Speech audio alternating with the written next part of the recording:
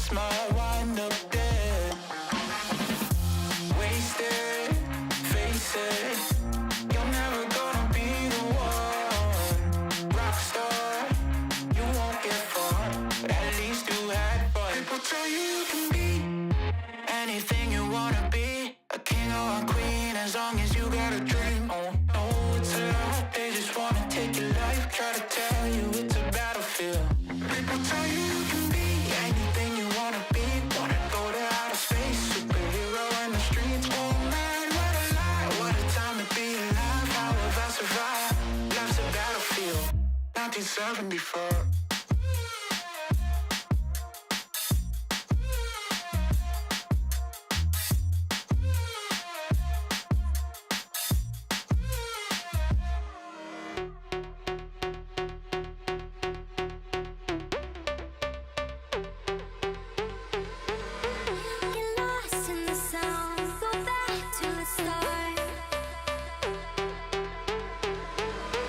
Get lost in the sound, go back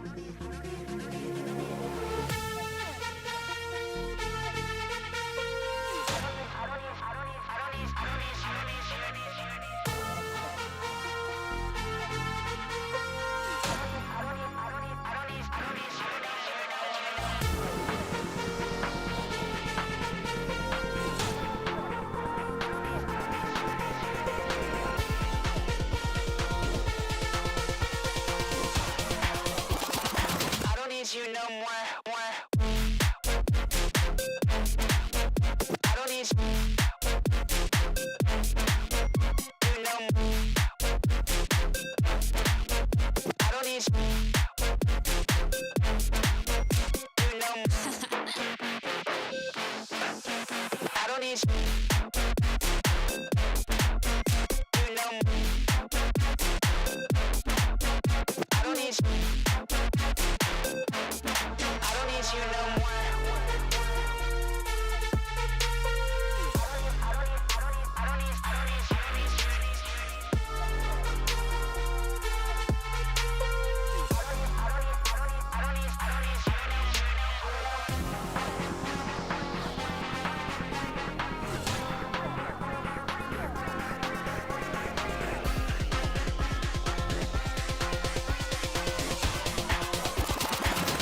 You no more.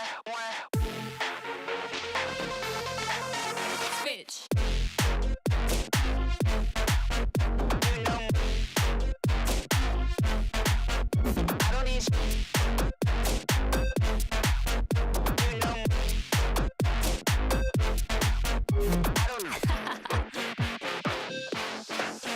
I don't need you.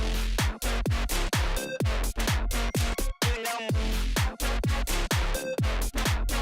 I don't need you. I don't need you no more.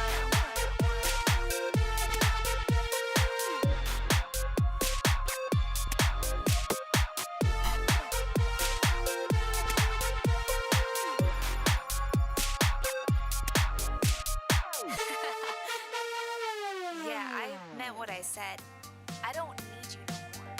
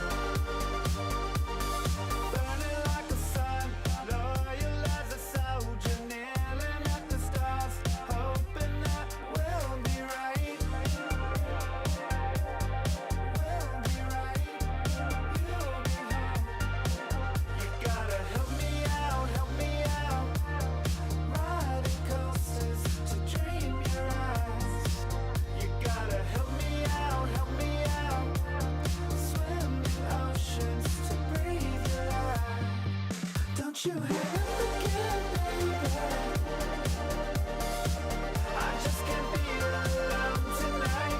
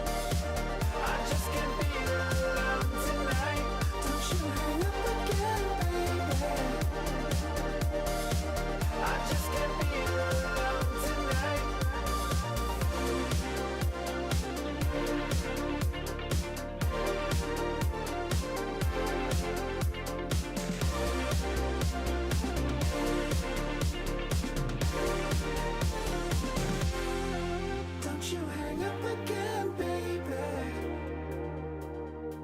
I just can't be alone tonight. Don't you hang up again, baby.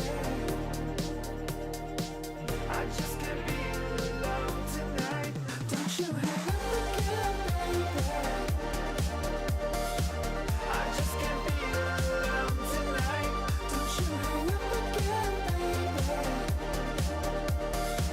I just can't be alone tonight.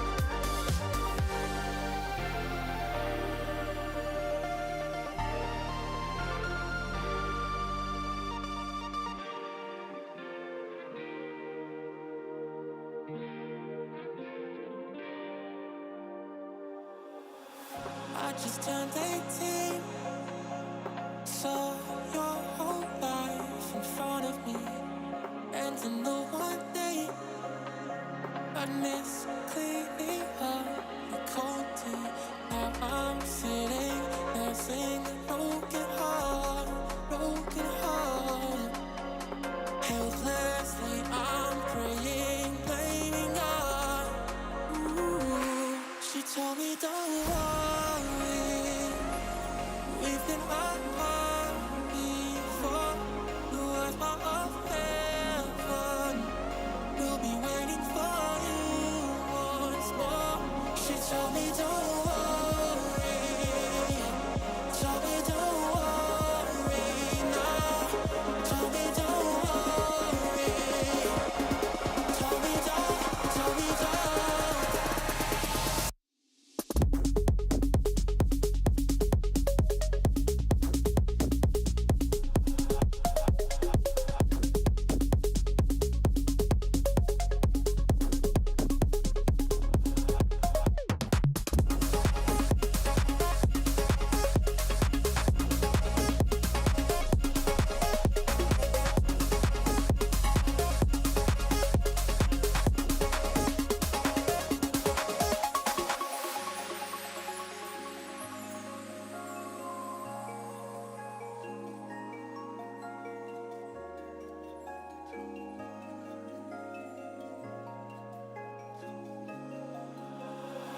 She said we soon made three, doctors and friends and family. When it was time to leave, there was only one, and it was me. Got so good at working next to you, next to you. Couldn't bear the thought of something new. Ooh, she told me don't worry, we've been apart before.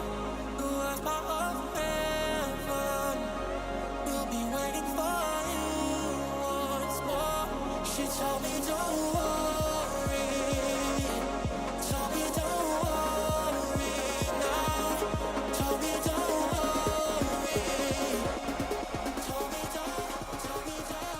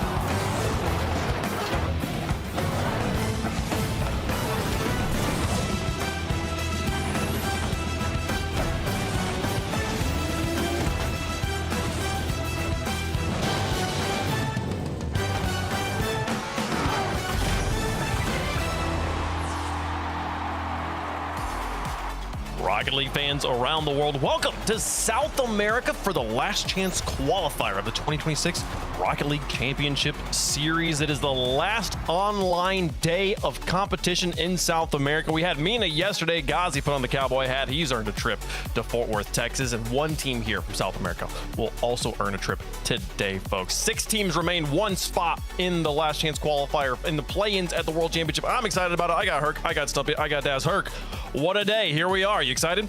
Oh my gosh, I'm stoked. Any LCQ is really, really fun. It feels like it's been a minute since we've all got to see each other on top of it too. So we're in for a good weekend. We're all here. We're all having a good time. Any big updates in your life, Dazarin, since the last time we spoke on twitch.tv/Rocket League? That is a clear setup. Yeah, I got a haircut. You did. It looks good. It looks great. I mean, there's I was going to get that other too, things, but so I'm happy that we didn't go for the same thing. Listen, I know somebody. We can make it happen. Okay. Hey, at Worlds, mate. Worlds your oyster. We're all gonna have a great time in Fort Worth. Stumpy, any big life updates in your life before we get into the last chance qualifier action? Not yet. I get married in like a week, which is cool. Let's go. So, Clap in that's chat good. for Stumpy. W. Congratulations. Life partner. Yes, that's fantastic stuff. Well, let's start talking about the Rocket League, because that's what people are really here for. If you just started tuning in to the greatest esport in the world, you picked a great time. We are in the bottom left corner here. This is the last moment before the World Championship. This weekend of competition will be the final online gameplay of 2026. We had the MENA Last Chance Qualifier yesterday. We have SAM today. We'll have North America tomorrow, followed by Europe and OCE having a tiebreaker on Sunday. So the time will be a little bit different every day. Take a look at this schedule. Hopefully one of these time zones is translatable to the time zone you live in.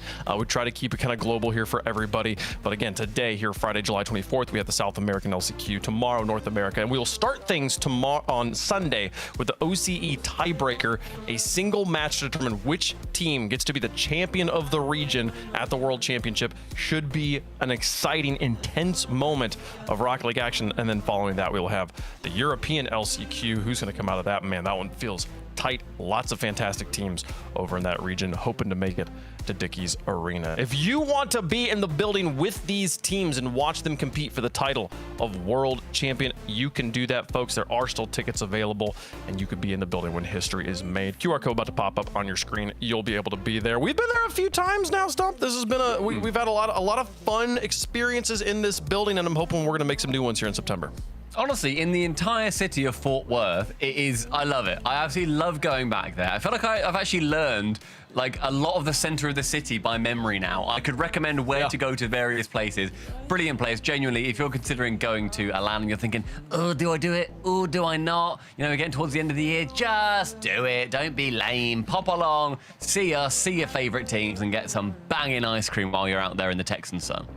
So man, we do ice cream very well in We Texas. do. Let's keep talking about the South American action though. Here, I would love to keep talking about ice cream, but we got to start talking about the Rocket League at some point around here. The group stages for the South American qualifiers went down a few weekends ago. They have now had time to prepare for their opponents. We had two different groups. This is how Group A went, Herc. Yeah, if you guys missed the group stage, was honestly kind of decently intense, and we got ourselves into a really fun Group A. The fun thing that I've enjoyed the most about the SAM LCQ so far is you quite never know what you're gonna get. You're either getting a full game 5 or you're getting a sweep. There really seems to be no in between with this region right now, especially the further we get past those semis. But everybody has shown up for this one. Not as many upset, pretty along the script, I would say, unless people want to argue me. But on the flip side, Group B is the other end. This is everybody is straight into business. Get in, get out. We have some of the strongest competitors from the region came out of Group B here. BS Plus is, I think, probably the favorite in everybody's minds this weekend, and you can see it with the performance they had here in the group. Didn't drop a game to either of the teams they played, which leaves us with the bracket we have today. We already played through the first 4 matches of it on a previous weekend here, and again, BS Plus still yet to lose a game there. They are through to the semifinals, so they've got a top 4 finish here in the LCQ already guaranteed. But that does not matter this weekend, Daz. The only thing that matters is winning the grand finals. There's no prize money, there's no points, there's no nothing except for a trip to Fort Worth if you win that final match. Yep, it's an age-old saying, if you ain't first, you're last here. That's really the name of the game for the SAM LCQ and for every LCQ that's going to be happening right now. BS Plus looking like the strongest team in the tournament so far, not being able to drop a game, but of course Nova Drift is kind of on their heels a little bit. We'll talk more about that later. But that being said, there's a lot of competition in those quarterfinals that people should be watching out for. Yeah, let's talk about those upper quarterfinals here for a second, Stumpy. BS Plus went up against Begojes. Begojes is one of the only teams that made a roster change coming into this, picking up Drew, but did not matter in this matchup. 4 up, 4 down for BS Plus. Yeah, I think that as well, when you look towards what Sam's going to be putting up, no real team has sort of consolidated all of the main talent, I think, in South America. I've not looked at a single team and thought, oh, that's where all the big dogs have gone, because you look towards Furia, of course, to have a lot of the firepower. You look towards LIBR, they're not here. This does sort of seem to be the best of the rest, and BS Plus, to me, they're really looking like that. They managed to get through in their Swiss group in the number 2 spot, but still went 3-0. And I think this is one of their big competitions. They got, like you said, BS Plus with KV1 managed to take down the Sound 1v1 Open, managed to beat his teammate Wisty in that one as well. And they're, I think, the most exciting team in SAM right now. They're the ones that I think are, to be honest, most likely to be going through. They are. I mean, they have yet to drop a game here, Herc. So obviously, BS Plus the favorites at the moment. But this is a last chance qualifier. It's a slightly different style of tournament. Again, the fact that we were talking about that there's the only thing that's on the line this weekend is winning the whole thing. There's no sort of like consolation prizes distracting any of these teams. They're like, oh, we get some points, we get some money here or there, right? You got to win the whole thing, and that sort of changes the way they approach the tournament. Oh, 100%. I think this is, I think we'll see nerves more than we've ever seen in any situation, right? Because there is no backup, there's no secondary, anything that you can gain from this moment. It's complete do or die. Like Dad said, if you're not first, you're last. There's nothing for you. No participation trophies. Unfortunately, it's just the end. So good luck to everybody, by the way, because this could be it. For all but one team this season, this will be their last tournament of the 2026 RLCS here. Now, let's talk about the other upper bracket matchup that happened up there. Nova Drift is also in the top 4, sitting parallel, complementary to BS Plus's position in the tournament right now. They got there by going through Fafuchos here in 5 games there, as Fafuchos did take down game number 2 here, Stumpy, but ultimately they only scored 2 goals outside of that win. This was a pretty dominant win for Nova Drift. Yeah, and as well, Nova Drift being one of those top contending teams with a lot of play, or all 3 of those players, not particularly well known out of South America. They haven't got one of the star power players like your Brad, your Drops, your Drafinio, Knight, KV1. They've not got those big players. And I love seeing when a region gets this little bit deeper and there's a lot more chance for players like this to shine through. And I think going through in the space ahead, or rather in the in group. So they in Swiss number 1, the first group, Group A. They did end up dropping a game, and they only lost that to Fafuchos. So they had chances to beat them on the second time round, and they managed to take it. So they've clearly learned.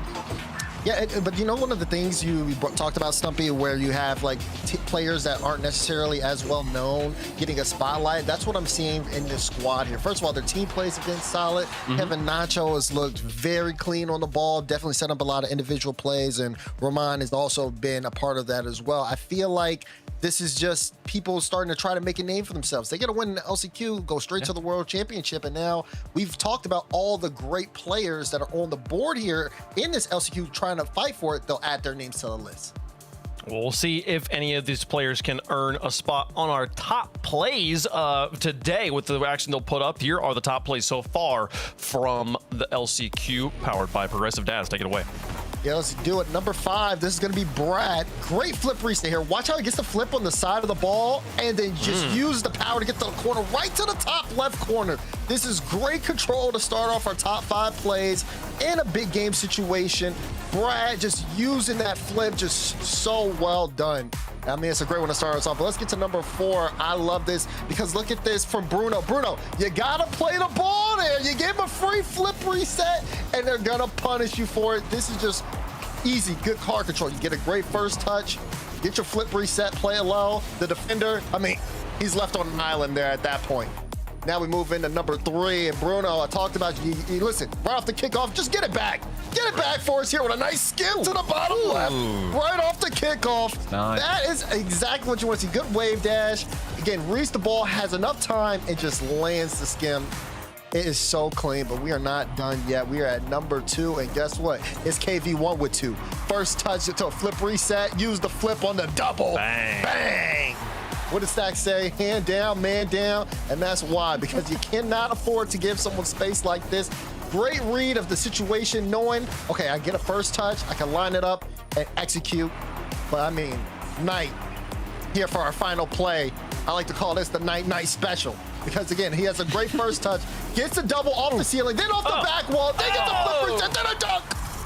Go to sleep, it's over. If you let Knight get a play like that, I mean, it just changes the whole motion, the dynamics of the game. He lines it up, recognizes he has free space, says, let me get one off the ceiling, boom, gets past 1, gets past 2, gets past 3, total it's in the back of your net. I absolutely love it. Hit him with the GTS. We'll get to see more plays like that today, hopefully, from our teams in the competition. Again, those left-hand matches already been played. We're going to finish this bracket today. We will crown an LCQ champion and send a team to Fort Worth before we turn off the broadcast here. So these are the teams. And you can see those two teams in the semifinals, BS Plus and Nova Drift. I think by most analytics here, Stumpy, we would say these are the top two squads, the favorites of the tournament. But how far ahead are they from the rest? How far are they apart from each other? Kind of how would you compare BS Plus and Nova Drift?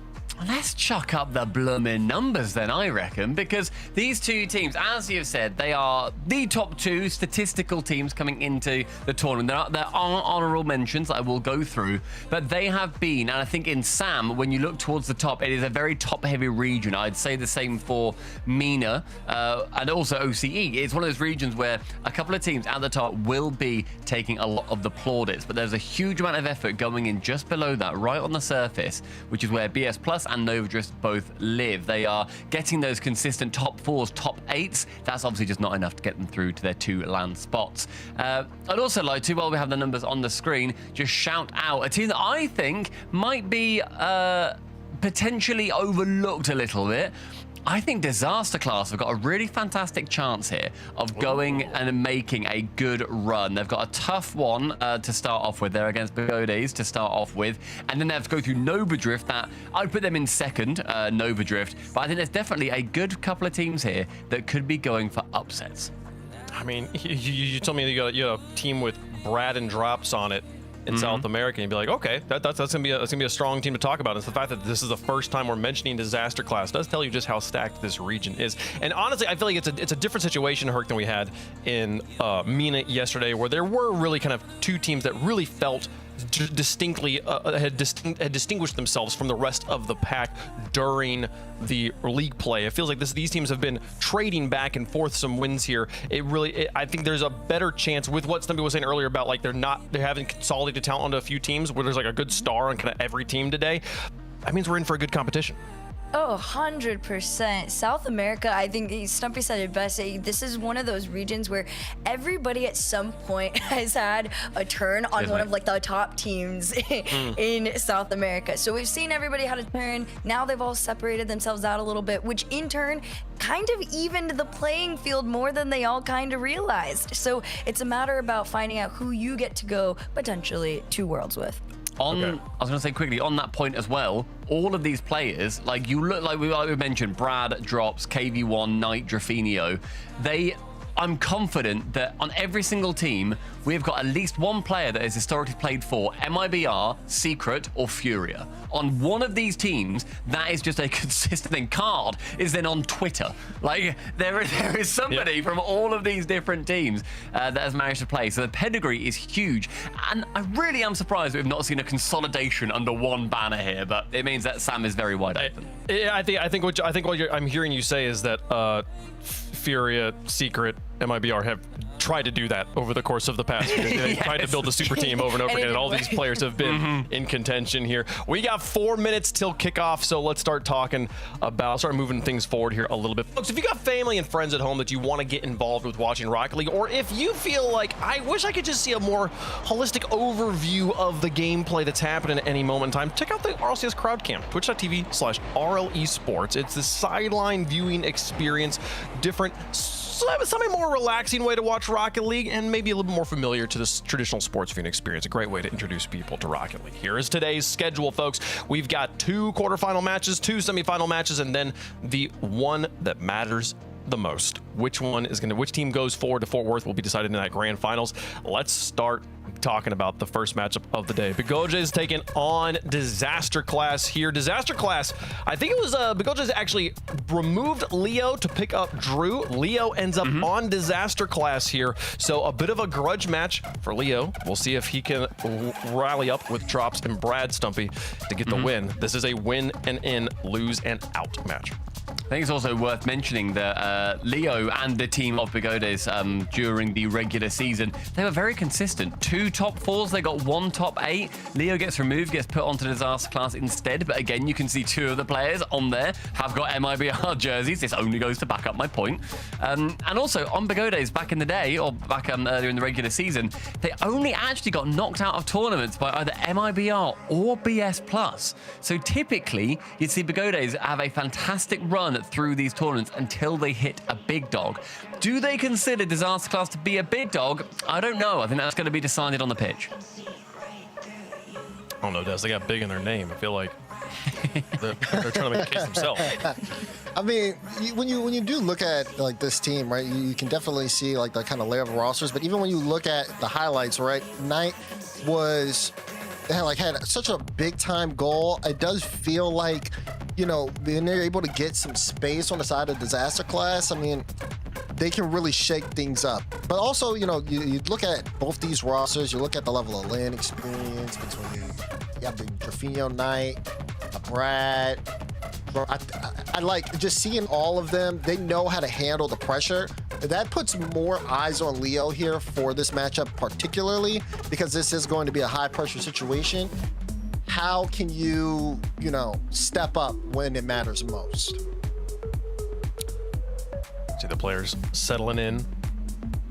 And Herc, I mean, obviously, like, this is the first in a long, long road to the World Championship. If you win today, that still just puts you into the play-ins. If you win that, that puts you into the groups. If you win that, it finally puts you into bracket. It's such a long road. But man, the accomplishment of being able to say you were a World Championship contender, a World Championship finalist, of getting that trip, that all expenses paid trip to the World Championship to compete, is such a big prize in and of itself, and one of these teams is going to earn it today. Oh, man, even just names across the board, right? Like we were saying, a lot of these players have LAN experience in some form of fashion, right? Whether it was through RLCS or like a FIFA ELAN, for example, or anything, right? Once you have a taste of it, it's all you are hunting for afterwards. So everybody, you're gonna see it. This is one of the most passionate, outwardly passionate regions in the RLCS, in my opinion. I'm excited to see, especially players like Drafinho. They want to make it back. They were just there, you know? So we're gonna see how intense it gets. Our first taste of it. I love that we have the player cams on too, so it'll just W be players more fun. Yeah, Drew, on your screen here, one of the veterans of the South American region, been competing since 2019. That's 7 years ago that he's been competing in Rocket League. We've seen him on teams like Furia, teams like Secret. He's been on Crew Esports, been all around his head. Has been in many of the World Championships in the past, including many majors. Lots of veteran experience, but yet to get that big LAN win. Plenty of experience though, Stumpy, getting the online victory. Many South American Open qualifier victories under his belt. Yeah, and also worth mentioning that you've got STL on the side of Disaster Class as well, or rather on the side of Bigodes.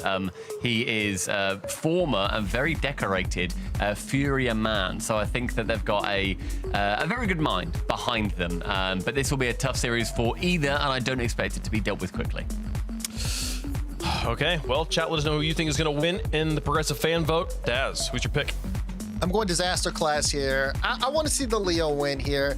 No disrespect, because I do like the roster that is Bigodes, but there is something like they have Mateus in their corner, Brad and Drops. I know they're hungry to make a stand, so I got to go with them for this one. Okay, Stumpy? Give me the same. Rock me up with Disaster Class. I was saying earlier that Bigodes had done very, very well. They'd only really lost to the big teams. But I do sort of like the story of Leo being kicked and then beating them. That, to me, is funny. And funny normally wins in my mind. Yeah, that makes perfect sense. This is an emotional pick from I didn't expect Stumpy to be so emotionally invested in this matchup, Herc, but I love hearing it. No, he definitely, I believe it, actually, hands down. I thought I was going to be original, picking Disaster Class. And now I kind of want to go the other way just for the memes. No, I'm sticking with Disaster Class, if I'm honest. I think anytime you see a name like that, it just completely flips. They're the ones that usually end up looking the best. I did not think I was going to be alone over here picking Dr. Oofy and Knight over the competition, but I'm gonna go with Big OJ's on this, or Big OJ's on this one. I think that they can take this one down. But apparently they're not the favorites in this matchup, despite the fact that our analyst earlier said that they struggle against nobody except for like the top dogs in the competition. So we'll see what happens. Chat is inverted from the desk. Who's going to be right? Who's going to be wrong? Do we really even care? Let's watch the Rocket League, folks. Let's get into it. The final online weekend of the 2026 Rocket League Championship Series in South America is on the table today. Disaster Class versus Big OJs to kick off the SAM LCQ. Opportunities abound here with a spot at the World Championship on the line. As Daz so eloquently said earlier, if you ain't first, you're last. Our first match of the day here, Game 1, brought to you by Progressive as we kick it off. Yeah, this is going to be a big one to look at, Stacked, because again, these guys have a long day ahead of them. Even if they get a win here, you still got to go into a Titan in the semifinals. Got big dogs waiting in the semifinals, but a lot of pedigree here in this matchup as well. World's veterans, players who have played either in the play-in or in the main event of the World Championship before. Vino is one of them. France's favorite South American player, tongue firmly in cheek. As Bems goes right at drops, this is coming right back in. An opportunity abound now for Disaster Class. But they're going to be back on the defensive end. Yeah, they got to make sure not to get too aggressive here at the start. I do like what I'm seeing out of Leo already. He's had a couple plays where he's been low boost, still been able to make contact with the ball, just to like not let the boost usage kind of get him uncomfortable. But this is the second time now he's had to go back after just being up so close, and you can see what happens. It's giving Pagoda some good opportune strikes. Have to be able to clear that up when he's playing third man. Rapinoe playing one across, intercepted by Brad. Bems will give way to Knight as Bigoj's trying to mount another counter. Here goes Bems with Rapinoe waiting in support. Trying to get a piece of Brad on his way through, but Brad's all over that defensively. Leo will clear this away, and back to the drawing board goes Bigoj's. It's a little bit of room of pressure here. Things starting to get a little physical. You have to be very careful not to necessarily, like I said, overexert yourself. So far, though, only one shot, and it's been Knight. He's sitting at 18 here. The first couple minutes have just been a stalemate in possession changes. Nearly 2 weeks separating these teams from their previous games. Brad put on the brakes, tried to get Knight to jump past him. Leo to set it up for drops. Bems is there. Can Brad get up with little boost? He can, but he's got nothing else to play with here as Leo actually misses the midfield boost and will concede that to Knight and see if that comes back to haunt Disaster Class as they go on the back foot now. And Knight able to get this up at midfield. Looking to go around Leo. Drops jumping in to save the day. Rapinoe over to Knight, and Brad comes across for another stop. These are some close strikes. Pagoda's getting closer and closer to the goal. So far, Disaster Class have been putting up a strong fight, but they have not necessarily been able to generate much offense. They have to change that narrative. Knight's second touch to try and force the defense into a mistake, and Brad's having absolutely none of it. That's a good win, though, by Drops coming across the midfield. Try to catch Pagoda snapping, as Bems will have to sweep that out. Rapinoe is there, but so too is Drops. Drops got both boost and ball for the moment. And so this attack from Pagoda shouldn't have a lot of teeth to it, but now Rapinoe's got boost. So too does Bems. He used it all to run up on that shot and still denied out at midfield. And Disaster Class shut the door again. Oh, what a win by Knight, though. That's going to force Leo into an awkward spot all the way to his own backboard. And now it's scramble stations now for Disaster Class. as it certainly has not been a masterclass on the offensive end. No shots on target, a lot of defense, stop. including that save there by Leo.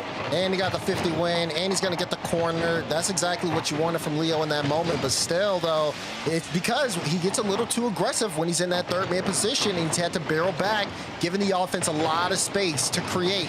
You cannot do that here in this stage. It's been a tough game one for Disaster Class. They've got no shots on the board as we enter the final minute. Leo looking to get the first one, and he scores! All you need is one. One shot, one goal, and Leo gives Disaster Class a late lead in the last minute. That's why they're called Disaster Class, Stacks, because I'm telling you, it looked like it was a disaster, and you know what? That's exactly where they look comfortable. I certainly hope they don't plan on playing the rest of the series that way. These final minutes, though, still looking a little shaky, but they're able to get out and get some room. That was great by Drops.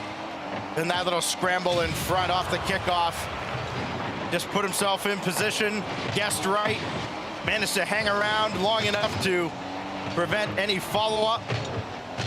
And they hold this lead now for the final 30. Here comes Bigojes again. Bems for Knight. Drafinho, he's got all the boosts in the world. Knight going after Leo, but nobody was taking the shot. And that little miscommunication is going to cost them precious seconds and an opportunity gone by the wayside. Knight now with Drops and Brad to beat. Cut past one. Drops with the stop. Leo alone in the net, and Knight knocked him out of the way for Bems to score the equalizer. What a bump. Leo was going for the squishy save. Knight saw it, just landed, got up, and got a perfect bump. Ben's shot was also placed perfectly too. Placed it right behind Knight so Knight could get the bump. Excellent play to tie up this game. 7 saves in just under 5 minutes. They needed an 8th. Instead, overtime is looming unless Brad can break their hearts. Leo's got it on the side, lob it at the backboard. It's going to come off cleanly from the backboard. Drops there just a little bit behind Drafinho's touch. Now Brad, indirect for himself. Bems will shut it down. Leo keeps it alive. Drops for the win, and he couldn't get the read. Overtime in game one. Both teams striking in the final minute. Now, as we get into this overtime, feels like everybody's warmed up and ready to go, but it's really based on who can be consistent. Disaster Class has struggled with keeping the ball in the offensive half, and sometimes they're especially prone to counterattacks. They got to clean it up because right now the demos are coming out, and they are in a vulnerable position. Oh, Brad, does he have enough for the double? No, and Knight just gets there ahead of Leo to keep this one knotted up in OT. Bems, great win. Is the bank open? Drafinho's there! Far down and in for the win!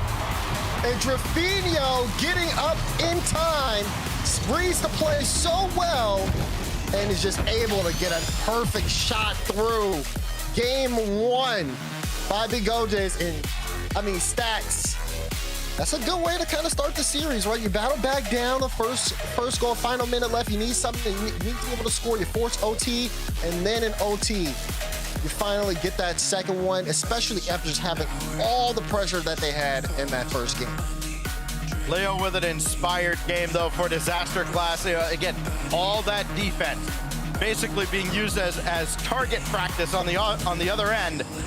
Final minute, he gets the goal that could have sunk his former teammates in game one. Instead, Drafinho and Bems bring it back. Knight plays a huge role in it as well. An assist and the bump to open up the net on the equalizer. Drafinho, the veteran, dropping one in just under the bar in OT as well. And we have a wild shootout. I know, only 2-1, but a wild affair to start things off. Yeah, I mean, yeah, but if you look at it, Disaster Class only had 3 shot stacks, so they really didn't have. I realize that, you know, crazy. The shootout was very one-sided. and I think that when you look at this, that's going to be the big difference maker. How well can Disaster Class manage the space and kind of control their level of play? Like I said, getting caught out for being too far forward on offense seemed to hurt them a lot. I think if they can make some adjustments there, keep the pressure is good, because they can't welcome the counterattack. The counterattack is where they look the weakest. They have to be able to clean that up defensively and give themselves more room to work with throughout the field. Brad put into an awkward spot on this opening kickoff. It's more defense on the part of Disaster Class as Knight hits the post. Griffinho chips it in. 11 seconds into game 2, and Bigotes are off to the races. Knight, it's that first shot from Knight that comes through, and it hits the post and bounces out. It's so hard to read as a defender, but for Griffinho, who was so far back, he was able to line up the perfect follow-up shot through the confusion. Ems has read this right tonight. Griffinho's lurking. And Brad tried to play around him. Griffinho doing all he can. He actually kind of played that away from the oncoming Bems. Leo now, drop down, great pass, right at Bems though on the shot from Drops. And he's gonna want that one back from that position. Maybe feel like he should have scored there. Griffinho trying to keep it close. Lines up to 50. That's a high ball. Knight trying to go get it. More pressure. Leo wants to get his team out. Bims keeps it in. Bims again looking for Griffinho. No, cut out from Brad. Good bump there. Now Brad plays it past 1. Can Brad get it past 2? Still, he opts to take the corner and wants to get out. Drops, keeps the pressure up. Brad here to try to get the middle again. That's more of what they need though. When the clears come through, somebody to keep the ball back in play. But only for a certain amount of time. Griffinho's shot's gonna be blocked out by Drops. Brad's got to get onto this one. Right to Leo, off the backboard. Oh, he still got the dunk on Knight. Didn't think Knight was going to get to that ball, but he did, just barely, and maybe it was just enough. As Brad has it open net. No, Griffinho comes in after the demo on Knight. Griffinho has been clutch defensively here for Bigotes as he comes back from midfield, sends that ball out to the wing, and another clearance to get rid of danger. And now Bigotes back on the attack, looking to double their lead in game 2. Set this up. Brad doesn't have a lot of boost. Actually doesn't even make contact there. Might be able to stay in the play. No, actually doesn't. Just obviously just drop out. So Leo has to cut in, and Drops looking for a bump. Leo looking for a shot. Knight, good read to stop it. This is a lot more offense than we've seen from Disaster Class so far in game 2. They're out shooting Bigotes, but still, Bigotes with so much pressure, it's just so tough to get past. Quick landing by Drops there, allowed him to stay with that play defensively. Now Bems to the back wall. Leo's there to meet him. Needs another. He's got Drops running downfield, but that goes over both Knight and Drops. As Griffinho trying to play around Brad, he's done so, and that ball well downfield. Just intercepted by Leo, and now both teams kind of settling into a pattern here, waiting for someone to blink. Knight running interference again. He's been outstanding on the other half of the field, but he comes up empty on that ball. Griffinho gets knocked back. He's still getting pinballed around here by Leo. And now Bems will take over. Second touch to dump this in, and Griffinho tried to swipe Brad out of the way and just nearly grazed him. The pressure. A little high pop from Brad, and they want to chase it down, but he can't. Drops almost able to come through for the shot. This is good pressure that you want to see from Disaster Class here. If they can keep this kind of rotation going, almost a chance for a shot. Good block out there from Knight. Bigotes desperately clearing it away, but still awkward too. Leo almost was able to make contact there. It's just been chaos up and down the field. By the narrowest of margins. As Bems blocked by Drops. He also stopped Knight. Ball still in a dangerous spot as Brad has to sweep it away. Brad has been phenomenal defensively for Disaster Class. Has really kept them in this as Griffinho comes from inside the goal. Now it's Leo. Flip reset available. Runs into Knight. Brad there to dump it in further, and he'll let this one come back down to drops, but he's almost let that ball get away. Kind of threw off Knight for a moment. Leo's got a golden opportunity to set up Brad, but that's cleared away by Bems, and a huge defensive stop again from Begojes, who have been tested, unlike in game one. Yeah, now we're just trying to keep this ball in the orange half, run out the clock. Leo tries to clear downfield, but you see Brad just get demoed. Leo's got to take it himself. If they have it in him to get another late game goal, 30 seconds, you need to make something happen here. Good little skim touch from Brad, but again, defense is there. Looking for the mid pass, that's also cut out. It has just been almost impossible for Disaster Class to really get anything going here, but they need to make something happen soon. Bems out to the corner, now they're in the shell. Begojes trying to hang on, and they won't! It's Leo with another clutch goal! And if you look at Begojes, they're all sitting on that right side. Brad sees a lane, immediately gives it to Leo. Perfect placement. He could not be a second later. It would have been saved. Great clutch shot from Leo, and Disaster Class still in this one. Leo in the final 60 seconds of a game might be the best player in the tournament. Time will tell. Brad for Leo off the corner, and it comes out too low. Boy, would have loved to see if that stayed up for just a half second longer. But watch out, Bems off the kickoff, beaten by Brad. Better watch out for Drafinho in overtime. You might get a little taste of what happened in game one. That being said, Disaster Class still needs to work through this, keep that momentum going. They're getting beat by Knight all the way up the field. This is an awkward spot to be in. They finally get out. Brad's got very little boost, but still made his presence felt. Able to touch that back to Leo, but now Drafinho with Knight. Oh, threatening to run interference. He put the brakes on and really threw off the defense. That's a great defensive stand by Disaster Class not to concede early in OT again. Now Leo has that 50 go out in front, but Drafinho's there and drops. Does well to stay back. Will it be Drafinho again in OT? There's no boost for him there at midfield, so he has to retreat. And Leo's got to be careful. He'll guide it back to Brad. Drops, you see, drives upfield, trying to get the bumps. Right now, Disaster Class doing a good job kind of controlling the boost. Maybe even a chance here for drops. No, he missed. He had the defender coming across from his left. He had to go right, but a costly miss for sure. Brad around the boards again. Look at his center, and Bems does just enough to keep it out to the corner again. Gonna charge that as well, and he does, cutting out Leo's angle. Yeah, but they're able to get the ball back. Now they have a little bit of room to work with here. You can see them taking their time, trying to pass it on the field, but Leo gives the ball away there. Knight doesn't have enough boost to make anything work here, so Brad can just play it to that side wall. Makes it hard for the offense to work there on the side of the Begojes, but look, a clean breakaway for Leo. He's flipping, no, doesn't have enough boost, has to play it for the pass, but Drafinho there to knock it away. Back and forth counterattacks between these two teams right now in overtime. Drafinho not trying to do too much there. Try to beat one defender and leave it off for somebody else. Now drops. That last touch falls right to Drafinho. Now drops shot, gonna be well wide, and Bems unable to stop Leo.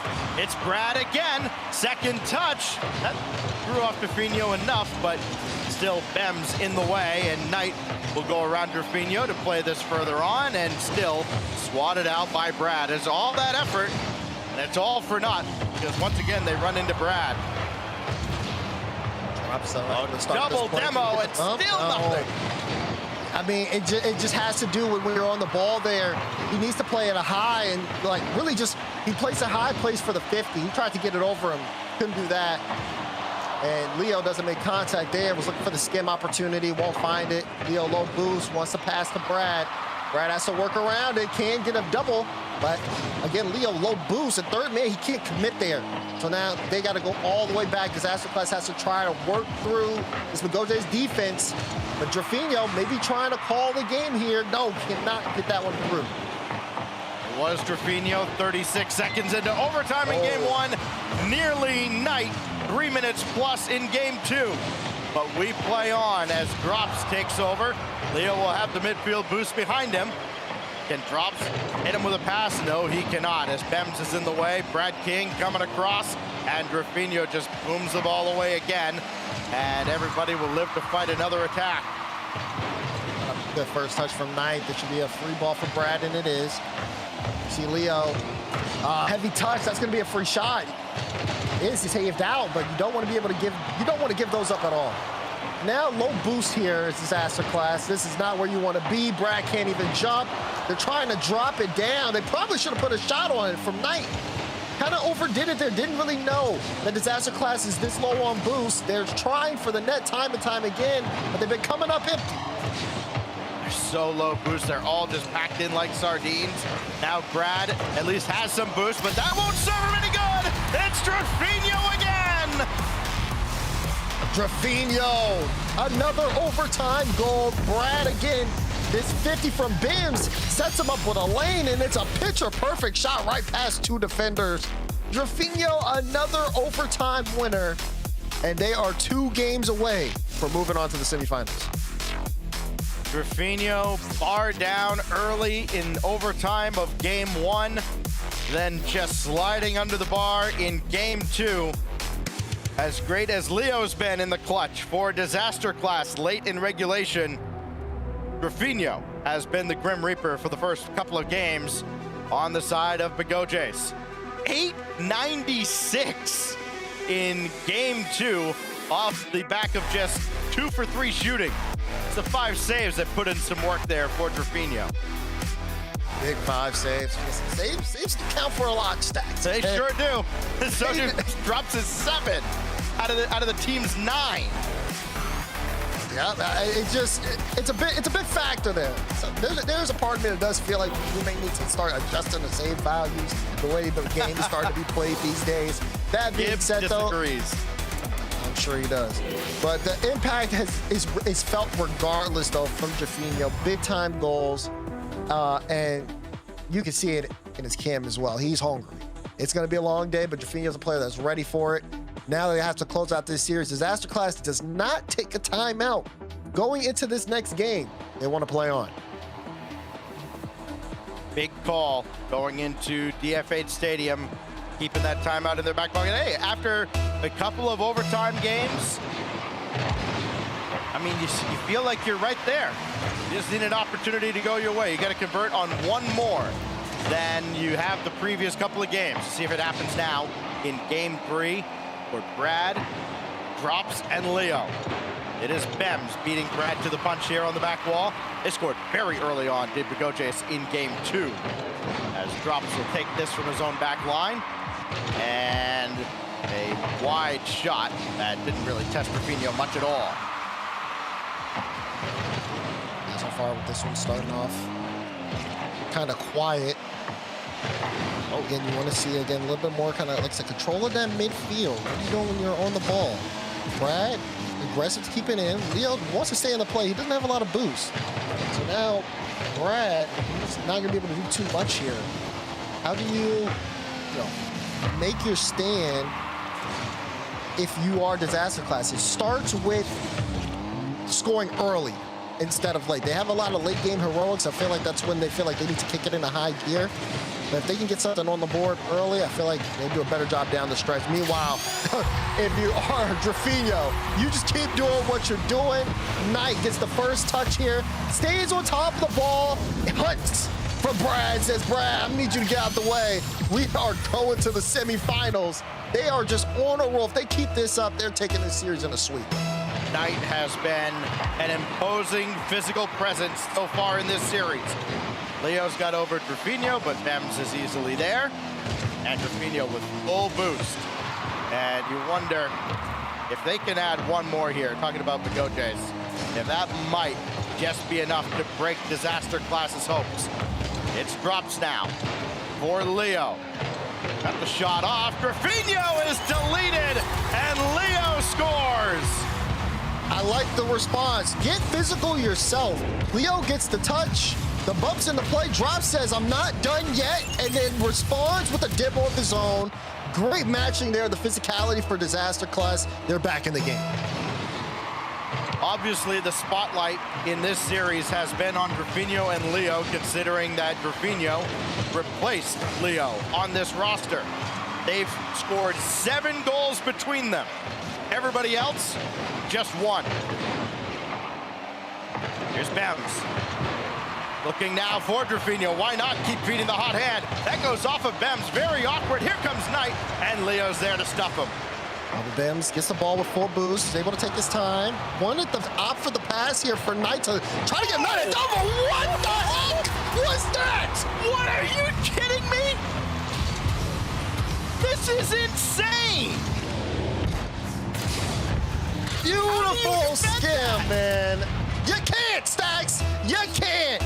You get a skim off the corner and then into the opposite bottom corner. There's no wonder Bibbs wanted to give him the ball so bad. He said, I know a hot hand when I see one. Knight, show us some magic. All right, well, so much for that whole point about Drafinho and Leo doing all the work. Knight getting in on the scoring after he had kind of done a lot of the dirty work, setting up some goals earlier in this series. That's another angle now for Disaster Class to contend with. Knight has Bems running through the middle, but Leo ran into him. And Drops won't get to this ball. It goes all the way across for Leo. He needs one more touch, doesn't have it, as Bems will take it out. Disaster Class now, got a scramble. Leo almost forced it through, and Knight holds his ground. Now watch the counter. He's got Bems running interference, and he scores! The counter is sharp as a knife. Time and time again, Bims is just bullying Drops, and Knight recognizes the perfect place to put the shot, executes the flick perfectly. 3-1 score line. The Gojays is in front and on fire. Oh, they fake it on the kickoff. Bems will blow it up, and the shot just redirected wide as Bagojays, they're feeling it now. Inside 2 minutes of game 3. Still some work to do here in these longer series.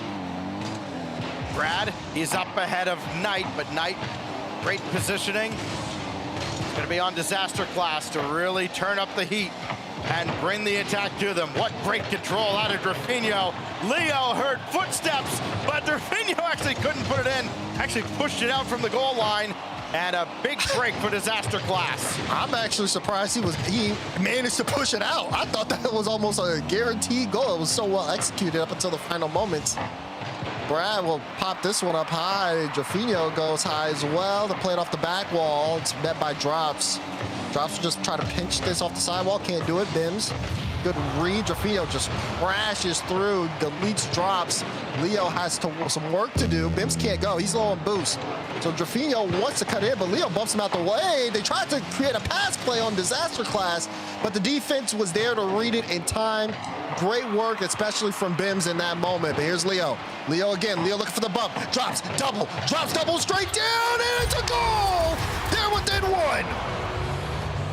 Drops adding 1 after Leo had scored all of their goals up to this point. Great double. Bems nearly had it, but just out of his reach. Back within 1, 44 seconds to go.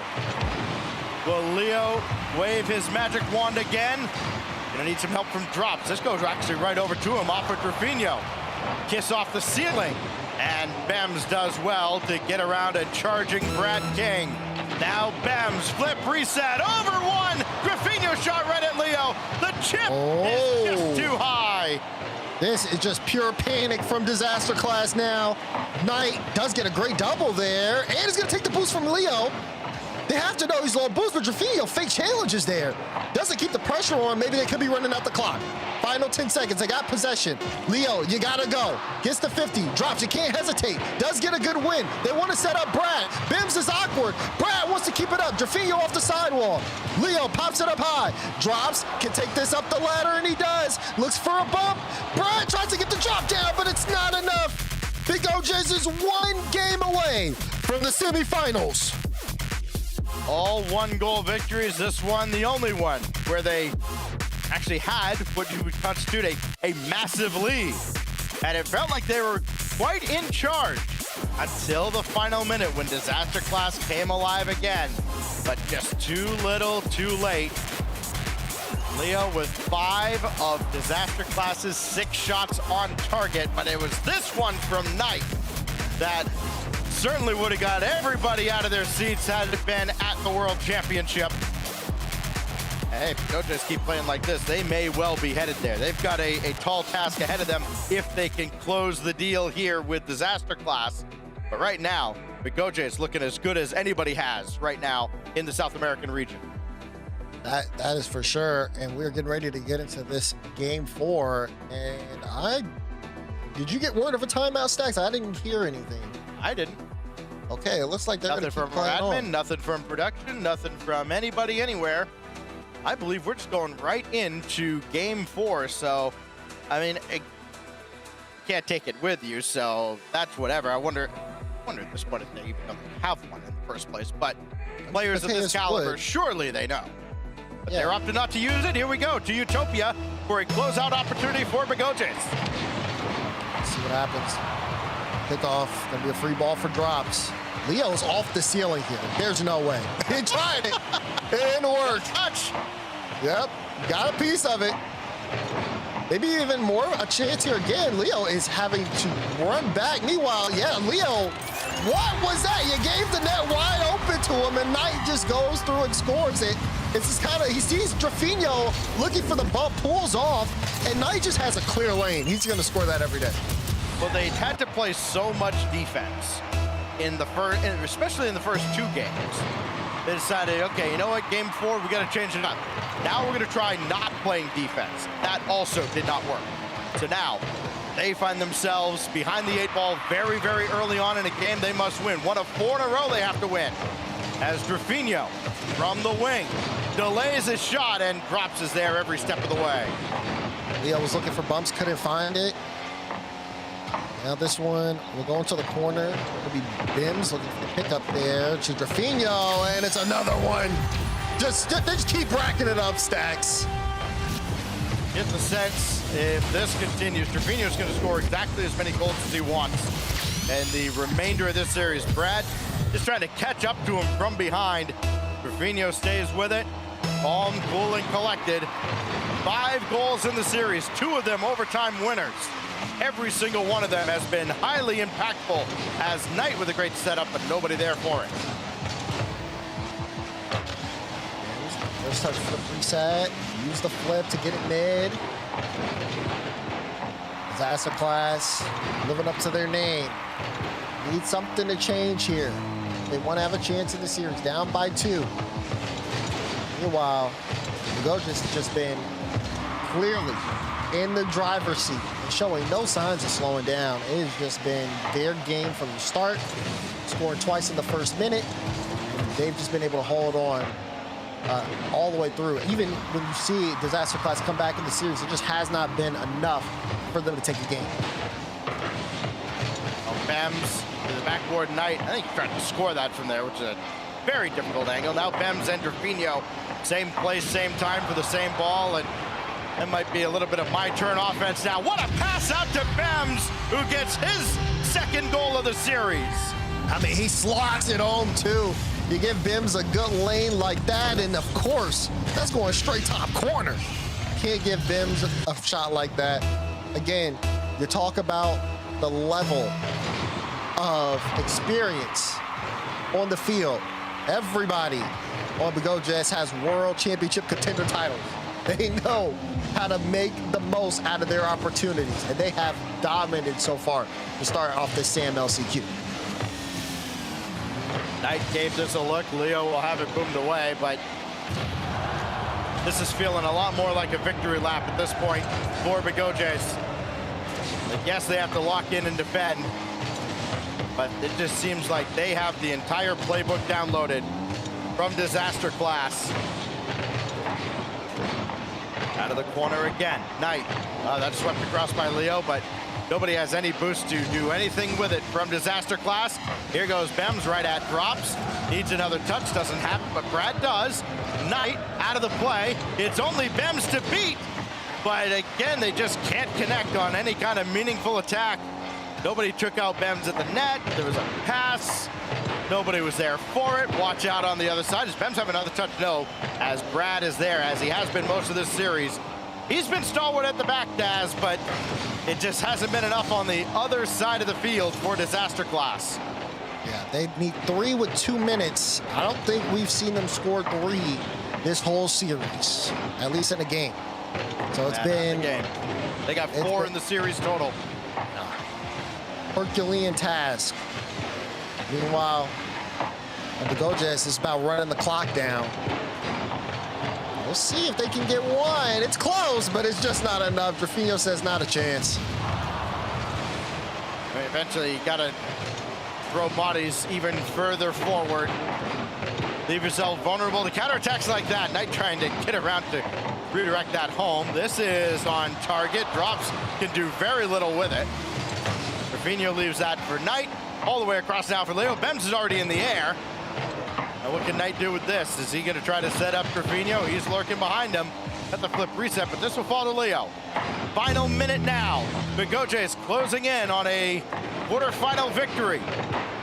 They've got juggernauts waiting in the semis, but still trying to close the deal here.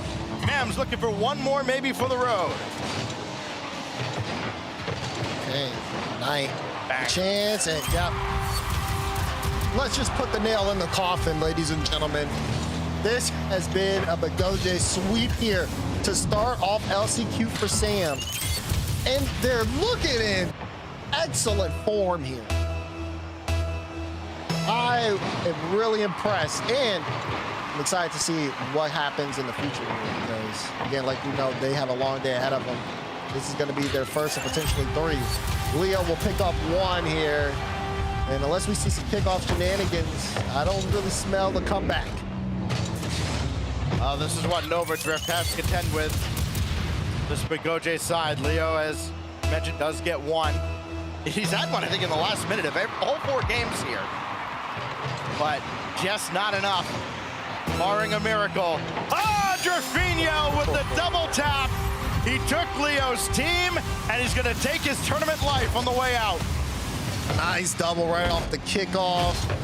Able to set it up and knock it down. Drafinho, we're not doing any top plays tomorrow. Tomorrow's NA, okay? But that's surely a highlight. That great goal from Drafinho. As again, we said it, they're on the victory lap right now. Maybe on the play-in montage, we'll see. They've still a long road ahead of them, but as impressive as you could look, for sure.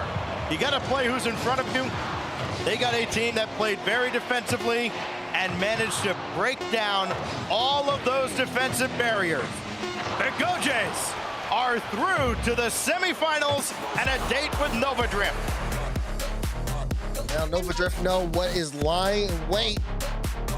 And the disaster class, disaster struck.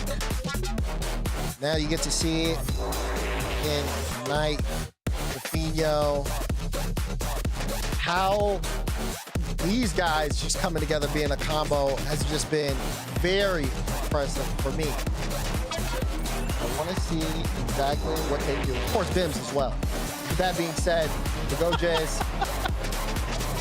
5 assists. Oh yeah, Bims as well. You know, I didn't mean it like that. I didn't mean it like that, okay? All I'm trying to say is they played great. I love it. We'll see more of them after the break. Keith, I want to try an experiment. All right. To help you unbecome your parents, I want you to try a game called Rocket League. Ooh, is it a puzzle like my crossword? No, picture soccer Okay. with a car. What do I hang my feet outside the window? No, not your car. But you said think of. It's a video game. Oh, okay, I get it. Where's the cartridge? No, it's an online thing. Is there a joystick? Not like the ones you're thinking of. But I need to get some quarters, right? No. I gotta blow in the cartridge. Again, like no cartridge, but you'll need a username. Username, huh? How about Keith_9914? The bathroom code? That's the only number I can kind of remember easily, so. Don't hold back, cause you woke up in the morning with initiative to move, so I make it harder. Don't hold back. Galvanize. Trajectory and balance look good. You're confirmed to go for orbit. Every day, Michelin innovates to move the world forward on the road and far beyond. Michelin, motion for life.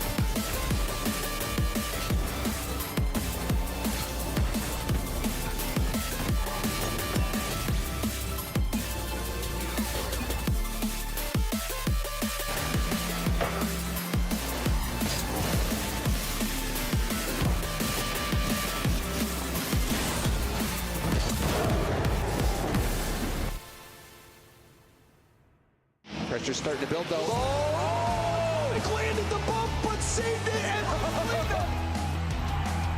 Twisted Minds are looking to finish. Oh, what a demo. Oh! Stizzy, downfield, down the jack. Open net. He doesn't have to hit it.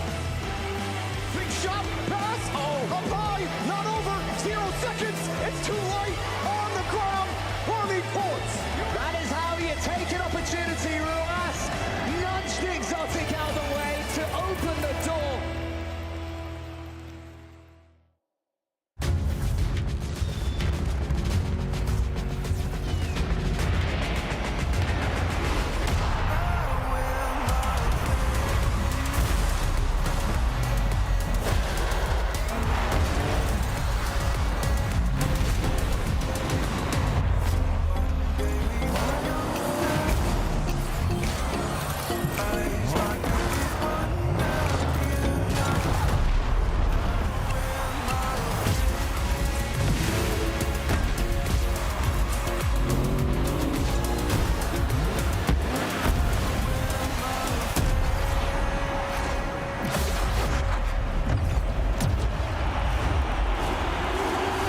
Part of the magic of Rocket League is the stories you could tell about it.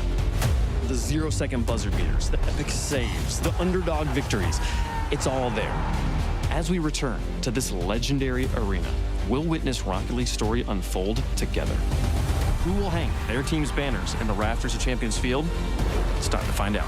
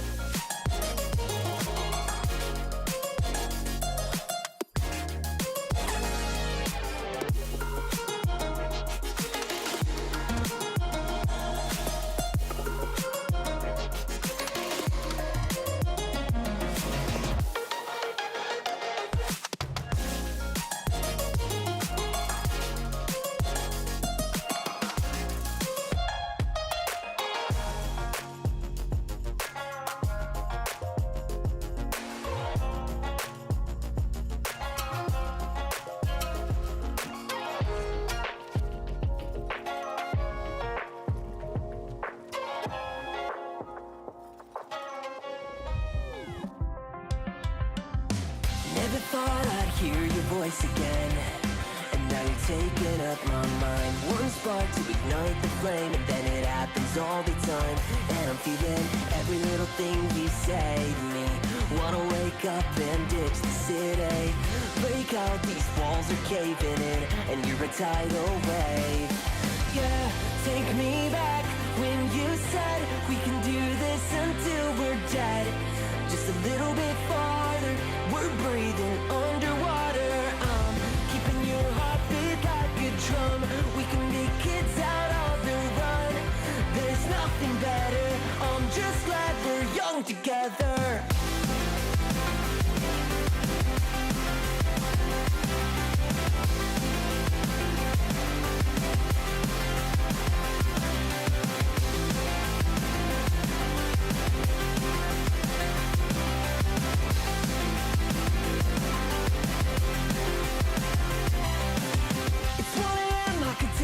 Silhouette.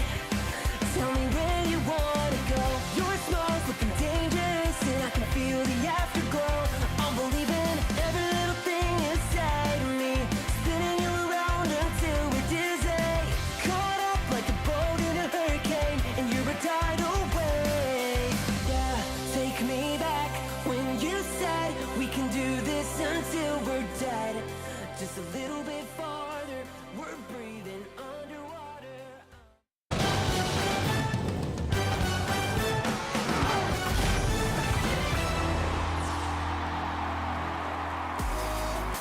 We were hopeful. We were hopeful for a close matchup, but ultimately this one, Bogojay is going to move forward. 2 overtime wins in games 1 and 2.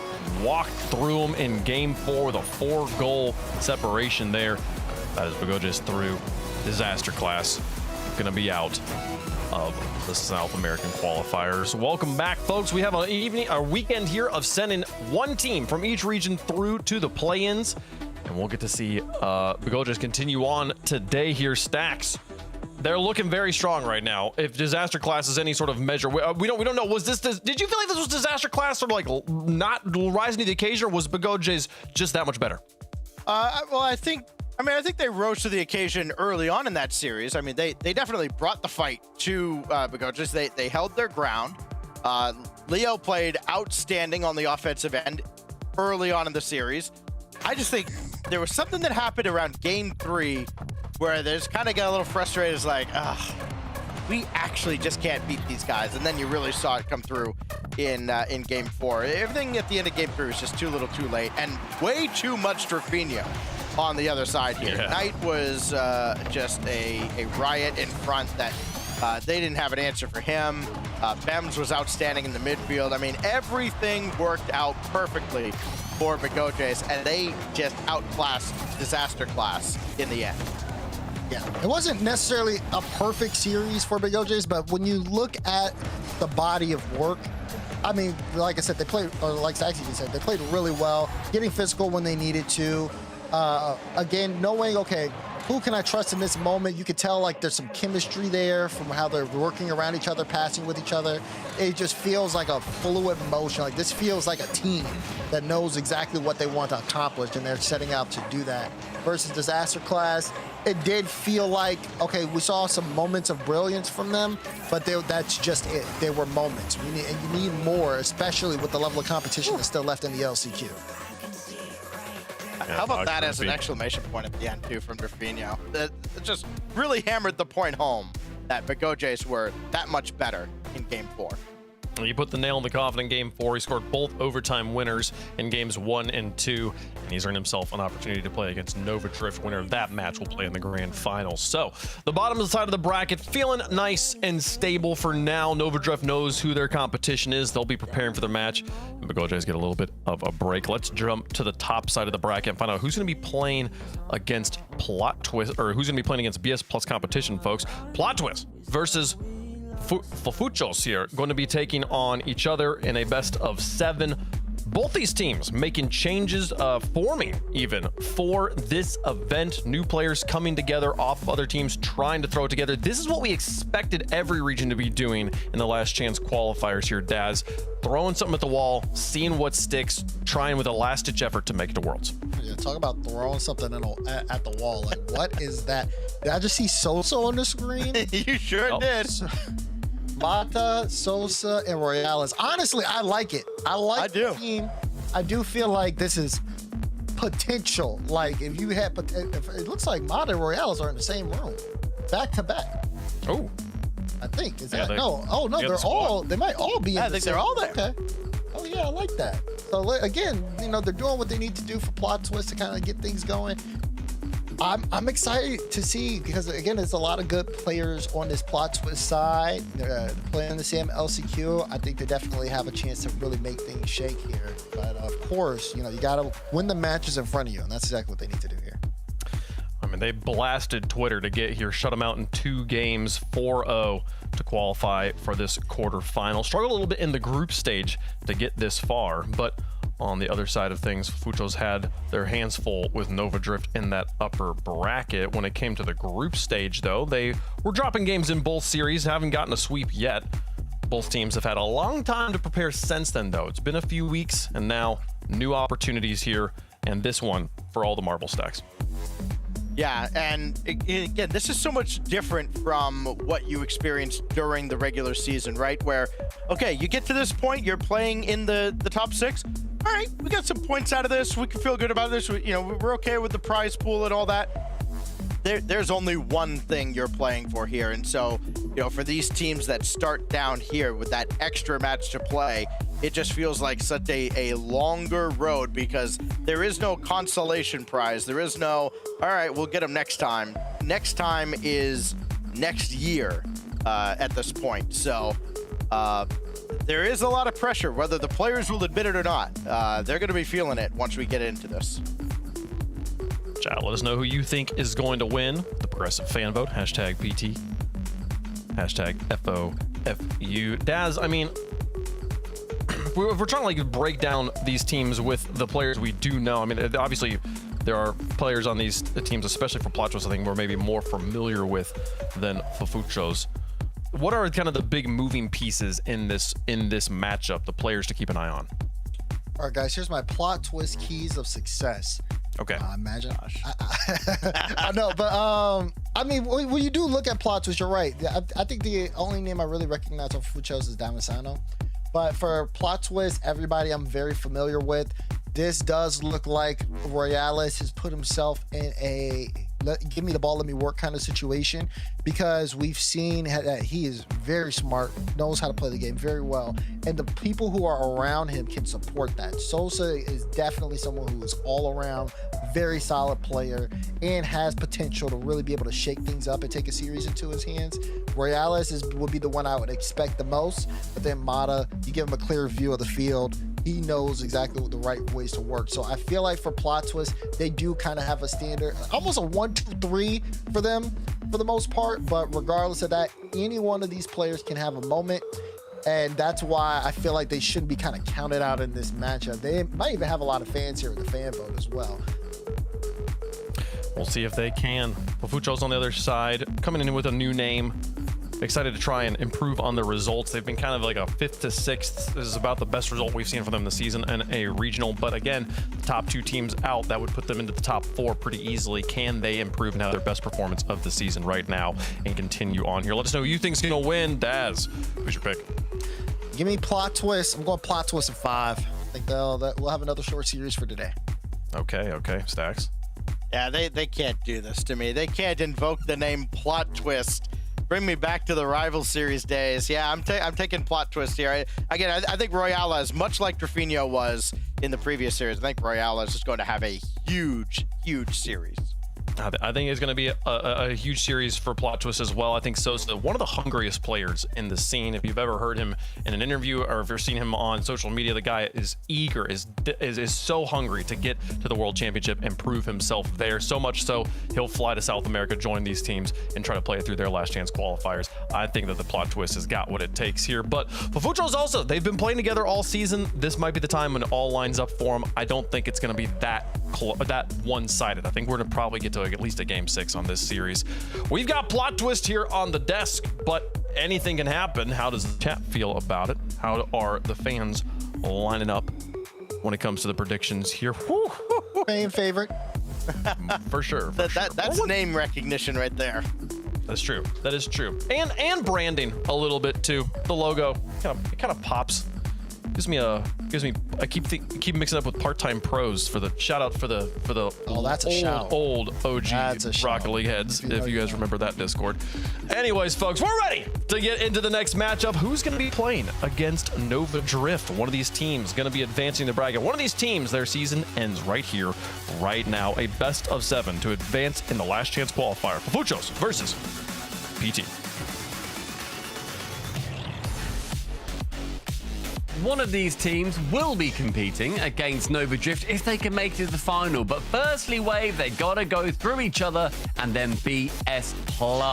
I think that for me, with Plot Twist, I love the dedication of Sosa. I think this is, from what I can think, his third region he's now competed in. He's got North America under his belt, he's got APAC under his belt, and now, all of a sudden, he's cutting about in South America, Herc. Yeah, this has been a fun journey to see him on it, but like we've said, today is do or die for everybody. It doesn't matter if you're Sosa, doesn't matter if you're Mata.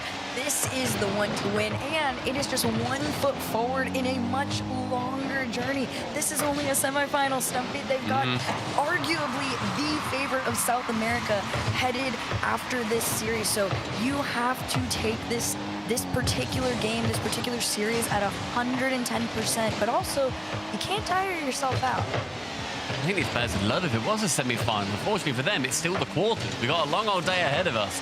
And these guys are looking forward to that semis. You and Wave need to have a little peek at the bracket. These guys have still got a couple of series that they need to play before they even get through to the final. And as Dazarin said earlier on, anything other than first place, you may as well have come at last place. And all these teams are blown up to get to this point to see what damage can be done in South America. It was a 4-0 in the previous series. Bigodes taking over Disaster Class. And I think the Plot Twist, although they had the chat vote, they did come first in their group, or rather in the Swiss A. They actually managed to beat out BS Plus competition based on their book hole scores. So they managed to get 1 over them, meaning that they did get the #1 spot in their group. So a very scary opponent for either of these sides. Definitely not a 90-10 type ratio. So far, you thought that was going to be the one. I felt the pressure mounting on it. Shout out the save on there and the shot alone from Misery. Here comes Sosa. Flip it on their head, of course. We've been throwing names and eyes on Sosa for so long, waiting for him to find success. I feel like this Plot Twist team could be the one in his career. We'll see. It was a beautiful pass off right on into the net. Plot Twist, take the lead. He did attend the World Championship this season just gone. He managed to, fortunately for him, get the last place. That is when he was competing in APAC. So APAC still trying to find a couple of those illustrious wins that they can get. We know that players that he has played with definitely hunting for that kind of recognition. So he's moved to South America now, even just for this time round. But getting goal #1 is Sosa in the back corner. Navios picks it up, does get shut down by Royals, who can just about clear him away from the ball. But really nice vision from him to continue, keeps it pushing. Mota, as the camera focuses on for a second there, he has been around for such an incredibly long time. He has been here, there, and everywhere when it comes to South America. So he has got the pedigree. Will this team be able to succeed? So far, could be a yes. Sosa around the corner there, just over the top of his head, but Mata there to catch half of the tank to work with on this. Small little push forward. If you are Fofuchos and you see a triple flip reset coming towards your way, triple touch off the back, I mean, you're panicked a little bit, but there's a whole lot of respect that's going down between these two teams. I haven't seen anybody quite do anything out of the ordinary in terms of their runs. I'm waiting. Misery, kind of one that I want to see step up. I don't know if that's a hot take or not. I do think he's more than capable. There it is. I think it's rare to see any player take over these lobbies. It's going to be GG's on either side, but Sosa goes up high, finds Mota. Chance for him to pop. Dives away from it, gets the bump. Sosa can then commit in. Fighting his chance, inviting in Rlcs to clear the ball away. Instead, Mota is going to be doing that straight to the backboard. A heat check. Misery responds with enough to make that very awkward for Sosa rather. Rlcs comes in, can get that block, and a fake challenge at Motta. I think really should have properly committed on that, as there was low boost in the corner. A chance for a bump from Davios. Nothing can come forward, so Rlcs in the corner. Yet one more challenge. More challenges coming in, and seeing more chances start to come through for the orange side. Sosa, bit of time and space, but quickly shut down. I think we're seeing Plot Twist really struggle to get out their blue half so far. Yeah, it will, at least in recent times, right? If you, stat-wise, they're shooting 7 shots to their 3. So they've had ample opportunity. They're holding well onto that one as well. Mata's trying to turn it into 2. Davey, other plans, honestly, fair enough on that. On the flip side, Fucho's starting to get boxed in the moments where it matters most. These final 30 coming through. Can they get out and at least stay out? Royale is going to play for the high-end player who I think would be able to keep it there, although it does get taken off. Low boost seems to be the name of the game. If you're Fuchos, you want to take those resources away from Plot Twist, really keep them on the ground. Very even in terms of the amount of pressure each team has had on the ball here so far, around 50-50. Misery sees Viking jump, jump in the middle, blocked down by Motta.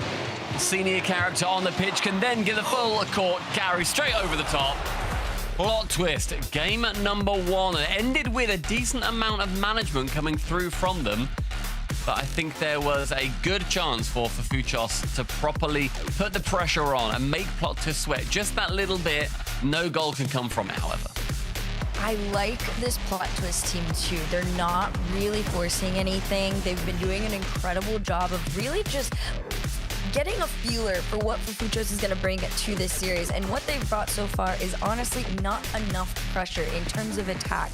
Plot Twist have had all the time and the space in the world. They had, what is this, in 10 shots alone. Of course, only 1 made it through, so I feel like there's a small testament to the level of defense that Fuchos was able to play in that situation, but it shouldn't even come to that, right? You should be able to hold them down a little bit more. We'll see if that's something that gets corrected into this game too. I think name of the series is all coming down to who can correct what as quickly as possible. There is no time against the team, especially with names like Sosa, Mata, and Rlcs on it. Yeah, I'm very impressed at the moment with the game management from Plot Twist. I think even for them, it got a little bit hairy from Fuchos as they properly pushed and they really started to put that pressure on. But with nothing too convincing going at the net, I think Plot Twist are quite happy to absorb a bit of that pressure. Fuchos, so they are able to put more pressure on. They, as I said, they got number 1 in their Swiss group. They didn't really show up particularly well when they managed to get through Group A, I believe it was. Yeah, after they got through Group A, they went 4-1 or 1-4 against Nova Drift. It was not a good showing for them. They only scored a single goal in the games that they lost. Got a lot more that they can put forward, but so far, Plot Twist, they have got a bit more pedigree, I think, that is showing. But demos and the like and being really awkward and annoying to your opponent will definitely be a way in for them.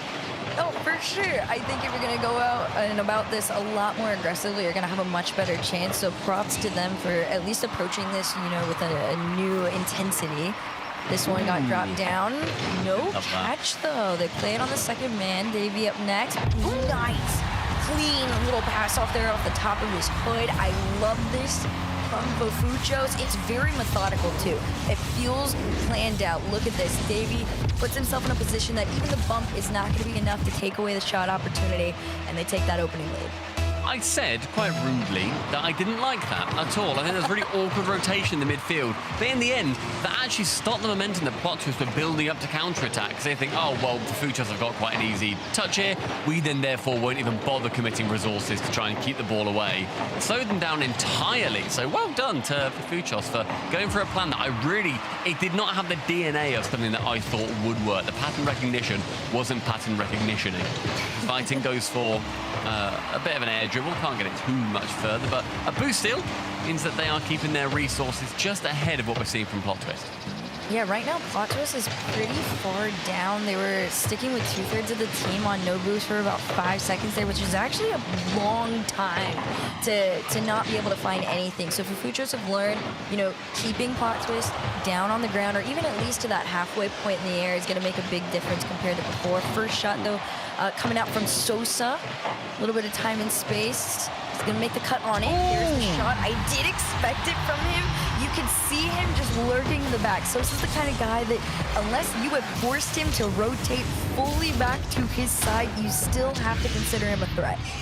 I mean, the rotation from Misery as well. He was not expecting a quick ball to be shooting across his 6-yard box, so he has to dive across. He isn't able to make any contact.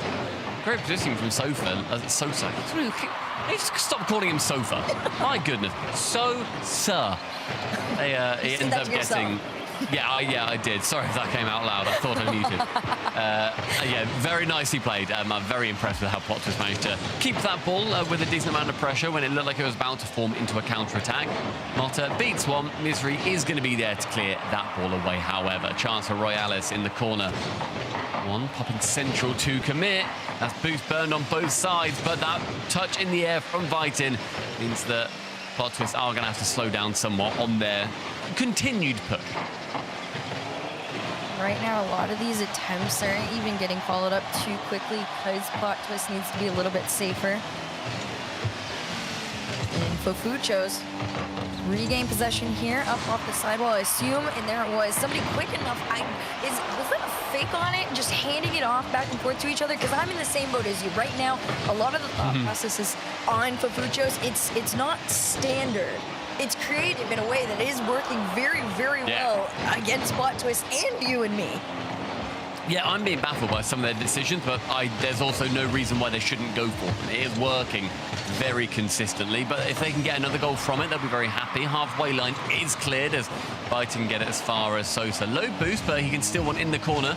Means that he can continue to be that threat. Sosa deals with the ball remarkably well. A lot of pressure falling his way, and then gets a demo at the end. Lovely play from Plot Twist. Slowed down by Rlcs. Little one touch. Plot with a little bit of space here to commit on him, though. Vitin waits towards the backboard, but positioning meant that he was just about to block that net. This one further than Rlcs, but it will be finding the backboard and be cleared away. 100 seconds, and it looks like Plot Twist are the more likely to score next. It does feel that way. I'm waiting for the pressure to just continue to build, but they do get sent back to their side, so they're going to have to play it from there and there. No boost spawn, but a nice powerful pass off to Sosa into the air. You see Motta kind of lurking and waiting, but these interceptions from Fofuchos are slowing them down. As another pass attempt here, just off the head of their car. That is what is keeping them in front of Plot Twist at the moment. Final minute, almost about to come into play. I would love to find Rlcs there, but I think Rlcs moves a little bit too far forward, and Motta didn't have the boost to follow him up, so the counterattack will be on.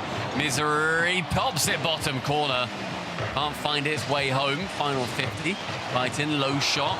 Forces Motta just to send it back over towards Davey. I think in this corner, I think right now, Plot Twist will be very happy to keep it here. They're able to get it just past the halfway line. Davey is waiting. Another great position.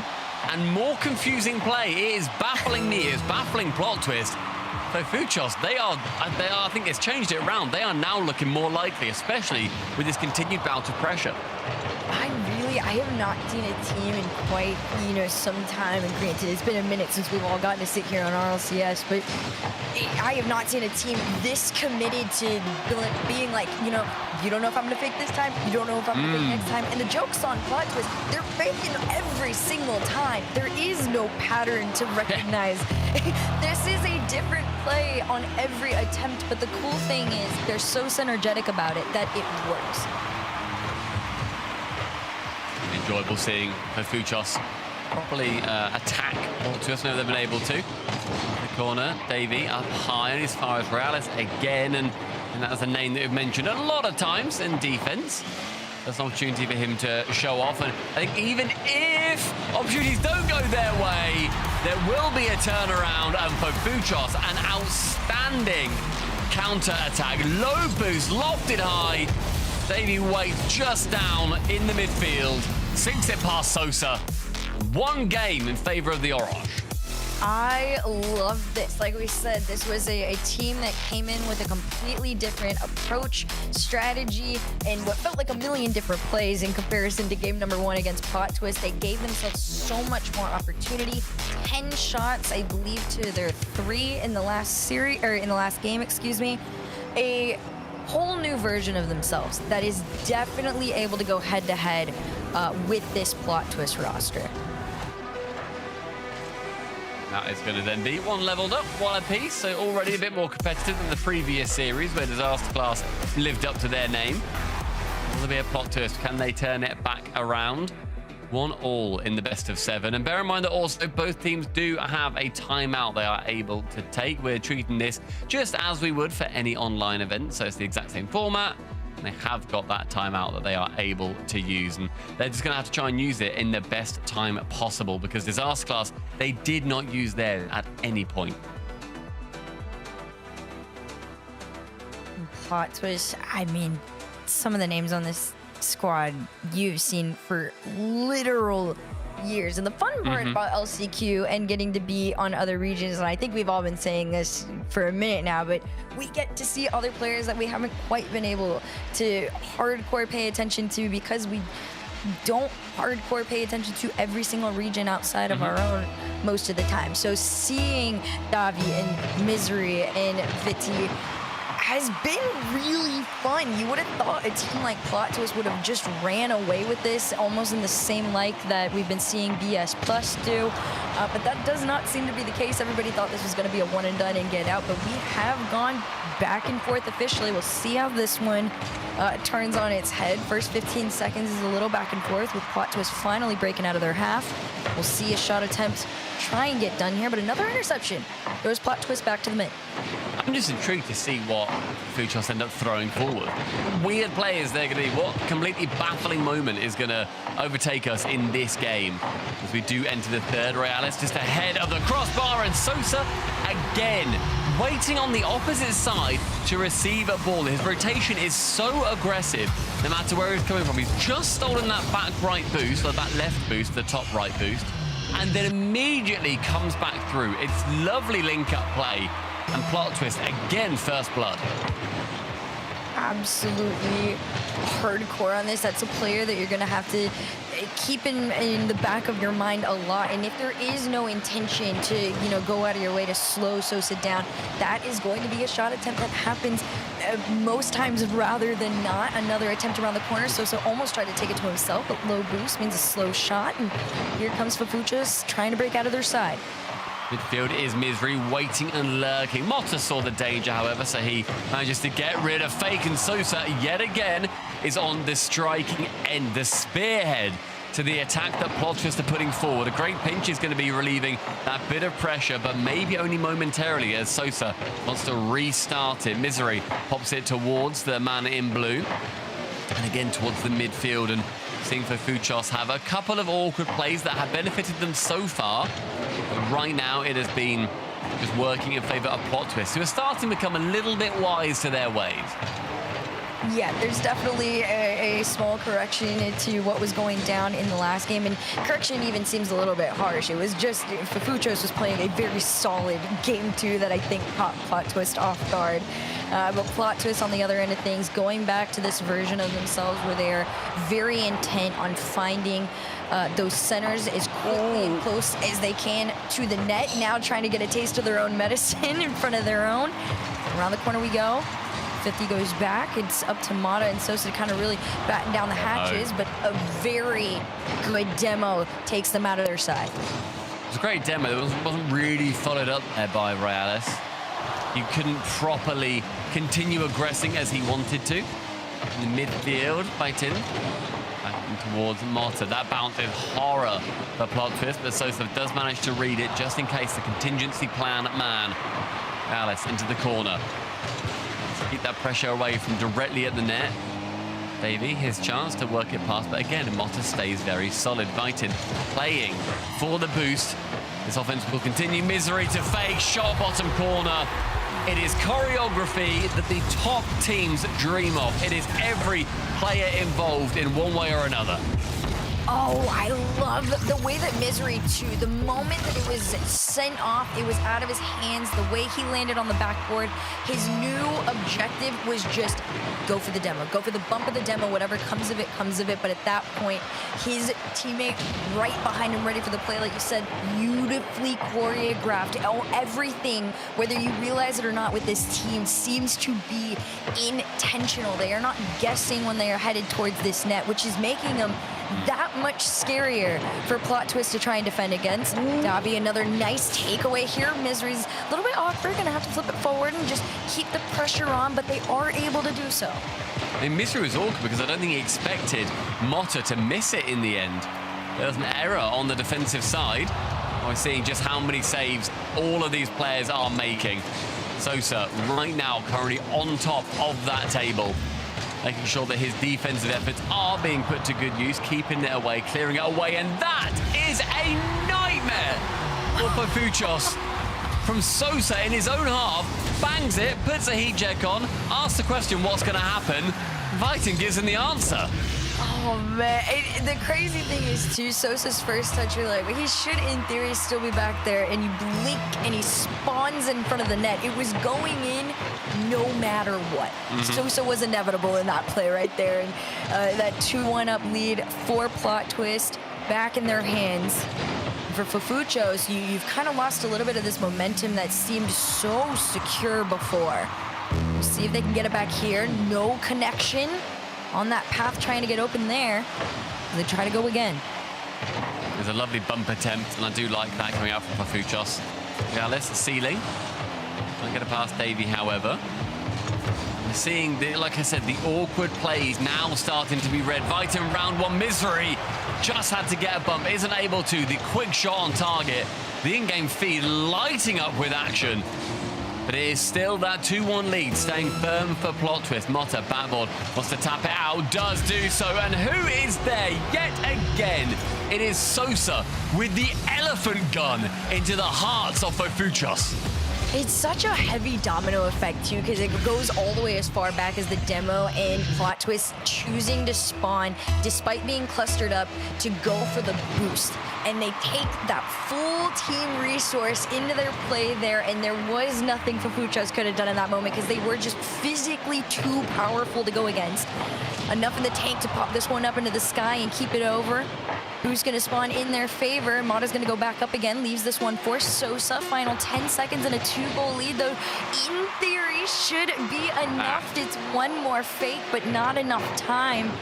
And I think that'll do it. Plot Twist, they've figured out Fuchos just enough to take a second game in the series for themselves.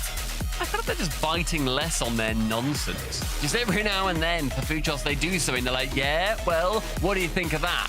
And Plot Twist like, we just got boost, man. Like, we were barely looking. Like, we're doing our game now. We're going to stop looking at everything that you're doing.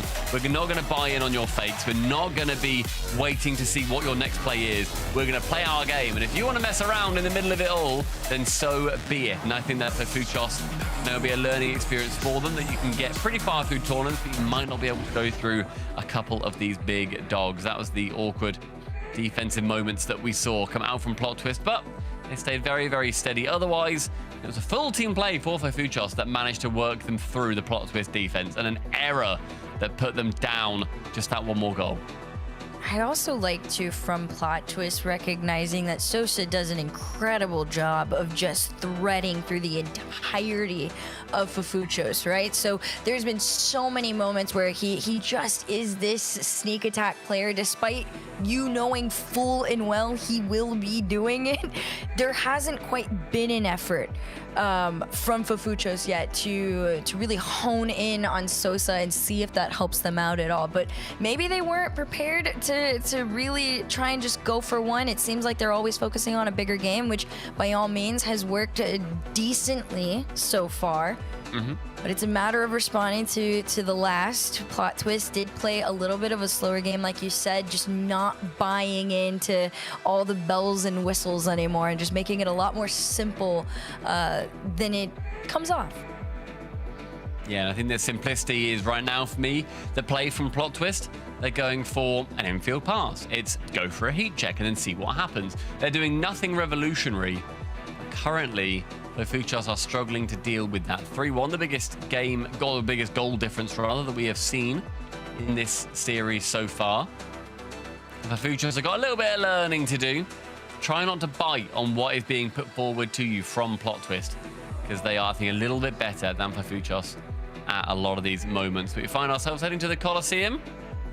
Not sure what the delay is, so we're just waiting for everybody to be nice and happy. Seeing Misery restarting their internet at the moment, so we'll be back very shortly, so we're all good. But right now, I think, Herc, when it comes to Fuchs, I think they're playing their game extremely well. It's just that Plot Twist aren't buying into it. Agreed. It's really just as simple as that. I think Fuchs actually have a really fun playstyle that I would even like to see go up against like the BS pluses of South America right now, right? It's just enough to catch these really good teams off guard, but once you start entering the best of sevens, right, it is no longer checkers. This is chess, and the teams like Plot Twist are down to play the long haul game and learn about you, really slow themselves back. A team like Plot Twist, especially somebody like Sosa, their goal is not to just completely obliterate you, right? They're not aiming for 5, 6, 7 goals. They want 1 or 2 very quality ones because they are more than aware they can defend against Fuchs for minutes and minutes on end, right? So it comes down to Fuchs really starting to clean up their act on the attack a little bit more. Yes, things have been almost like, you know, you're blind choosing what play in the book to go with right now, but maybe they need to be a little bit more thoughtful with it, and then a lot more prepared on the back end for those sneak attacks being led out by Sosa. I think as well for Fuchs, they don't necessarily have that same level of pedigree that we're seeing from Plot Twist. Like on Plot Twist, they have had 2 players that have definitely gone to RLCS lands for. Not too sure if Rlcs has. Let's have a quick look. But I mean, that's the kind of no, it doesn't look like he has. So when it comes to the actual pedigree of these players, that is a clear win for Plot Twist. They know what they're aiming for. It's a known quantity that they're after. Sosa was at the most recent World Championship. He's been there. He's done that. He just wants to do it for a 3rd region. He wants to make sure that he can qualify there yet again, which is frankly greedy. But I like the greediness. I enjoy the greediness. I think it's to be respected. I think, you know, Sosa's one of those players that you gotta just respect how long he's actually been able to do it too. Because no matter what, it actually still is on a level that will scare most teams.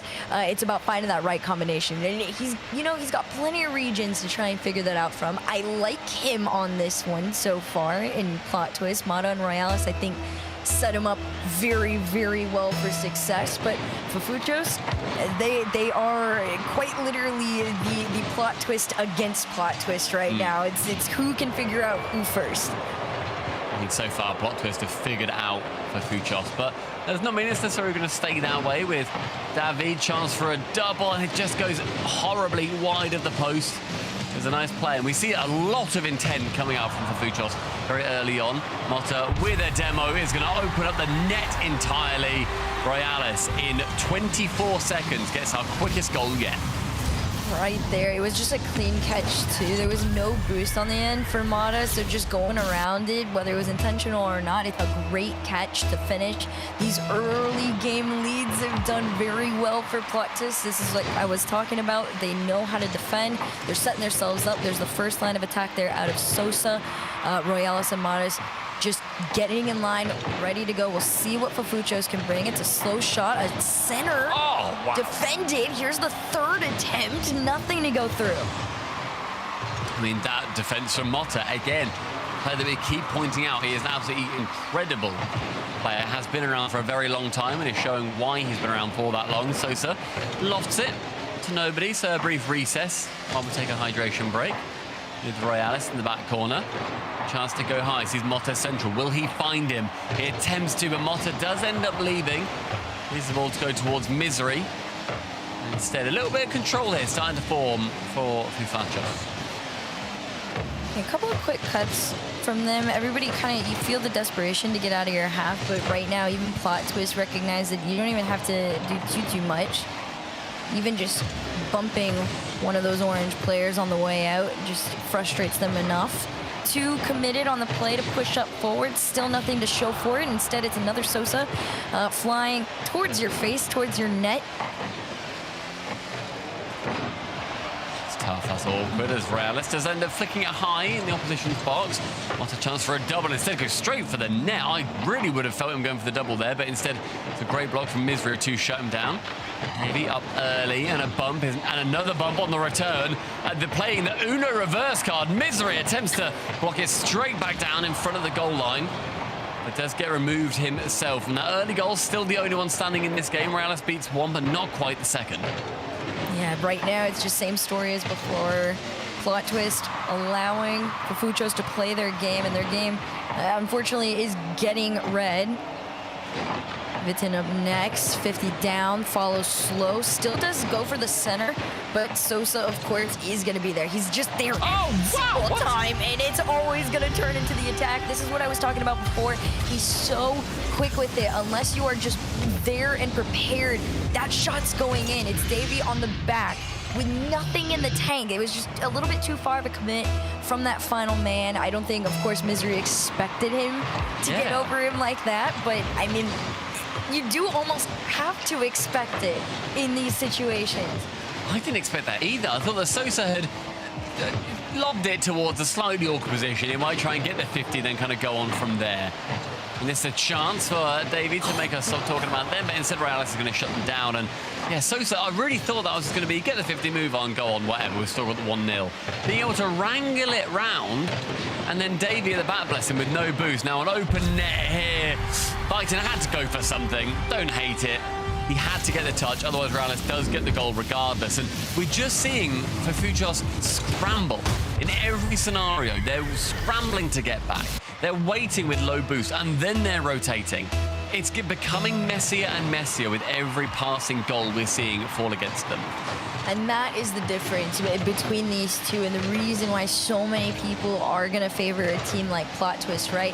You can be flashy, you can be great in the short term, but this is a long-winded event. This is best of 7 after best of 7, and against the best of South America. So teams like Plot Twist, they're going to be a little bit more patient. And also, like we said, the experience difference, right, between the two plays such a huge factor in this head-to-head. So Plot Twist really just playing not only, you know, to their betterment, but I was going to say their resources, but nobody was there. There was no resource. There was no back end.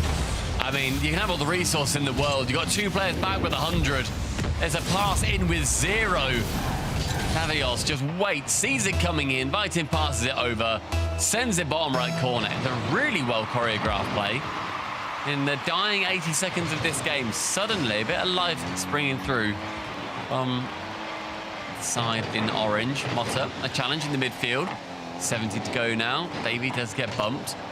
Sosa again attempting to go high, and we see that game management that we've seen in the previous 2 from Plot Twist. Right, the first one and then the third one. Fake again, and now maybe they're starting to work, getting overconfident. Sometimes, though, you need to sprinkle these things in. You can't go for a fake every single time. You can't always be awkward. Sometimes you need to go for the higher percentage play. Lovely pop reset, down for Misery, but Sosa slaps it away. Try to clear it out to the center there with low boost. Means high shot is still going to get followed up by Plot Twist. Working what they got in the tank. Misery gonna take the shot. I was waiting to see when that was coming through. This is a little bit more of a classic from this team, more reminiscent of what we were getting in the early stages of this series. Just a nice little pass off in the center, giving themselves plenty of time to try and find that tying goal. I mean, it was, a lovely double fake kickoff. Sosa gives it into that corner. No way! What? No, that's such a sad goal. Nah. Oh, no. Oh, that was like the wet red of goals. That's horrible. Sosa just sees it and goes, I'll just hit it. What are you doing? I guess I'll just hit it then. I thought he'd given the ball away. But Viton, he waits in the midfield and just thinks, oh, I can't really go for that very quick. It's in. It's in. Oh, my goodness, it's in. Oh, that's such a sad goal. The funny thing is knowing Sosa, that was done with a straight face and in his world, completely expected. Yeah, he just thinks, well, I'm just going to hit it then. I don't know what you're expecting. What, you want me to go for a reset? Nah, I'm just going to hit it. What else would I do? I'm just going to hit the ball. And that is going to be game dub for Plotty T.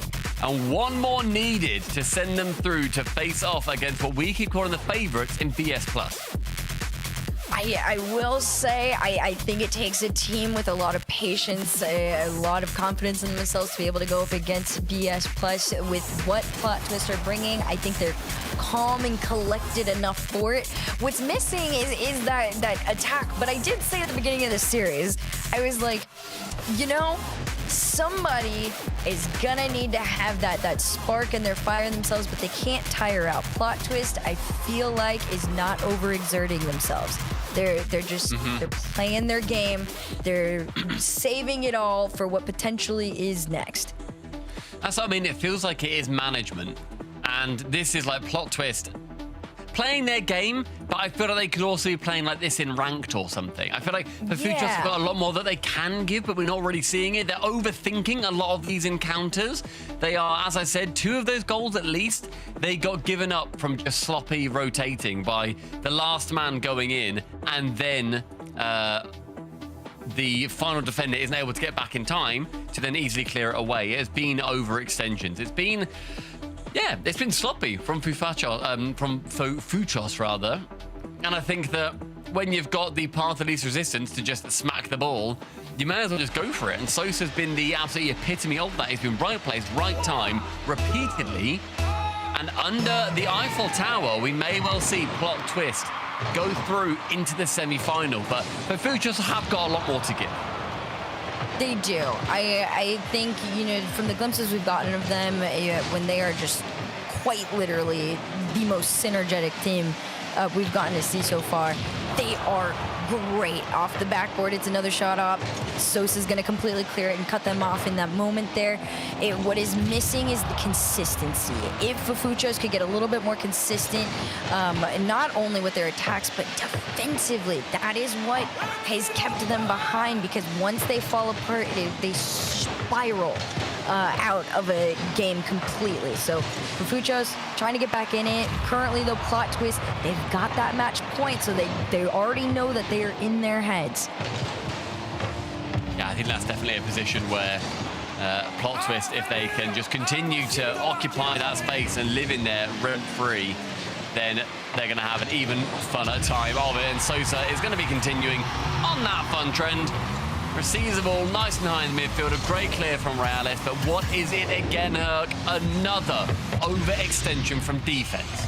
That is the second time they have given up a goal like that, where that third man, and not only just overextending yourself, right? You're overextending yourself on nothing. You're not even giving yourself the chance to be able to get back and defend it. You just look at it and you kind of have to throw your hands up and be like, well, you know, if Sosa's taking the shot, it's going to be on target at the minimum. So, even if it's not that quick or good, it's going to be on target. And we've seen a not that quick or good shot go in. So you need to treat them all as threats. Great fake though, and that has been their bread and butter. A wonderful save from Rlcs. It really felt like it should have been a goal. That would have been a confidence maker for Fuchos. It's a shame that's not gone in for their own benefit.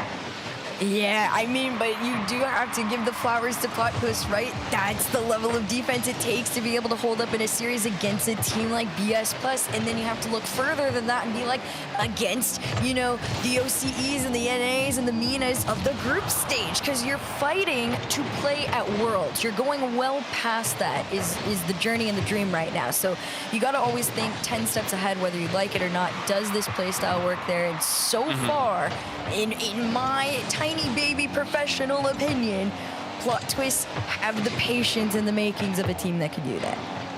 Yeah, I think patience is a great way to put it as well. We're not seeing that patience from Fuchos when they go behind. Oh, I think actually when they go behind, they're playing their best game.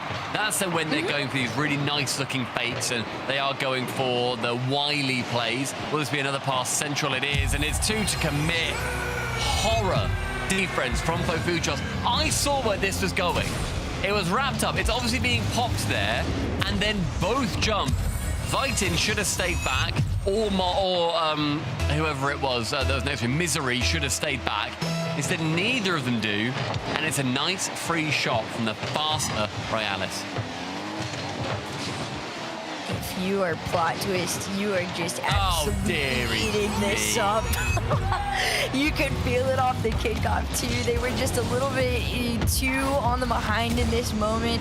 Also, this is just a great angle. It's beautiful. It's a stunning shot, and I really want to give Plot Twist the credit. Then I'm 3-0 up halfway through the game, the most dominant game we've seen so far, and I just really have not been impressed, unfortunately, at any given moment from Fuchos in this one. Well, apart from that one chance where there was the fake and then there was the shot mid that Rlcs managed to save away. That was lovely, but that really has been the only chance. Right now we're seeing Vitin. We're halfway through the game. He's only on 86 points. He's barely got involved, and I think that the bright lights may well be too bright for him on this particular day. Yeah, this is it's another thing to play up against everybody in your region. It's another to go against the people that have fought physically and in person against the other regions of the Rlcs. There seems to just be a little bit of an experience difference between the two, and I say that very respectfully. I think Fuchos is so fun. I think they are extremely creative. I actually hope we get to see this combination of players in the future because they are fun. They just need a little bit of refinement on both ends of the field. But if they could be disgusting. Unfortunately for them right now, it just seems to be a little bit too far ahead of them in terms of this matchup. I think any team that plays with an identity, no matter what that identity is, I'm going to have more of an affinity towards them. If they are particularly demo-y, if they are particularly mechy, if none of them ever defend and it's always all attack, that's fun, that's cool. I like this wily nature, like a team of foxes, but it's just not working for them. And Plot Twist, they have brought in an absolute machine in Sosa, a man that has worked tirelessly since 2018 to get through to lands like this. Got through to, I believe, his first World Championship with APAC previously. Got a couple more series for them to go here. Gets a block, gets a save, final 30. May as well say goodbye to Fuchos now, because Plot Twist are going to be moving forward and will be taking on BS+. Oh man, it's gonna genuinely be such a fun matchup, especially because it feels like Plot Twist are playing, intentionally with like one hand behind their back right now. This is not the most intense version of this team. Mata, Rlcs, two incredible players we've seen over the years. Now in the combination with Sosa, will go up against the favorites of South America after this. Yeah, one more series for them, and then they've still got the final to contend with. I think that also BS+, while they are the favourites in the next series, that is a great showing from Plot Twist. I am extremely impressed with the way that they managed to, I think, just hold on to the series. Yeah, they lost a game. There was a couple of wobbly moments. They lost 2 goals late on in the previous game as well, but they kept on going. They kept on track, and they did not flick things up. They did not play any different play style. They would play solid, play firm, go for these infield passes. Again, really nothing crazy. We saw 1 or 2 really beautiful goals in that, but every other goal was a nice, simple infield pass, or just on Sosa's case, hit the ball off kickoff. Yeah, if you're Sosa, it was just, as long as you hit the ball, at some point or another it was headed towards that net. But for everybody else, it was a battle. Plot Twist in the end of things find their success, and they have one more chance on the road to Worlds. Okay, so plumber's fixing that burst pipe. We should be all set. Good thing you're protected 24/7 with your home and auto bundle from Progressive. Oh, I'm sorry. I'm just trying to figure out the right caption to post about this. Maybe something like, I have protection, just need a lifeguard. What about that emoji with a shocked face? Or maybe flooded with emotion. That's too much. Try Tuesdays are cray. Technically, you don't have to post everything that happens online. totally believe you. Life is meaningless without affirmation, am I right?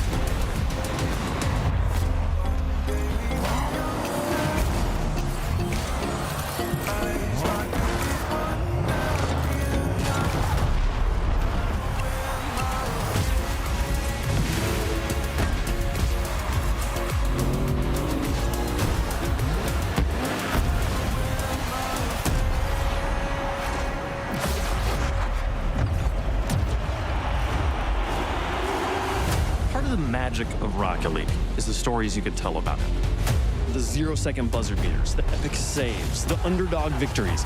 It's all there. As we return to this legendary arena, we'll witness Rocket League's story unfold together. Who will hang their team's banners in the rafters of Champions Field? It's time to find out.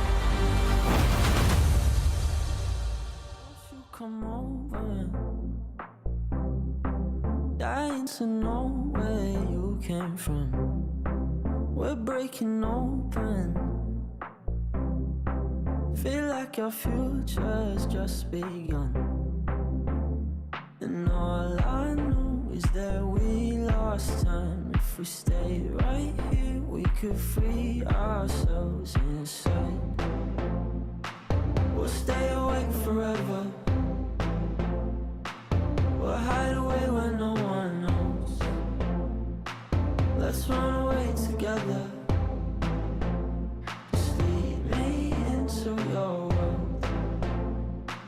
We'll stay awake forever. We'll hide away where no one knows. Let's run away together on our own. Just lead me into your world.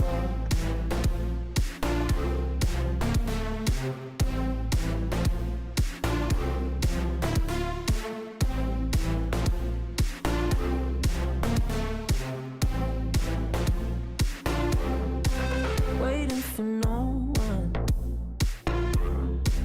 we're headed straight up for the sun. They'll never notice. We'll take these cities on our own. And all I know is that we lost time. If we stay right here, we could free ourselves inside. We'll stay awake forever. We'll hide away where no one knows. Let's run away together. Just lead me into your world. We'll stay awake forever. We'll hide away where no one knows.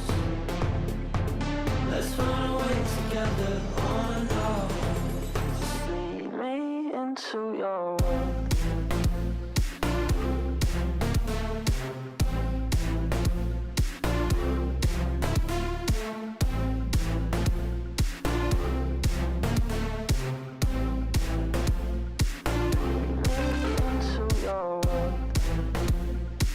We'll stay awake forever. We'll hide away when no one knows. Let's run away together on our own. Just lead me into your world.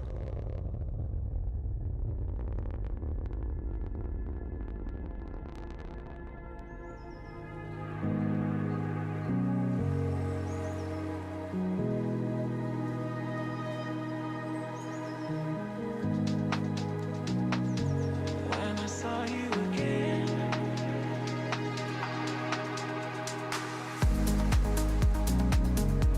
cause I have grown strong without you around. I've just got fighting.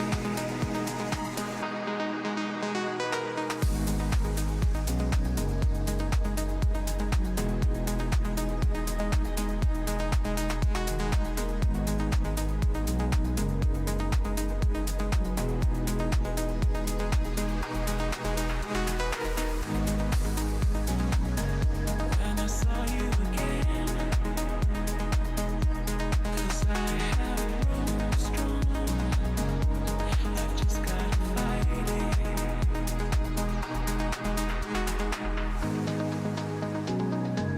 When I saw you again,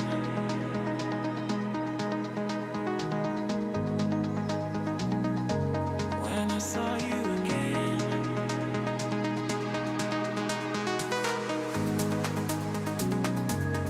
Cause I have grown strong without you around. I've just got fighting.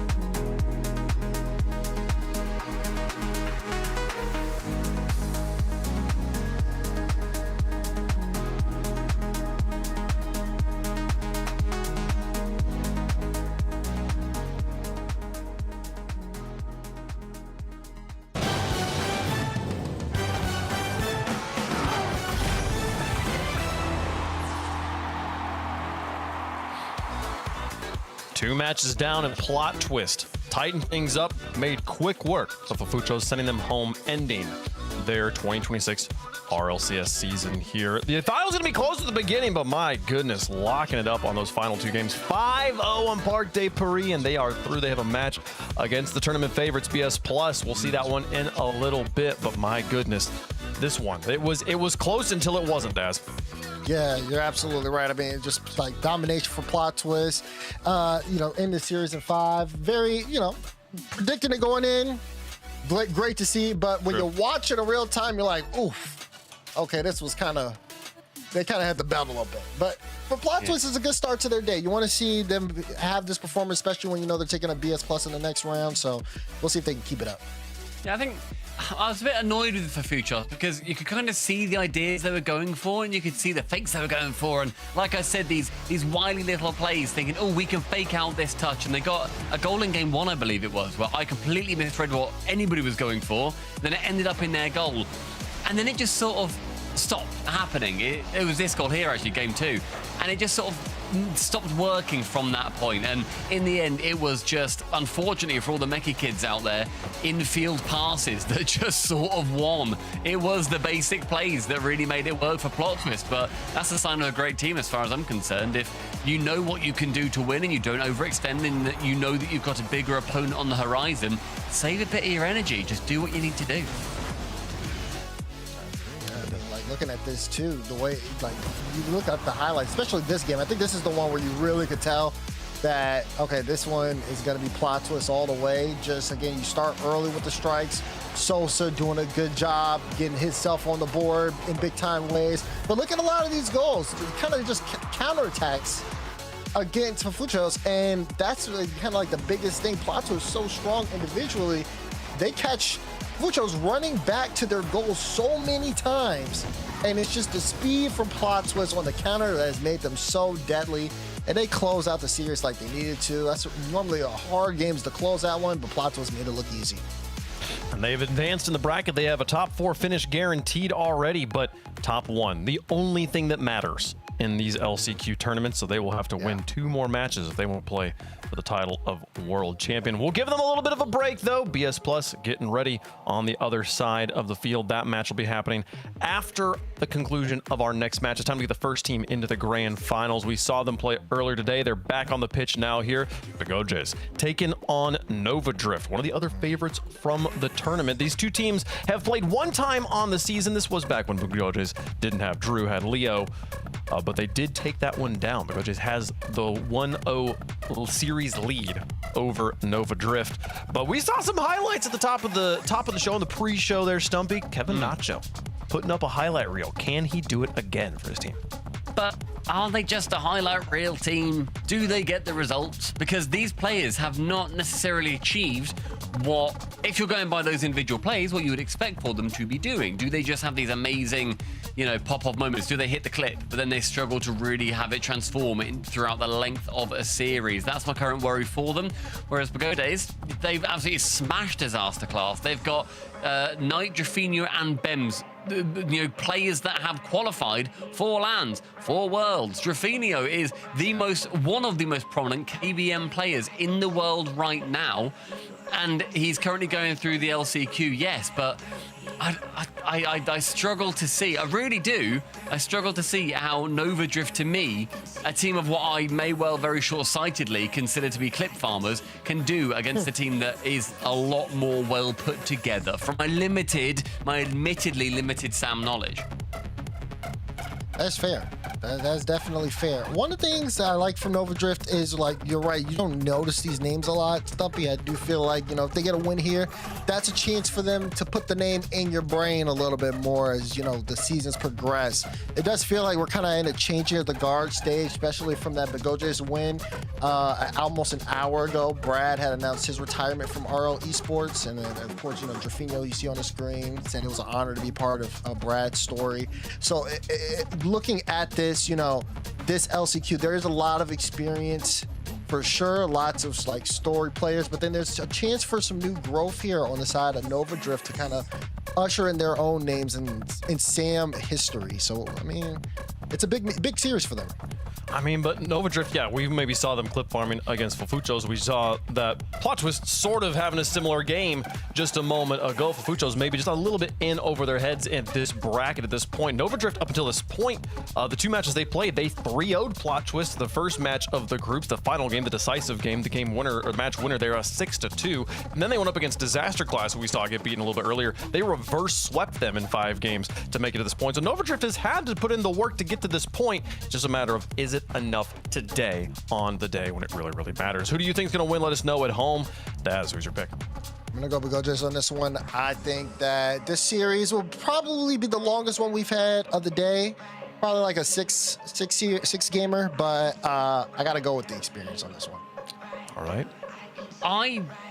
I'm going to go also Begodes here, and it's because I would love for Nova Drift just to prove that I'm completely incorrect, and then they're not just clip farmers, and yes, they can exist in a highlight reel, but can they also exist towards the end of a tournament? I'd love for that to happen, because it's cool when that does, ultimately, when you can transcend what somebody has put you in a box for.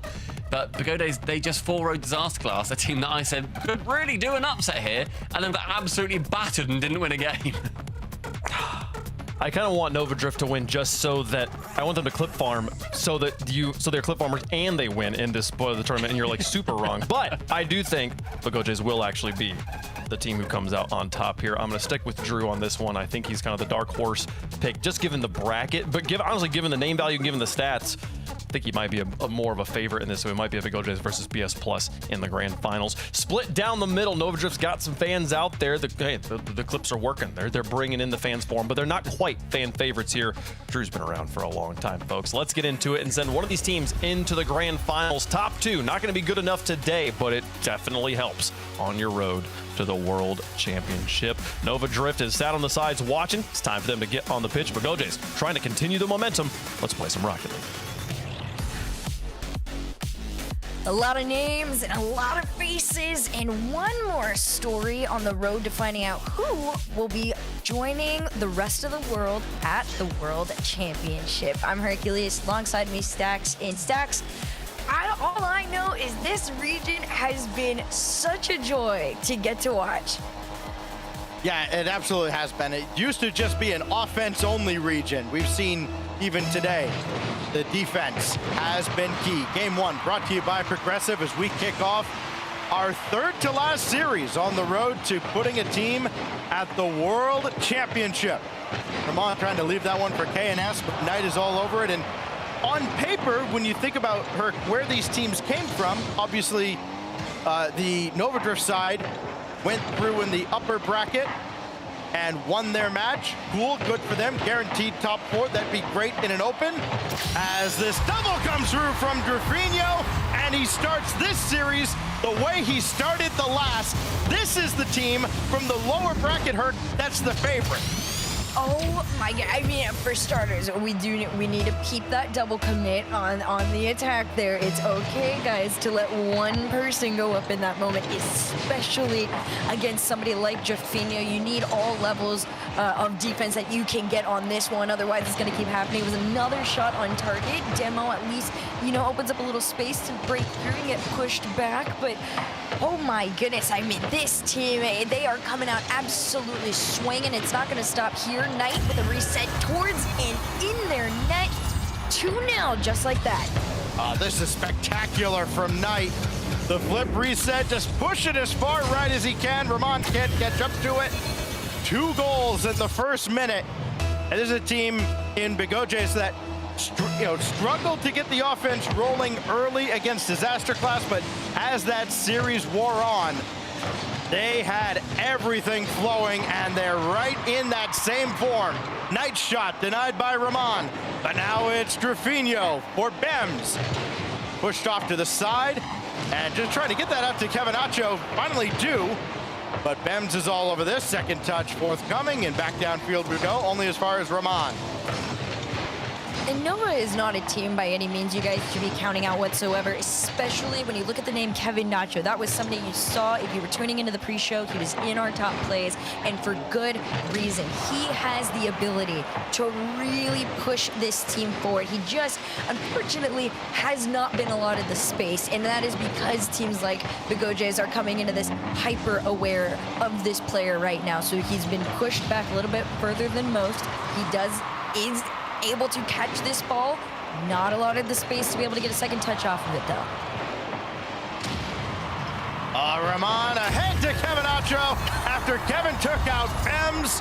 There's one on the board for Nova Drift, and it's physical play. That's exactly how Big OJs got here. They get a dose of their own medicine. That's the Kevin Nacho we were talking about too. This is a player that you're going to see similarly like in the last series that we got, like Sosa, that is going to be hyper intensive to play against. He's ready to bump, demo, push you out of the way, but also is not afraid to stay in your half longer than he's expected to. Little shot there from Knight coming off, but Ramon has done an incredible job defending so far in this game one. Pino around the boards only as far as Kevin. As Knight tried to disrupt him, he'll be called into action again and does so brilliantly. Needs one more touch to get past Kevin Acho again. Hasn't worked out on this occasion. Drafinho caught a little awkward. Good recovery. Just trying to stay in the play as long as he could, and almost slipped it by KNS. Oh, that's great by Knight. With KNS running forward, trying to get the demo, managed to just evade him and make the stop. Now Knight, hard out of the corner. Here's Drafinho again for another double. This time Roman is all over it. Now, Roman is really sticking to this defensively. I got to commend him because there has been a number of shots headed toward that net that he's been able to keep out and really give his team a chance, keeping this within one. Low boost all the way around except for KNS. So shot, it's going to go wide. Don't have to stress too hard defending it. But Bigoj's is trying to keep the pressure at least in this blue side, resetting forward, just like I said, to keep the pressure on, which has been a decent attempt. You are playing up at the moment. We'll see how long that lasts. This final 90 seconds approach in this game one. All right, backflips. Little confusion over who's going to take charge of the ball. That goes right to Bems. Good comms that time on the part of Bigoj's. It is Bems to pop one over, and nobody else diving in as the entire defense of Nova Drift was all over it. Now KNS with Roman behind him. KNS has Kevin Nacho rotating out. Here's Romano, his side flip. Kevin's going to have a look at it. Kevin Nacho for Roman, and it's off the bar. No good.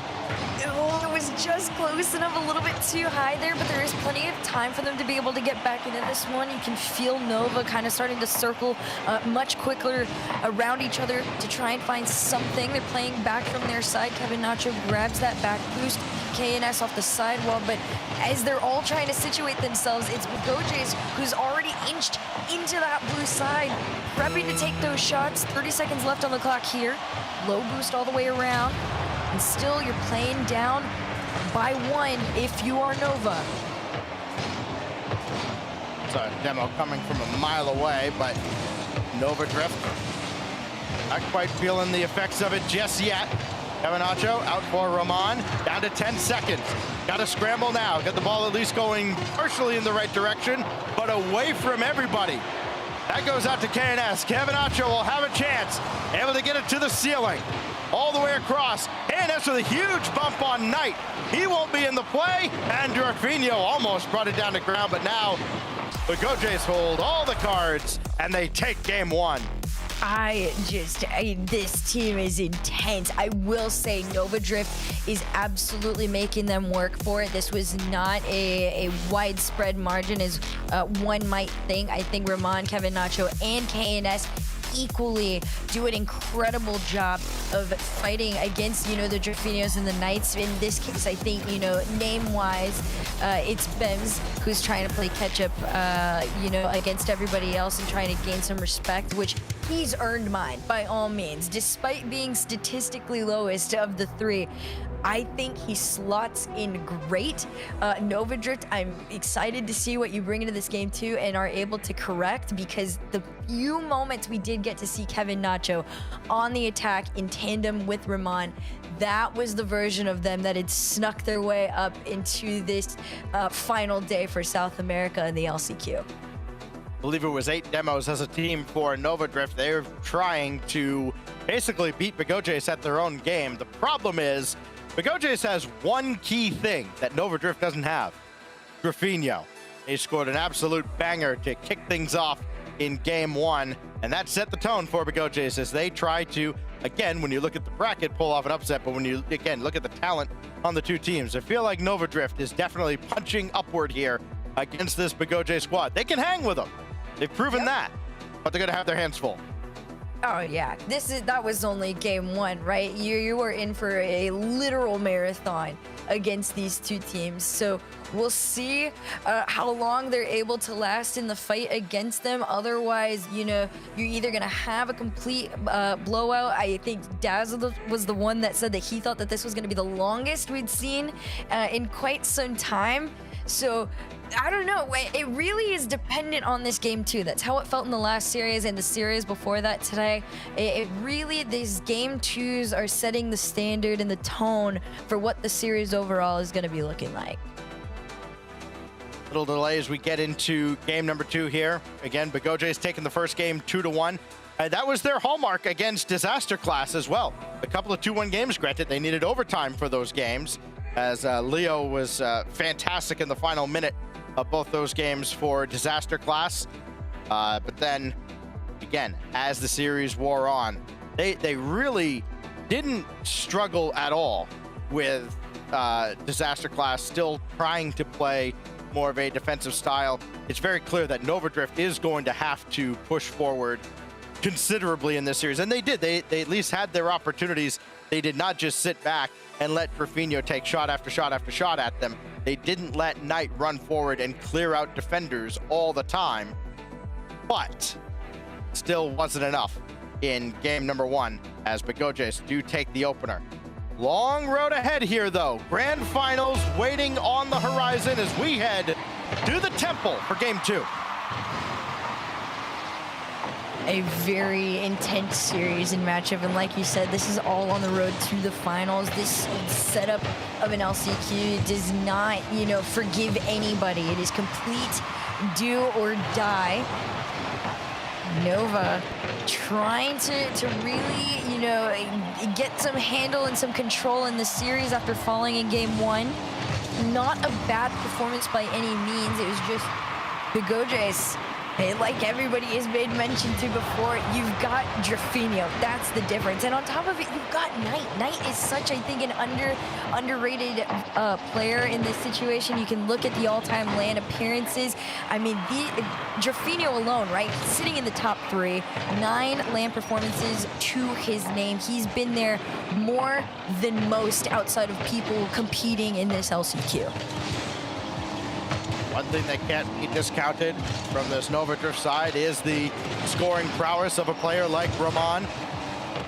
One of very few players to average over a goal per game during the second half of the season. He's up to the heavens here, but Bems is right in front of him. Now KNS will have a go. KNS, flip reset over to Drafinho, but Knight is there at the back. Now Kevin Nacho will try. Will he be able to set up his teammate Rahman? No. As that gets around and all the way across, Kevin Nacho can chase it down. He's actually kicked it out right at Bems, who had Drafinho running forward. Had he maybe stayed on the wing, who knows what could have happened. Wires got crossed a little bit, and that high bouncer gets away from Rahman. KNS will try, and Drafinho has to deal with Rahman running interference, and KNS just banks one in. Holy, not only pinch, but there was no connection on it, just enough that the second follow-up off the ceiling had so much power that it was just absolutely lasered in there. Opening lead, handed off to Nova Drift. A great performance all the way around. They stayed calm in it, and they're still gonna go back for it again. Kevin Nacho passing this one off. They tried to sneak it down. Maybe a little bit too creative on this one. That is a tight angle, and he almost scored it. That's that scoring prowess that we alluded to a moment ago. Here's Drafinho, though, picked the spot behind Rahman, and he backflipped for the save.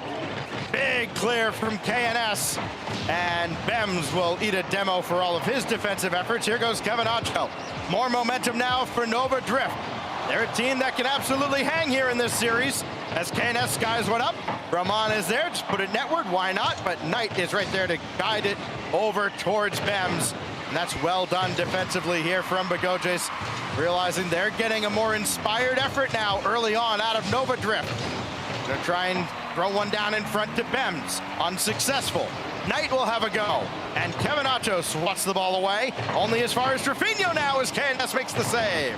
The funny thing is Begojes have had a handful of opportunities in that moment. It just felt like nobody was that committed, except on the flip side of things, Nova Drift overly committed and rewarded in that moment. You see Rahman off the ceiling there on low boost, used the power that was left. It was KNS who full sent in the moment, hoping that that was headed straight to the nose of his car. It was.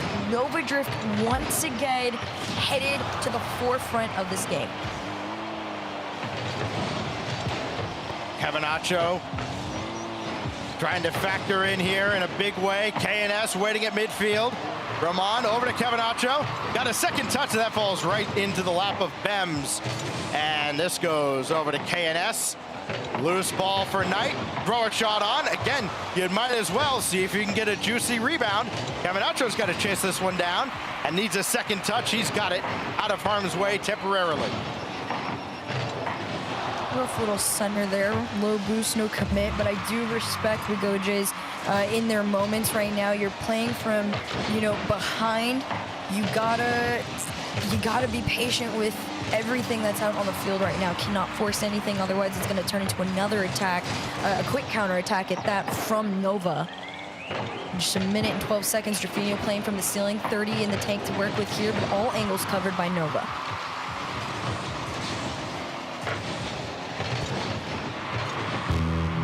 Knight leaves this one down to Drafinio. They're going to see if he can lead the charge here. Kevin Nacho just immediately intercepted and took it back. Even though it doesn't result in a goal, it still wastes a little bit of time, much needed time. That's no longer on the clock in their favor. Bems from the backboard. Can he get towards it? No, it's going to be Romano. A nice 50, though, sends them upfield. We'll see what they can do from here. Kevin now in the final 30 seconds, just try to salt this one away as Begoje's a rare case. They have been completely stifled by Nova Drift in game 2. Kevin Nacho again, thrown on target. KNS will steal, and a 3-0 lead, putting an exclamation point on what's currently a shutout for Nova Drift. Holy catch, not only catch, but pinch down on in. I mean, Kevin Nacho is just, I feel like a player that we all should be talking about so much more than we are. But if you aren't paying attention that much, he is sitting in the top 4, just over 1 goal per game. And when they happen, Stacks, they aren't just good, they're great. They're quality shots that are leading this team on a charge through the big names like Drafinio.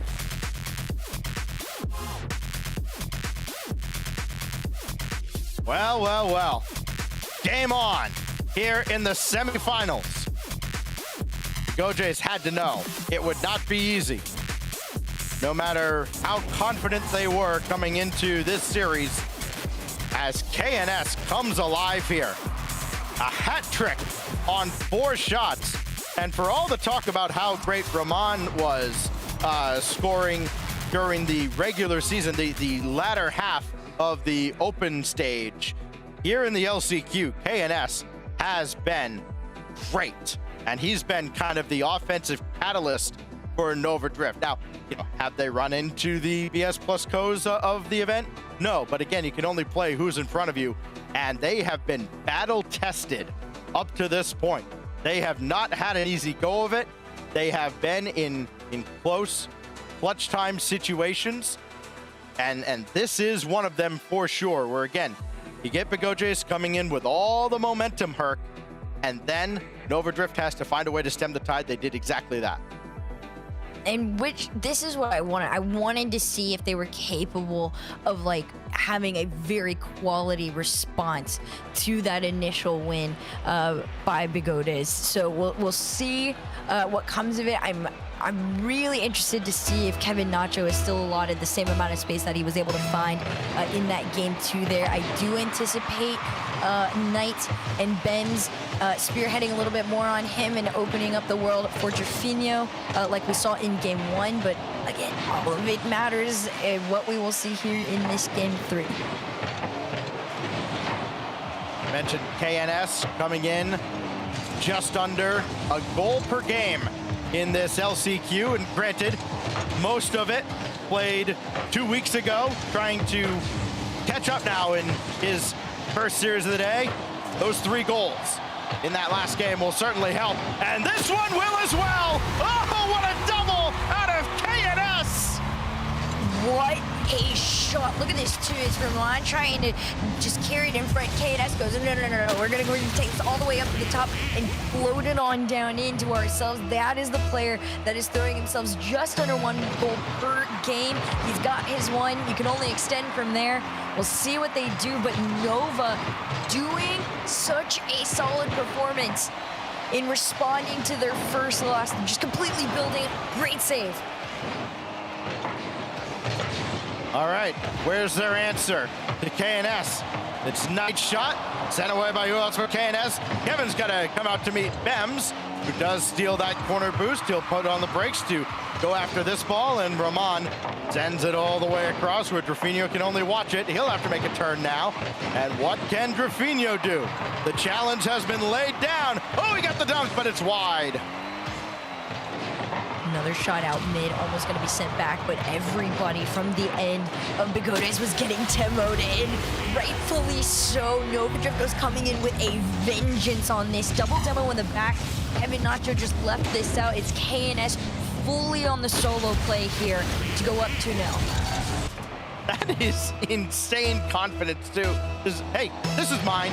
And so quickly going up to the skies to drop that one home. Kevin Nacho now trying to keep the offense flowing. Graffinho's all over this. KNS thought about diving in, thought better of it. And Ramon will have that right for KNS. And at this point, if you're Novadrift, you want this guy on the ball as often as possible because he has been an absolute killer. Here's Bems with KNS now deleted off the field. How fitting. Bems looking to center, and KNS right off the respawn very quickly. Off a whiff by Graffinho. Couldn't force it by Knight, but it will fall to Kevin Nacho. He's going to go to work now. Flip reset right at Knight. Easy stop, but they're not able to clear the zone as Bigotes find themselves on the back foot considerably now, well into game 3. The fun part about Nova too is these quick cuts. They're forcing those to drift around and make the most 180 cut you've seen in quite some time. But back end, for the most part, has always still been a priority to defend. All 3 members of Nova back in time, trying to keep these shots away. One from Bems. We'll see potentially another one here. Although we do get cleared out into the orange. Here comes Ramon off the backboard. Can he pass this off? Not quite. There was absolutely no boost on the side of Novadrift except for Kevin Nacho, who comes in and gets a huge win to prevent what would have been a very simple counterattack, almost certainly a goal. Still could get one as Kevin Nacho disrupts the pass, and KNS there to sweep the ball off to the side, and now get a race to get a piece of this. He does. Knight's still in the net as Kevin Nacho will play to the corner, and Ramon there with no boost. Minimal problem. KNS there to help out. Novadrift continue to just baffle Bigotes. Ramon is doing such a good job too of lurking and waiting right now, and there's that clear that he was being so patient about, and it's even going to reward off in a goal. There was nothing left in the boost tanks of anybody from Bigotes here. I was making mention of how long he had been waiting and centering himself, and it just takes one on-target clear to completely dismantle Bigotes. This is just, unfortunately for them, just a very big caught-off-guard moment. There may be a timeout in the future. That ball given away to Graffinho. I don't think he was ready for it, just how free that ball was handed to him. Tough to make that adjustment on the fly. Here's Graffinho again, though, with Knight running forward. Still couldn't come up with any demos. Minimal contact, I think. I don't think he got a pump there as Kevin Nacho waits for the midfield boost, and he'll use it to at least put a hand up on Knight, and Ramon there to stop the pass to Graffinho. Now KNS will clear again. Kevin Nacho keeps that neutral right at the boost pad, and the final minute will come in with Novadrift well out in front in game 3, and Bems forced to make a goal line save. KNS beaten by Knight, but Kevin Nacho makes the save on the other side. And yet again, Bigotes kept off the scoreboard since game 1. Coming up on 10+ minutes now that they have not been able to break the Novadrift defense. No, not at all. I mean, this is just a very attack-heavy team in Novadrift, but rightfully earned that title. They are so methodical with it, and I mean, look at even the shots that are still coming through in the final 25 are so quality. They might be able to get another one here finally. Defense has become a much stronger priority to Bigotes. They just can't quite counter off of a lot of these shots, and that's where Nova ends up sitting in front in this head-to-head.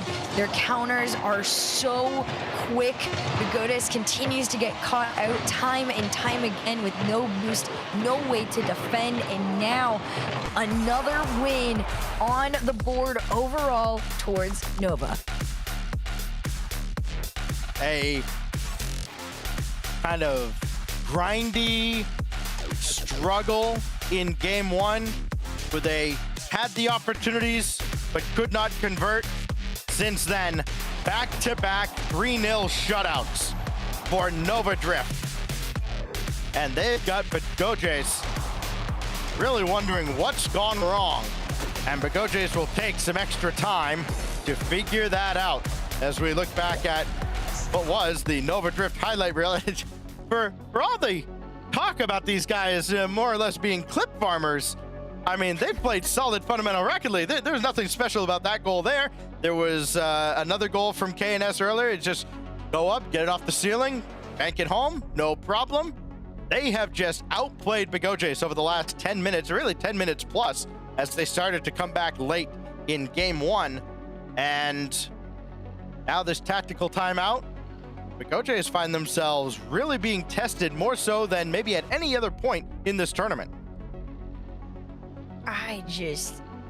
It takes, and I feel like this has been my word of the day so far, but a very patient team to pull off a win in South America. Historically, this region is just so offensive and attack heavy, right? They are known for being fast. They are known for being mechy alongside being quick with everything, not only physically, but mentally, right? In a lot of the plays that they bring forward. This team, Nova Drift, has such a solid balance right now that it forces Begodes into an uncomfortable game. Everybody in chat is saying it so well, but Nova Drift at this point, they simply really are just outplaying Begodes on every front of the field.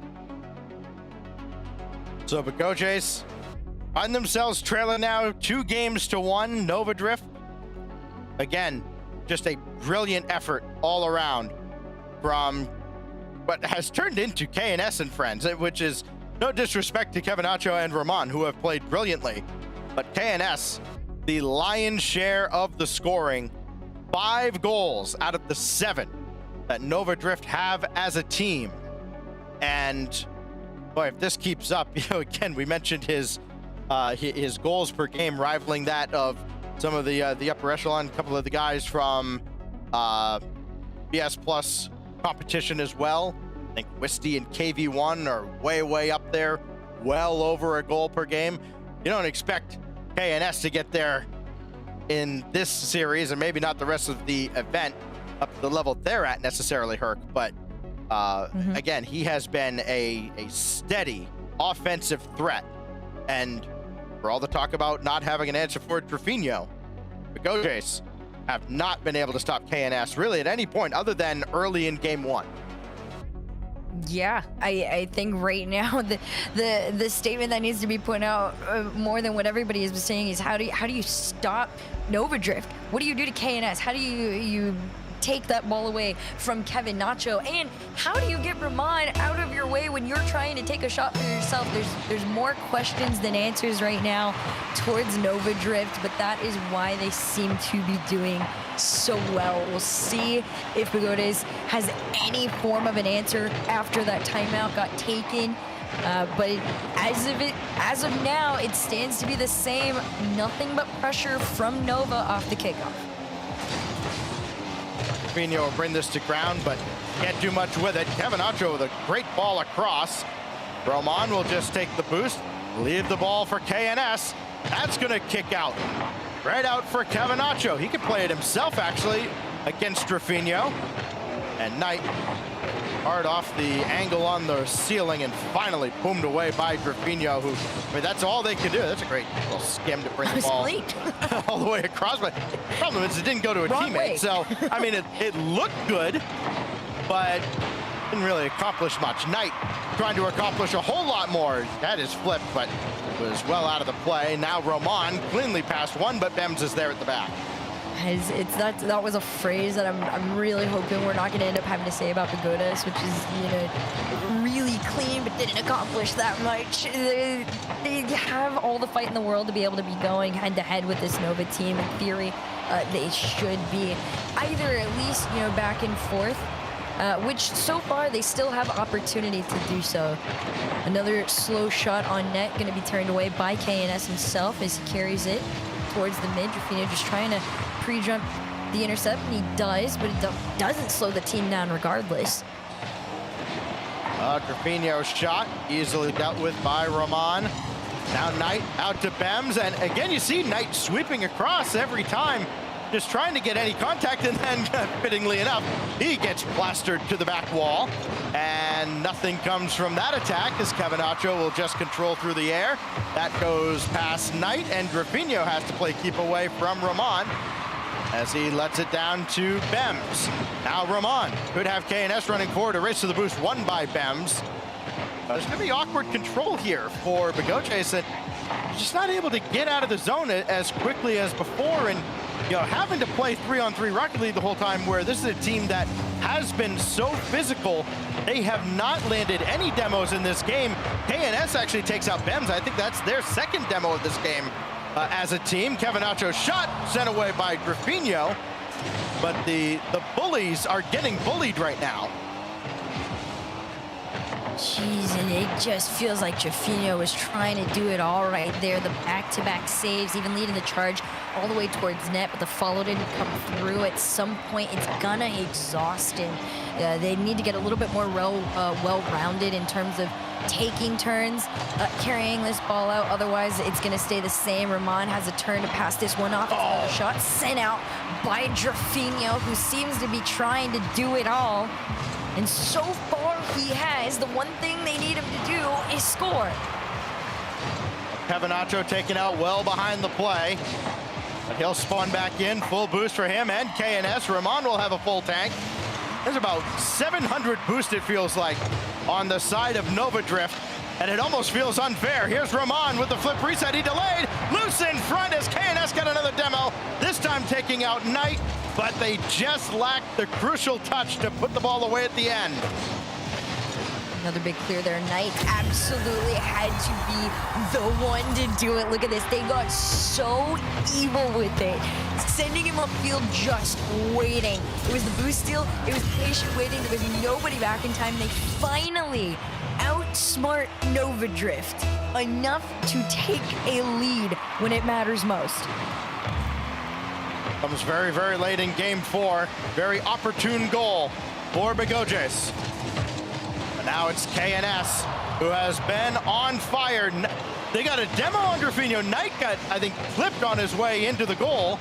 But now Knight looking for a measure of revenge, but denied by KNS. We're gonna talk about Grafino trying to do everything. KNS has been everywhere, and sometimes you have to double check to make sure there aren't two of him out there. Now Grafino, bring one across. KNS just a light touch to feather over towards Kevinacho. And they're not too pressed about this attempt either. Ramon very casually out towards midfield. He got a piece of Grafino on his way up the wall. And now over to the side, KNS, awkward flip. Kevinacho can steal some boost, but Grafino making sure to catapult this ball out of the way. Here's Ramon with 20 seconds left, and Bems with another big stop. Like this one down, but there was nobody quick enough to try and make that center. You got your final 12 seconds sitting in front of you, and you're on the wrong side of the field in this moment. If you're Nova, you're playing from behind. Another shot attempt from Bems. Tries to make a center. They're going to have to play this one up in the air. Ramon was already there, catches it. Enough in the tank to give some power. Kevinacho next. No Hail Mary attempt. Instead, it's another pop-up, and Bems is going to take it away. Big clear upfield, but the ball's still in play until Ramon makes that catch, but he won't. It's a drop to the ground, and Begoches have tied up the series. Well.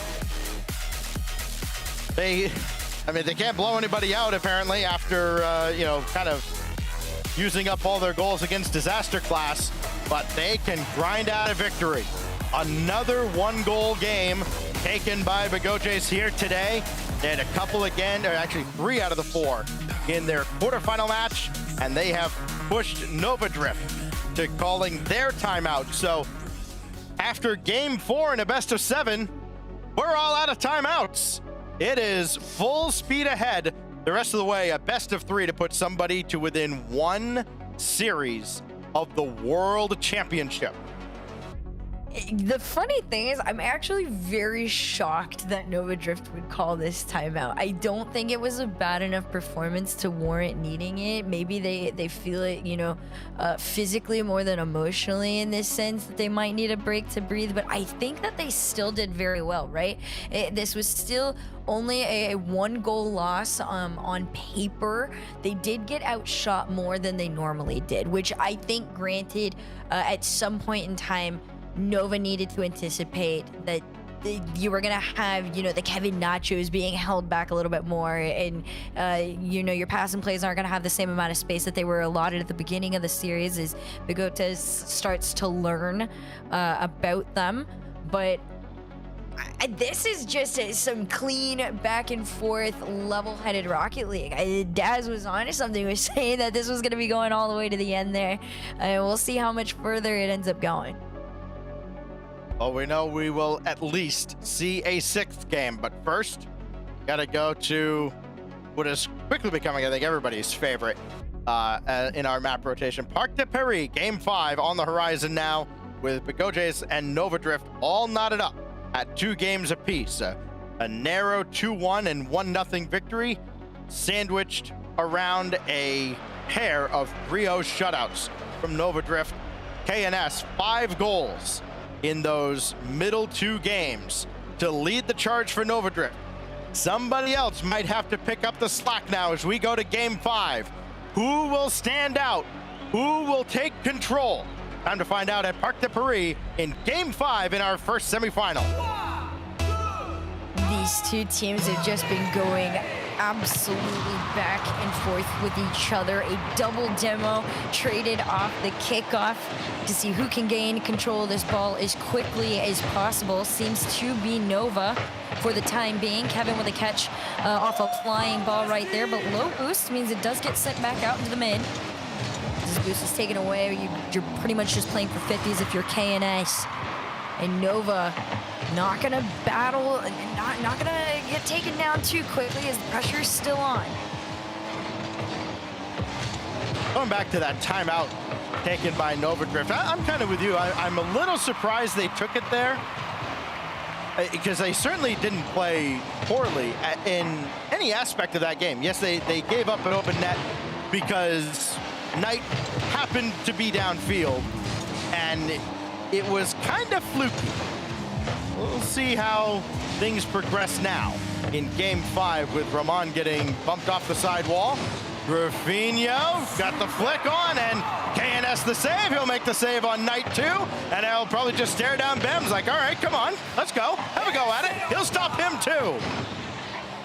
You can feel the stress too, and you're also watching the stress of Nova being on the defensive end right now with this much pressure. Not only are they making the double saves, but some of them are being made off of double commits.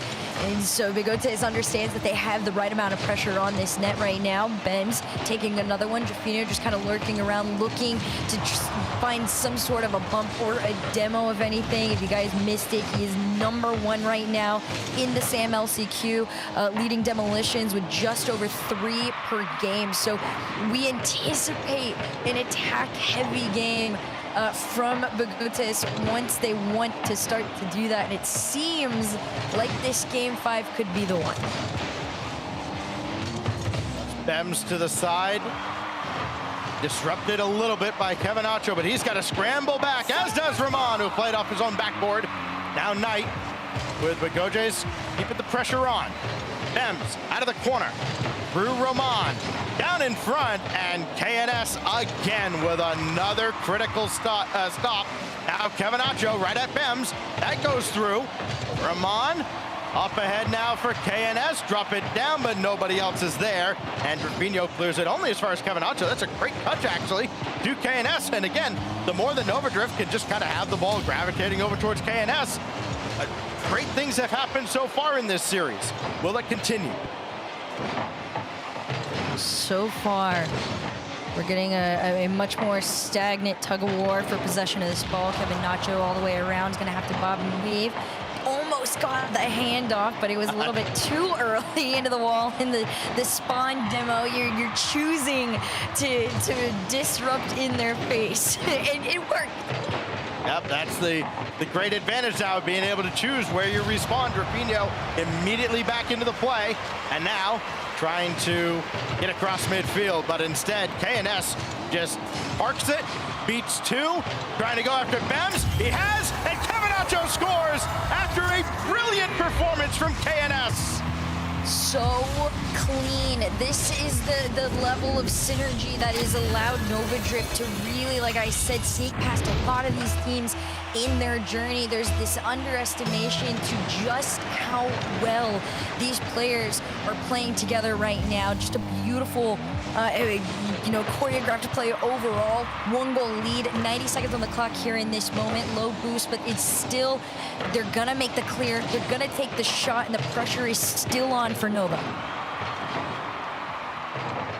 Cavanacho doing all he can to stay with this ball, and that's a job well done to force Knight all the way back. That's going to be lazily out to Bemzo. KNS was chasing down Drafinho. Now Bems picked his spot, and Cavanacho just narrowly making the save. KNS underneath Drafinho. Knight's going to run out of juice, so Roman can clear it anywhere he wants. He chose to go right at Bems, and KNS ceiling pinch is just off the mark. Is trying to get this one passed off, and he will. They're gonna have to play this one very, very clean. Knight played from the behind. The pinch off the sidewall is gonna allow Nova to get out of their half there. They just need to waste time, but Jafinho has possession and a shot. This one off the backboard. Ben's gonna try and catch it here. 30 seconds on the clock. Bigotes have to really get it together and find themselves again. Why is he there? Here goes Knight. He'll have a go. Cavanacho's in the way. Give him a savior medal now. Bems, great infield pass, and the shot from Drafinho. Low, easily savable. KNS will bring it across. Cavanacho ranging over as well. The net looking inviting, but that's a big clear. And Roman will add one for the road at 0. And Nova Drift are 1 win away. This team is such a fun team to watch, truly, when Nova Drift gives themselves and finds the space to do those two-man passing plays. It feels like there is absolutely no stopping them. You know, I gotta give flowers to Ramon on that one. He walks away with the MVP honors on it as well. He is being so well-rounded on this roster. Just defensively, he just seems to always be there. Being able to allow KNS and Cavanacho the security to go and do what they have been. Nova Drift, you are so evened out that it feels like Bigotes cannot catch up or slow you down. You cannot be one-dimensional at this stage. Having somebody who's just a pure scorer, who's just a pure defender, that worked in 2017, 2018. It works to get you to the top 6 of an event, which is where Nova Drift's kind of ceiling was during the entire regular season. This version of Nova Drift is a legitimate contender to go to the World Championship, and it's because they've got this three-headed monster that play all 3 roles incredibly well. Attack, defense, midfield. There's no weakness here for Nova Drift. They were kept off the scoreboard one time in Game 4. That's it. They've been the team that has been throwing shutouts against Bigotes. Can they do it one more time? If they do, they're in the grand finals. Here we go. 1 win away for Nova Drift and a spot in the finals to try and make it to the World Championship through the LCQ. And they're trying to give themselves a chance to go up against the top of the top, but the top of the top right now still sometimes lies with the OGs. It's Knight to put Bigotes on the board. Scoring early as they did against Disaster Class 16 seconds in.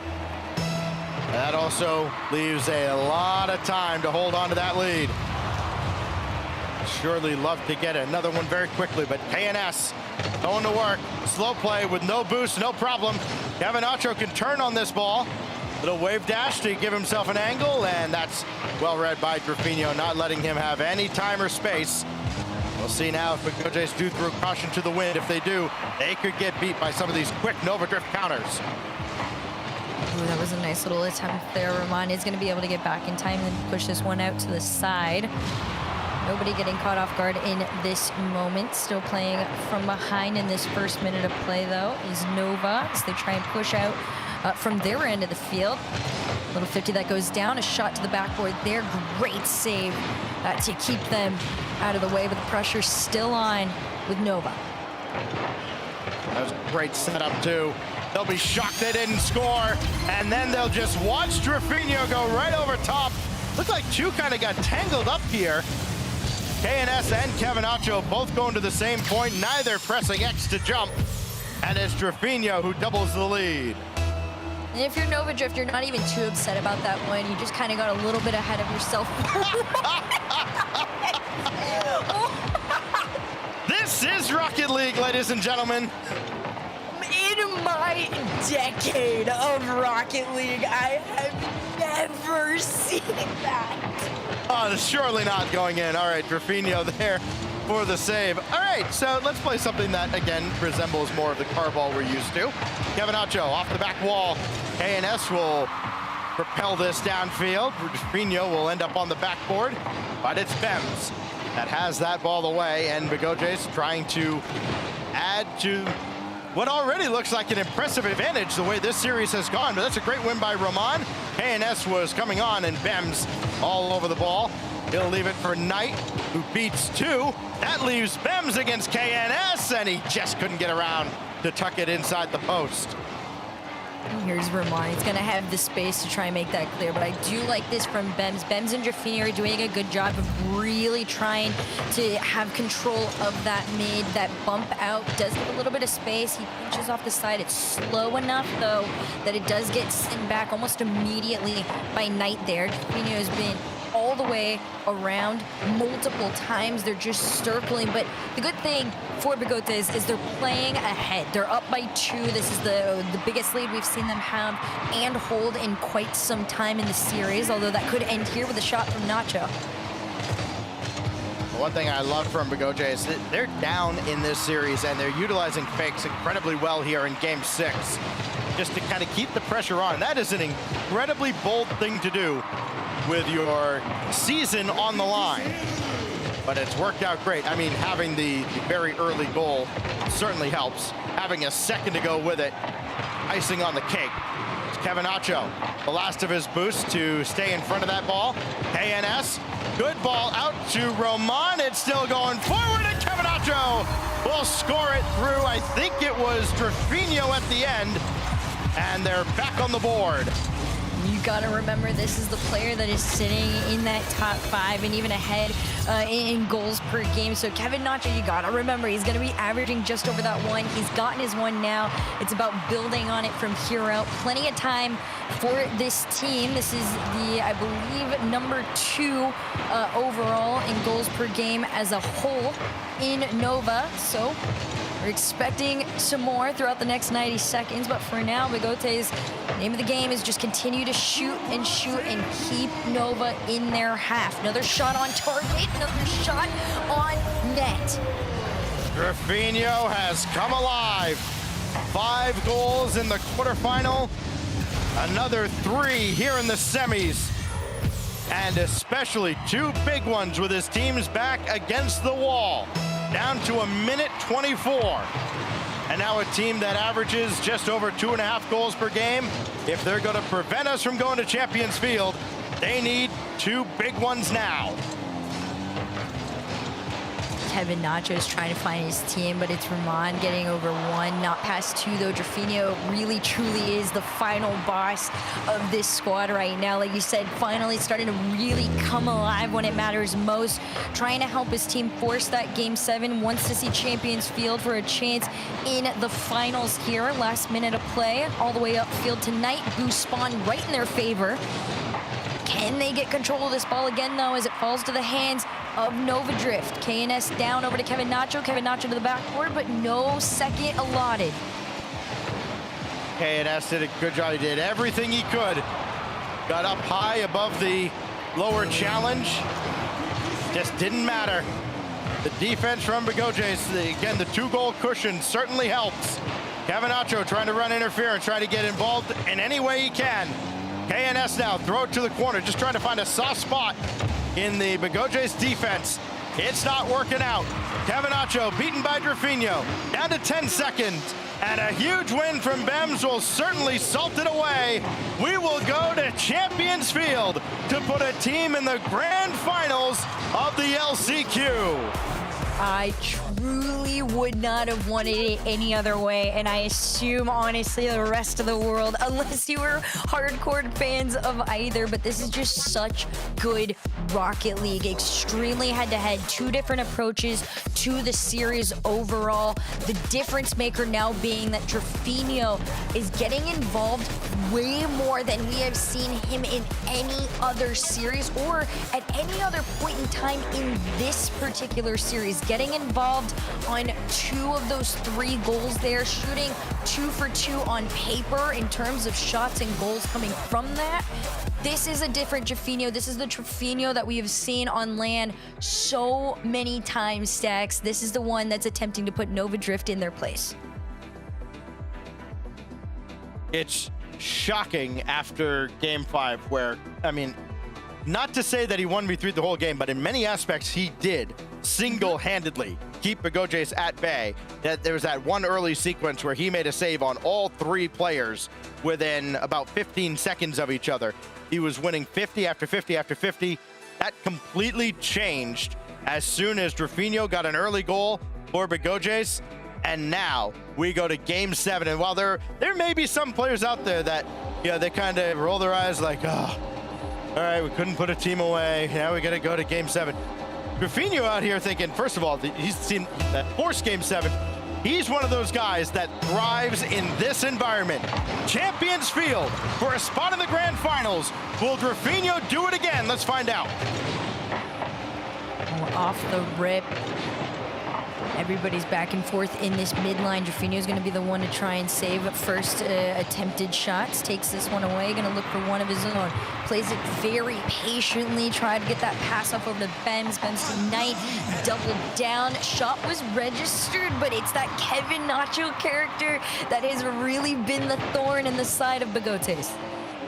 What a save by Kevin Nacho. That is not an easy spot to be in. Guessed right, that shot's gonna be just wide.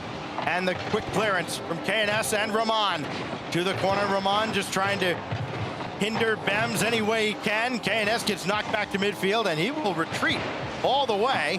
He actually had just about a full tank. Now he'll boom this again downfield. Kevin Nacho is downfield. That still gets through somehow. Another opportunity for Roman. All by his lonesome. Knight and Drafinho there to greet him at the back wall. Now Bems in a very awkward spot. Knight had also jumped. There's no boost at all on the side of Begojais, but they do still clear the zone. Boy, you talk about doing a lot with absolutely nothing. Begojais just got blood out of stone, and they almost scored on the other side. You thought they were going to be able to do it there too. They play it so close on net, and it's either Nova making an extremely gnarly save, or it's just too close to the net, and it's going off that top crossbar there. Finally, Kevin Nacho able to give him and his teammates some breathing room. We'll see how long that lasts. Not very, as they have to play this one back into their end to be able to get on out. It would have been very easy for Begojais to fold after those couple of shutouts in the middle of the series, the early middle of the series. They have battled back, they've persevered. Now they have the upper hand in what is a scoreless game, but the run of the game right now, heavily favoring Begojais. Drafinho is going to be able to turn on this. Important boost pickup by Roman, as he ensures they won't get starved out entirely.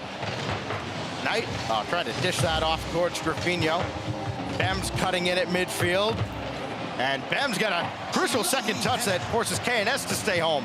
And this is not where this team wants KNS at all. That's where Begojais wants Drafinho from the wing under the bar again. it was just enough of also getting, himself thrown at night. Or at night, excuse me, throwing himself towards that last man there that he didn't even need to make connection. It's a high-pressure situation that is stressful enough that Jaffinho just needed to stay calm. And he was going to be given the shot opportunity, and he did. Kevin Nacho now is going to have to play this one from all the way back. You can see Bems and Knight just following them. Bigotes at this point in time is on full-on pressure towards this team.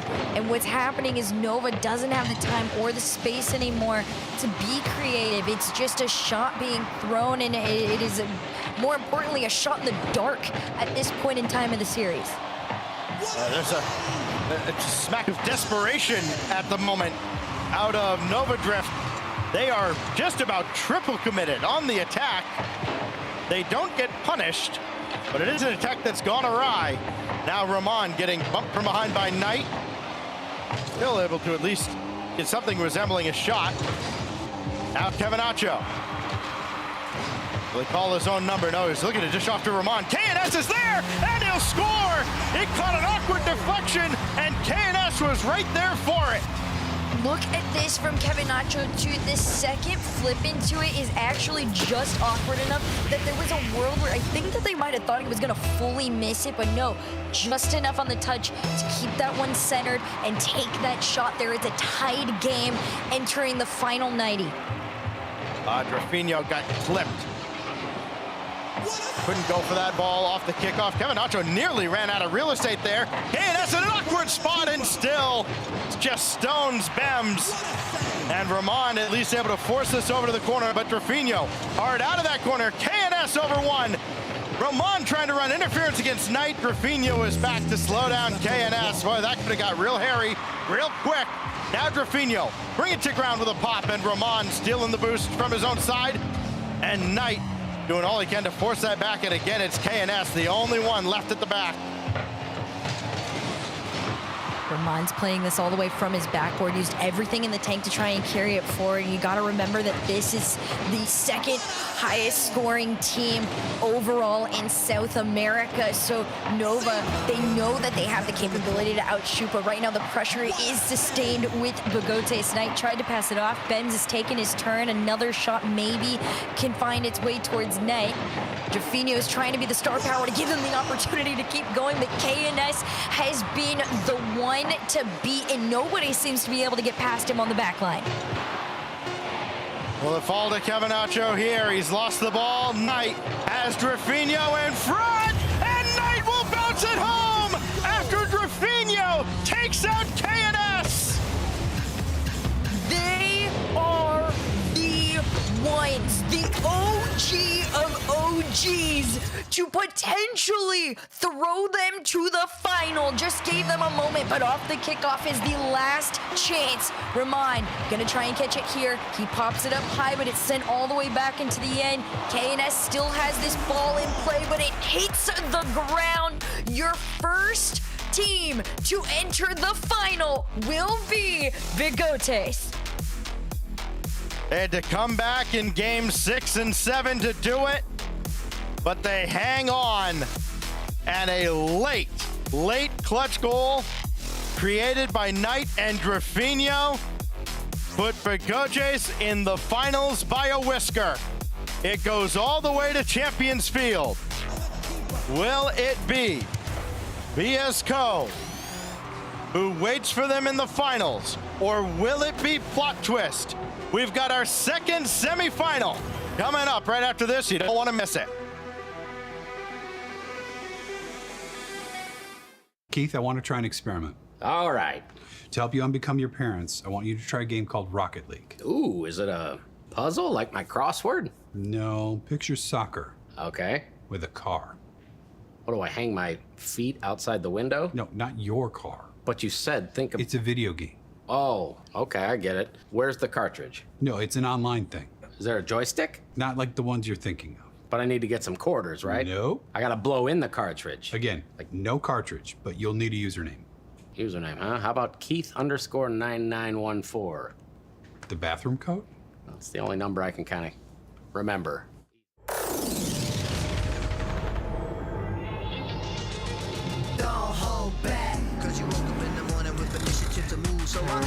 Don't hold back. Galvanize. Trajectory and balance look good. You're confirmed to go for orbit. Every day, Michelin innovates to move the world forward on the road and far beyond. Michelin, motion for life. Pressure's starting to build, though. Oh! It landed the bump, but saved it and Twisted Minds are looking to finish. Oh, what a demo. Oh, Stizzy, downfield, down the jack. Open net, he doesn't have to hit it. Big shot, pass, up high, not over, 0 seconds. It's too late, on the ground, Army points. That is how you take an opportunity, Ruas. Nudge the exotic out of the way to open the door.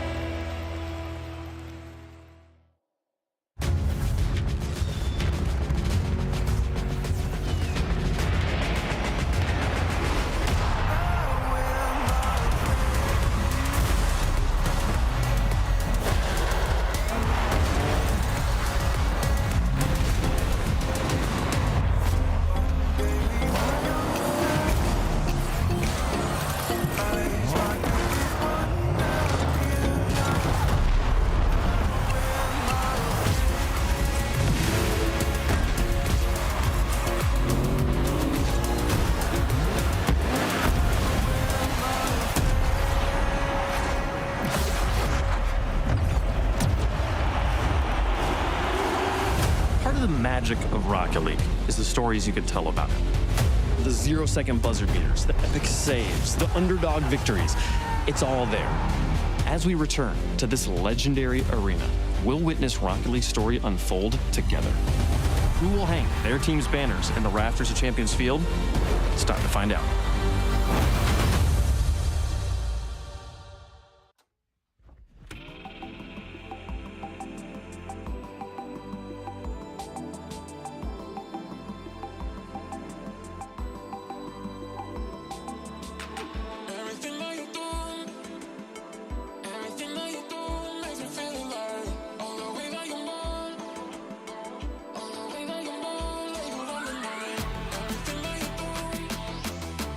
Everything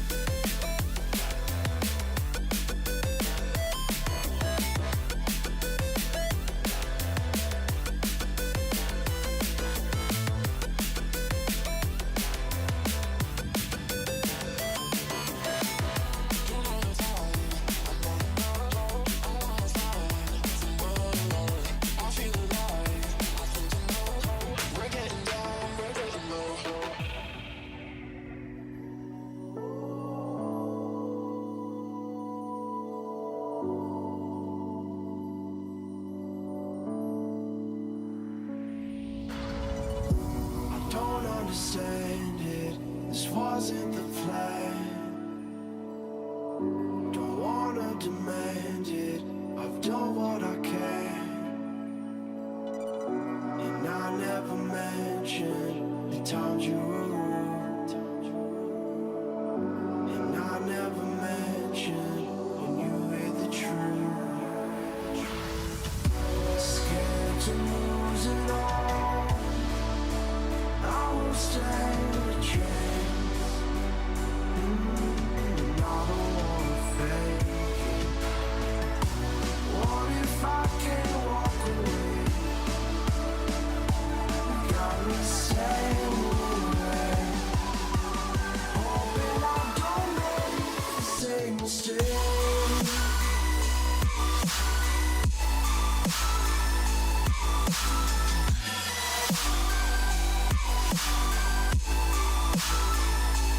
Same mistake.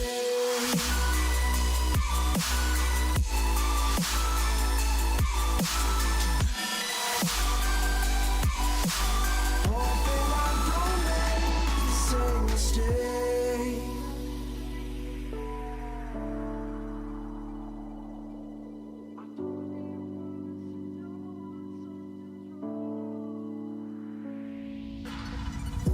I don't like to leave things unresolved. Maybe it's madness. I'm begging you, please pick up the call. You're causing me damage. I should've known wasn't your fault. Don't even matter. I wasn't thinking clear, trying to take it there. Scared to lose it all. I won't stand a chance. And I don't wanna fake it. What if I can't walk away? You got me standing in the rain. Hoping I don't make the same mistake.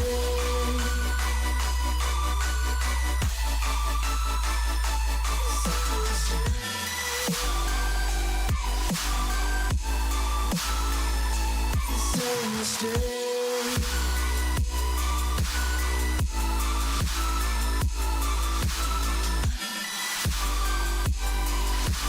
Hoping I don't make the same mistake.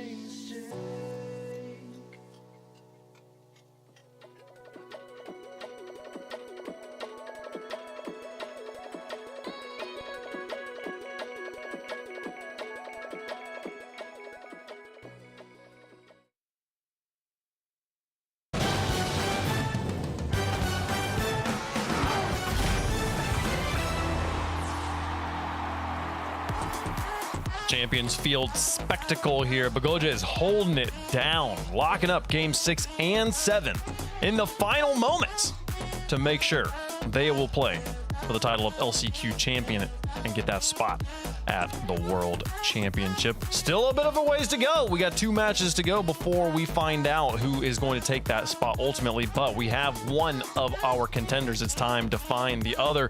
Nova Drift here, Stacks. I mean, what'd you think? I mean, I felt like it was a kind of an instant classic of a match. Great back and forth between these teams.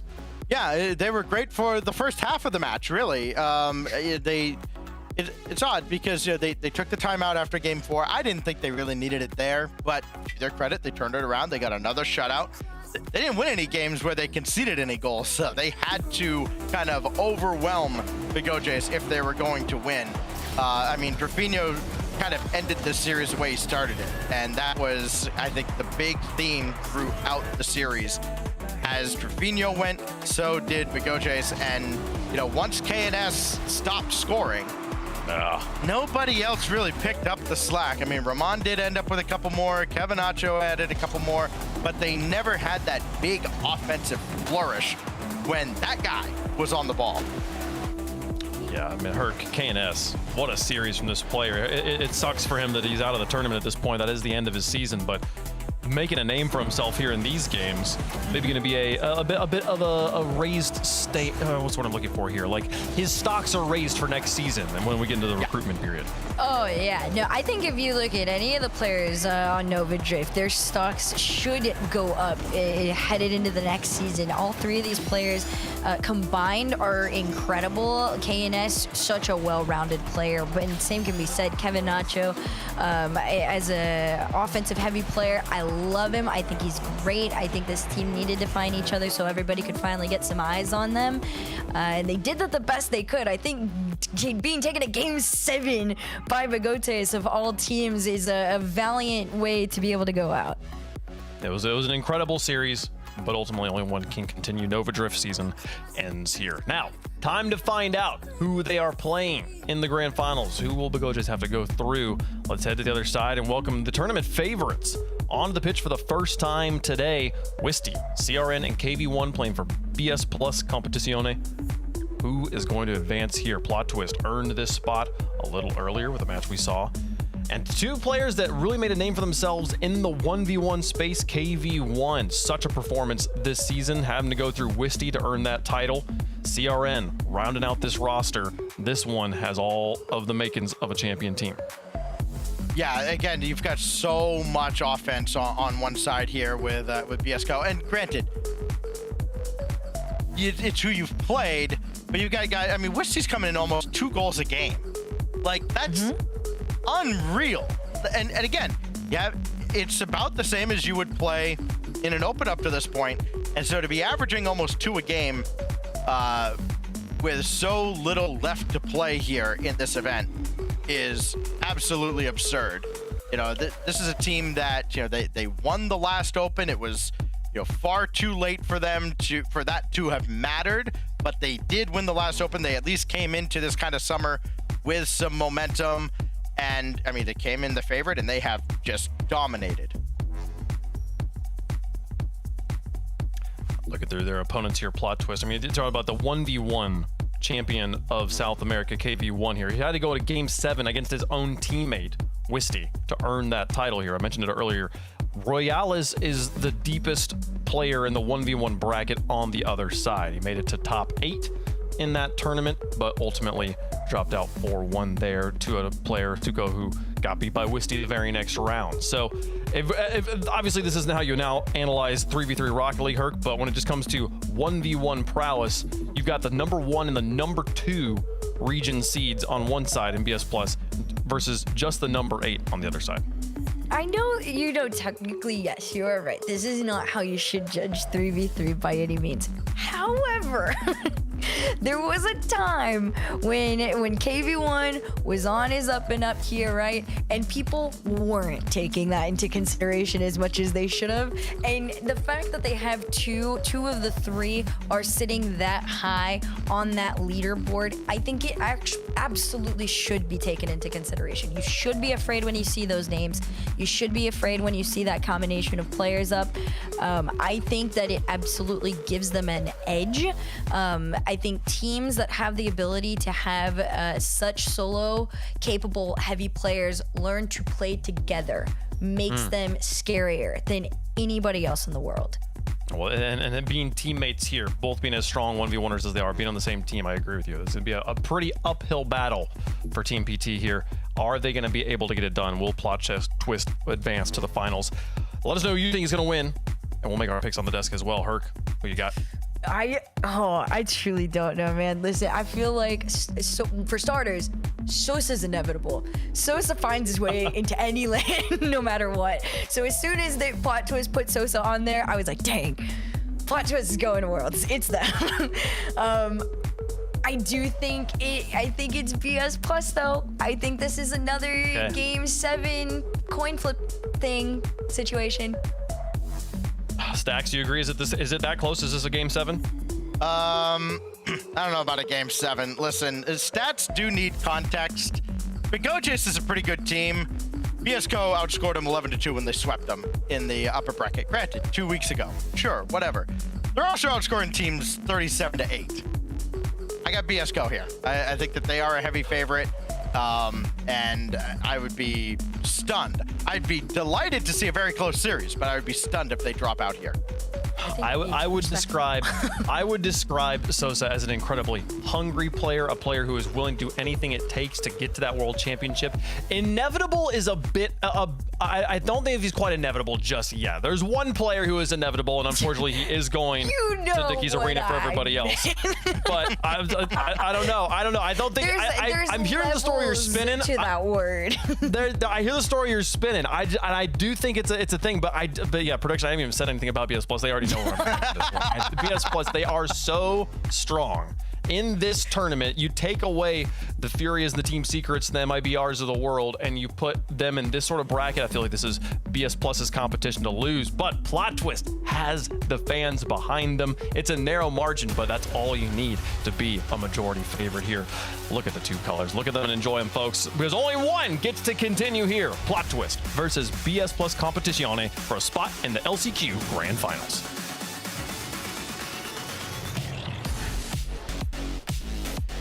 It all comes down to how you show up on the field. Stats, records, all that matters going in.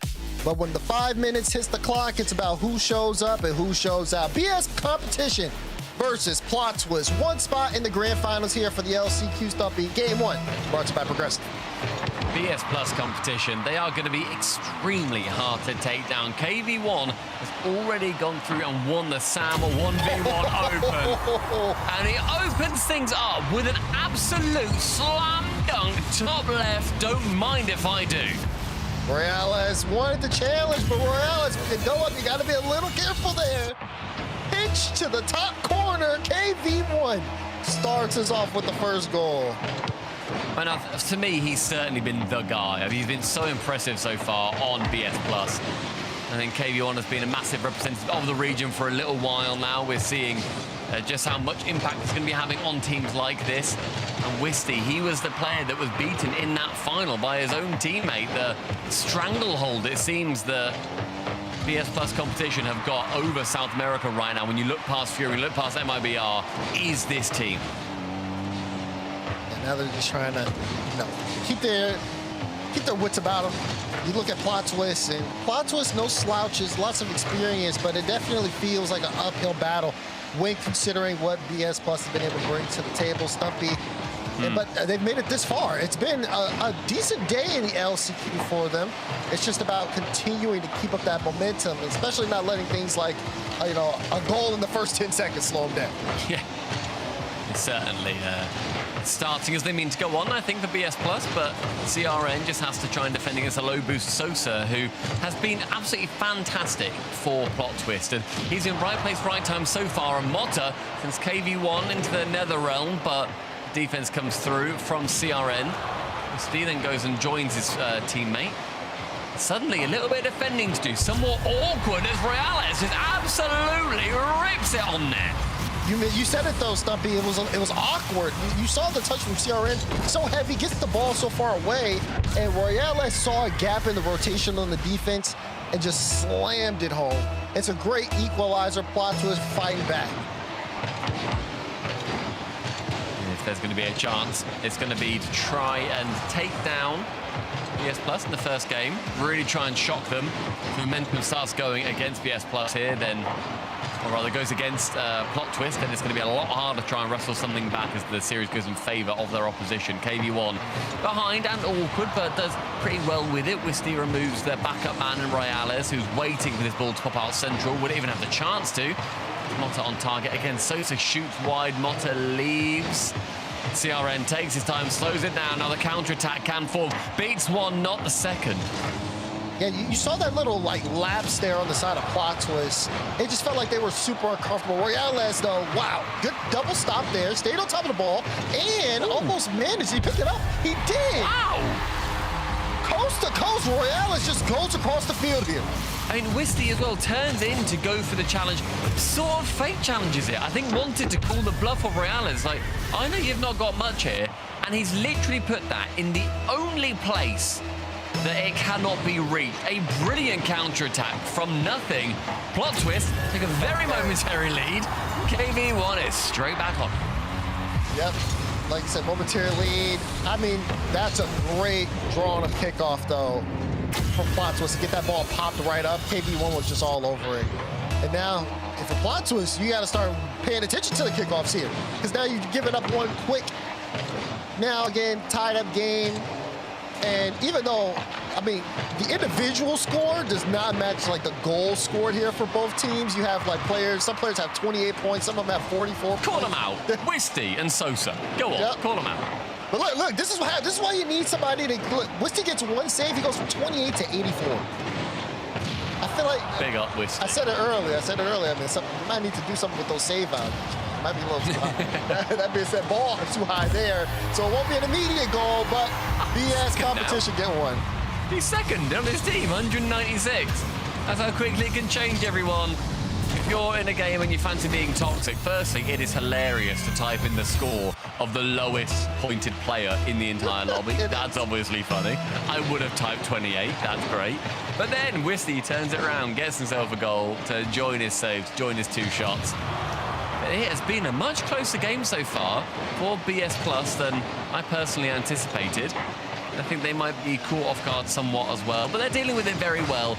I still back them to have that little bit more fortitude. A great carry play from Motta. It's pretty far. Rlcs then goes into bump and certainly making BS Plus feel uncomfortable here. Yeah, Sosa was looking for the pass, one at the outlet, but Rlcs couldn't get the mid boost and turn in time. He's got to go all the way back. This is awkward for him because, again, he's got to get the boost, can't read the ball, so leaves it for Wisty. He's taking his time, wants to force Wisty to give up the possession, give it straight to Motta, and it does work out, but oh, I didn't think Motta would be able to get out. That was such a big win in the midfield, but even Rlcs was caught off guard because he was awkward. It just feels like plot twists need to get on the same page here if they want to keep up the offensive pressure. They have the right idea, but not everybody's able to execute. And that offensive pressure has been so important for BS Plus so far. There's a chance here as he gets forced in for Motta.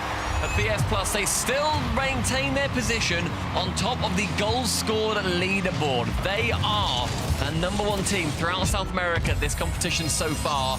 And Motta is cutting that down goal after goal after goal. It has been a 6-goal thriller to start off semi-finals number 2. A lot of high action, and it doesn't show any signs of slowing down. TRN can't get that through. We'll try to get a win there, but the big dog and Sosa a little late, thought the ball was going higher, so his aerial just got thrown off. Touch to get sent away, but look at the speed on this competition. They are just so fast. It's so hard to keep control if you're on the defensive side. A shot from Wisty, blocked out, and Motta had to get a touch, otherwise a follow-up shot was coming. Rlcs as well, just about can tip it away, and you're saying about the speed earlier. That can also work against BS Plus because they had a team bump. It meant that then their continued offense did become that little bit less effective, and suddenly we're seeing in the final 20 seconds a lovely set of chain dashes for Motta, and he removes CRM from the pitch. Final 15, KV1 on the push. Oh, Rlcs want to cut it off, but it still hit the back ball. Have to communicate in this moment. Plato's looking to get out. KV1 bringing the ball in. Sosa pops it up. CRN, where's the pass going towards? Takes it low, trying to do it by itself. Went the bump, but it gets denied. And we have overtime here in game 1. It's going to be the 4th overtime we've had so far this event. Released today on Championship Sunday on this beautiful Friday. Let's do with the 50 against Sosa, a player that not necessarily has been given the chance to show off in this series so far in just game number 1. KB1, he has had more than enough chances. He gets another flick, gets another shot on target. Wisty, that's his opportunity to. CRN waits and lurks, makes it really very awkward. Goes to the bump in for Rlcs. Can he get another screamer from his own half? Instead, doesn't fancy sending it on target that time.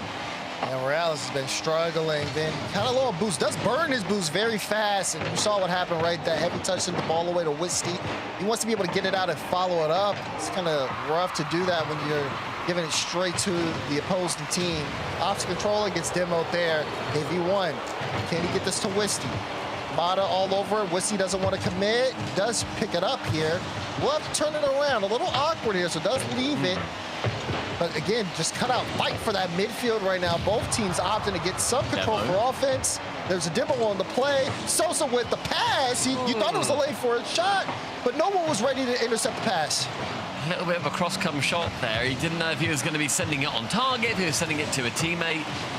I didn't love that from Sosa, but I've said that before, and then the team has succeeded. KV1, no boost, has to just about pop it high. Very awkward for him. And now an extended period of offense from Plot Twist. On target again, but easy for KV1. Those ones aren't the ones that you want to be finding their way in, though. That is merely to try and work down the boost from your defending team. Wisty to the backboard, an attempted bump, unsuccessful. Now, Potts was trying to turn it around here. Looking to get physical. Mott can't get a bump on anyone. Rlcs up fast, but didn't have the boost. Tried to fake out the defender. So CRN will get the clearance. Mata with a catch again. Gets bumped out the play. Rlcs get cut in the midfield. Now it's just CRN last back, and they put this one on again. Rlcs with the hat trick and the final goal to win game one. Puts Plot Twist on his shoulders. The backpack is open. Rlcs is carrying it. 3 out of 4 goals for Plot Twist there. And I'm gonna be honest, CRN throws it away. He was the final man defending, and he dives in as last man. A massive error. And that means a BS Plus competition. They lose game one after going up in the first 5 seconds. Yep, first 5 seconds, but just over the stretch of that competition, Rlcs showed up and showed out. Shoot 50%, 3 shots, 3 goals, even 3 saves to go with it. Sosa did a great job trying to set up some assist plays. Mata was all over the field as well with a goal and an assist himself. It was just an absolute battle, which, I mean, does show no signs of slowing down the way that this series is going. I think we're all in for a treat here. So. Yeah, definitely. Very high quality series, and Plot Twist, they've started off exactly as they mean to go on. They have, I think, taken it to BS Plus competition, and I don't think they outplayed them in every regard, but they certainly just took their chances as and when they came. They didn't have a huge amount of these proper convincing shots. The shot totals are actually very similar. They were both on 12. They're identical, in fact, but they didn't, a lot of them were just put it towards the net, see what happens, make them save it, make them use boost. They were trying to wear down BS Plus, whereas I think BS Plus's chances were a lot more like, no, this is the one that makes its way in. This is the one that makes its way in. And of course, they couldn't work through as many as Plot Twist managed to. And Laz, is it going to be Sosa again competing to go to a world championship for another region? It certainly looks possible, but we got a long series here, Stumpy. We're only in game 2, and we just had 7 games in the first one. That being said, I want to go back to the pre-show because you had a great point. Oh, wait, Wisty. Never mind, hold on. Wisty starts us off with the first one. Keep complimenting me. Keep going, keep going. Screw Wisty, I don't care about him. So tall and handsome. So tall and smart and handsome. Yes, good job. Good beat from KV1 to set up Wisty. Actually, it wasn't in the pre-show. I think it was in the first game. You had talked about the speed from BS Plus, saying that, you know, that could be the thing that harms him. And we saw a little bit of that in game 1. We're also seeing the exact same thing we saw in game 1 with BS scoring in the first 30 seconds. So it does feel like a bit of a trend here, but Plot Twist's big thing I want to point out was the counterattacks. They've been really strong on these. I think Rlcs especially, he's able to identify a moment where a player isn't quite able to get that. It's just not necessarily there for that second touch. He's got a fantastic read of the game and the pace and the positioning of all of these players. All positioning there for him, unfortunately, but maybe it actually works out. He then goes for the snapshot. He dunks on CRN as well. The opportunity is really starting to open up for Plot Twist. High to the ceiling, Rlcs again, but what a pre-jump from Wisty to shut that down off the rip. Yeah, now CRN trying to go up the ladder here. Gets the flip, uses it, not enough, and Mata gets back to the ball before KV1 can come in for the follow. Now Mata with a high flick, looks for a bump on KV1 where Alice will get up off the sidewall, but not before it's cut out. This is Plot Twist trying to set up offense, but they are losing the battle of possession.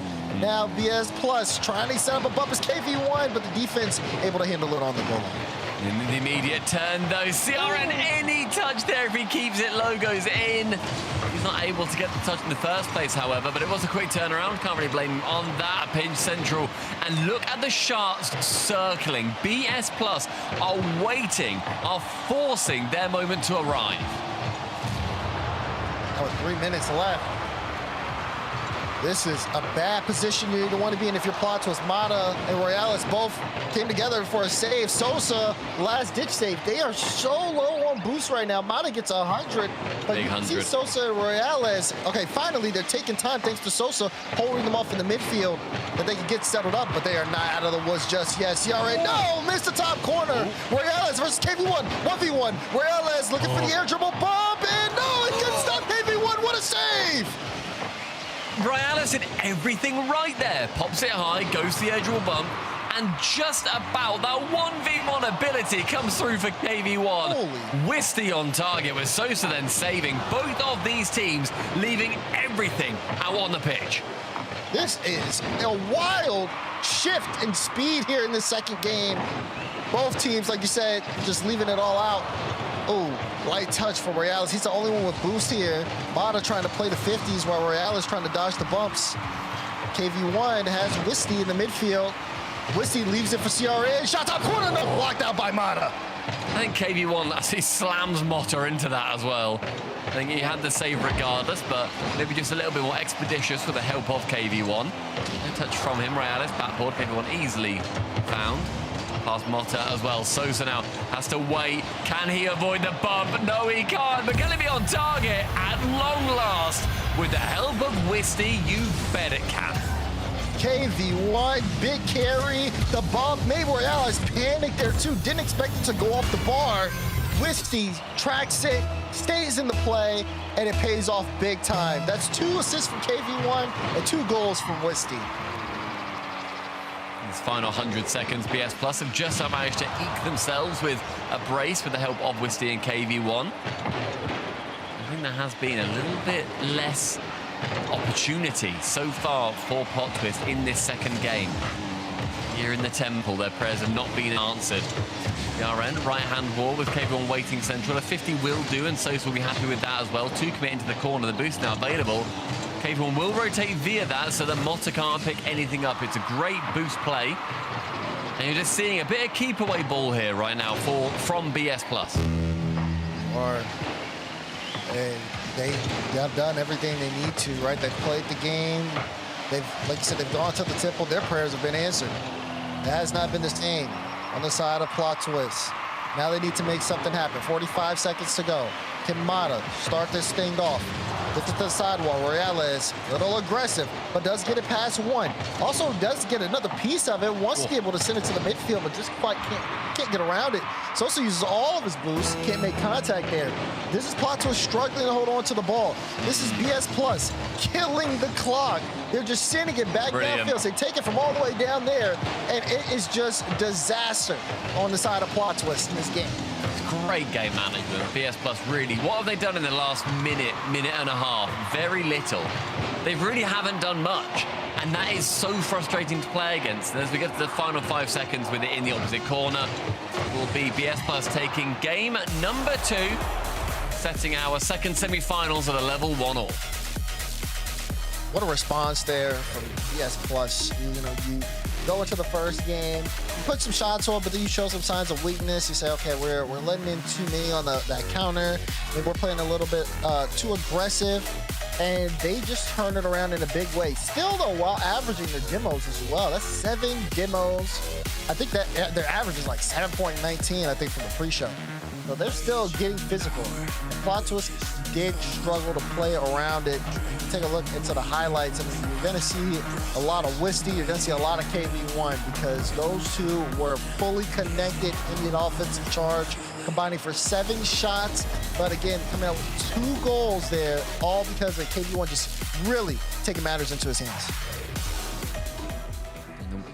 It really is going to come down to Plot Twist and how they're able to respond to that. And I think that so far they've shown that they can respond to it very well. I think that Plot Twist have definitely got that ability, and fight that they possess is going to be integral to working through what I would ultimately consider to be a stronger team in BS Plus.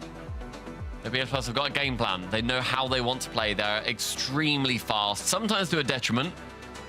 does leave them susceptible to being faked, but I don't think that we've seen that too much going through from Plot Twist so far. They've not been able to slow their game down and take it to their pace because we've seen just how much ball control is had. And Wisty immediately off the kickoff registers a shot in the first 2 seconds. A demo, KV1 midfield, CRN on target. It is the same story yet again. Another early goal for BS Plus. I'm glad you pointed it out. Another, like you said, another early goal. This one in the first 10 seconds. BS Plus back in front again. You wonder, they have to be tired of playing from behind like this. Oh, goodness, it's getting worse. It's getting worse. Another one off the kickoff. I mean, they've had one in the first 10 seconds. This is now 2 in the first 12. Anyone can cook, but unfortunately, there's already 3 chefs in the kitchen. You're such a wordsmith. Thanks, man. Sorry, it's midnight for me. It's late. It's late, and I'm mixing up words. I'm raw dog in the dictionary. You're doing a great job. Thanks, man.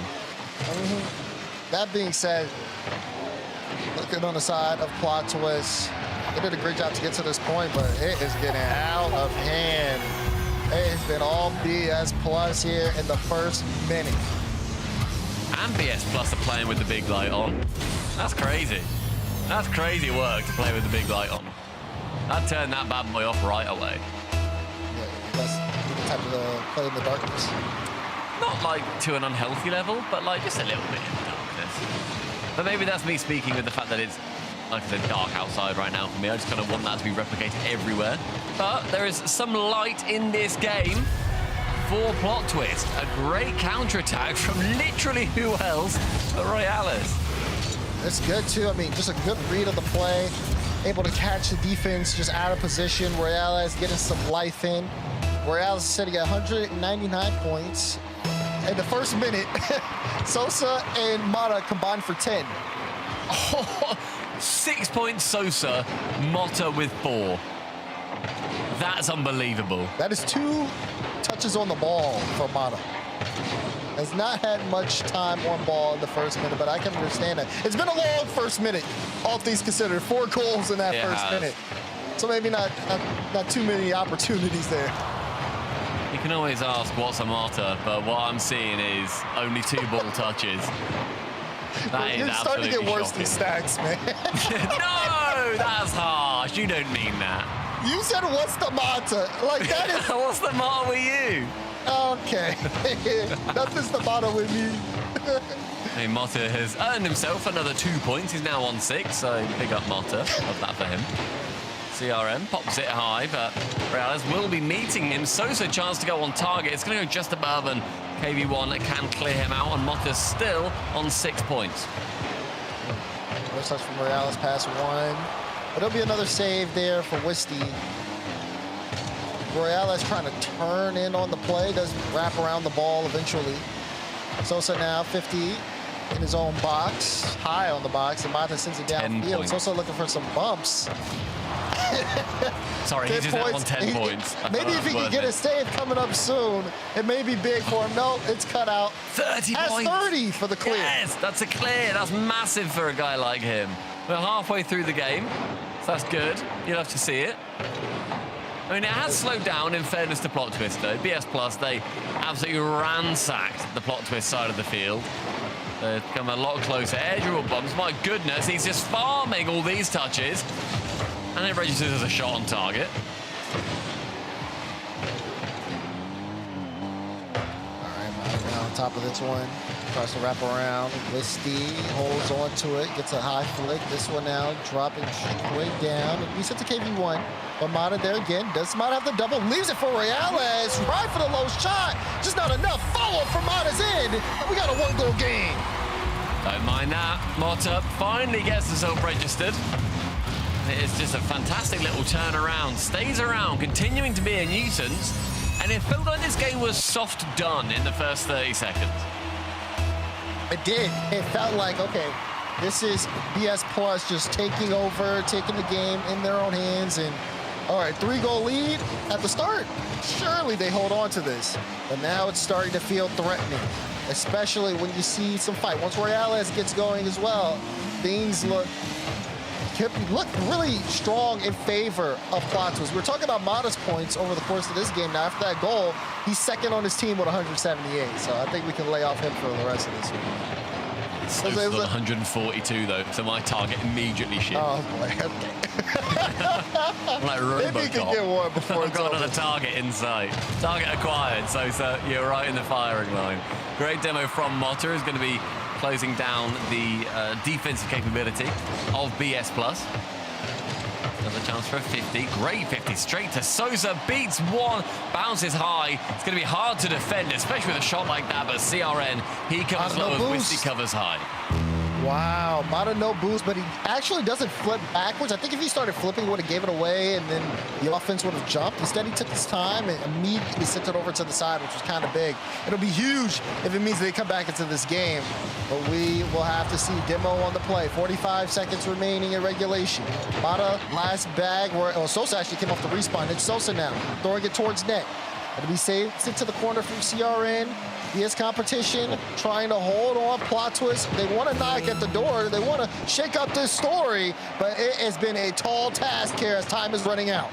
This is also exactly where BS Plus have done so well previously, where they were able to game manage.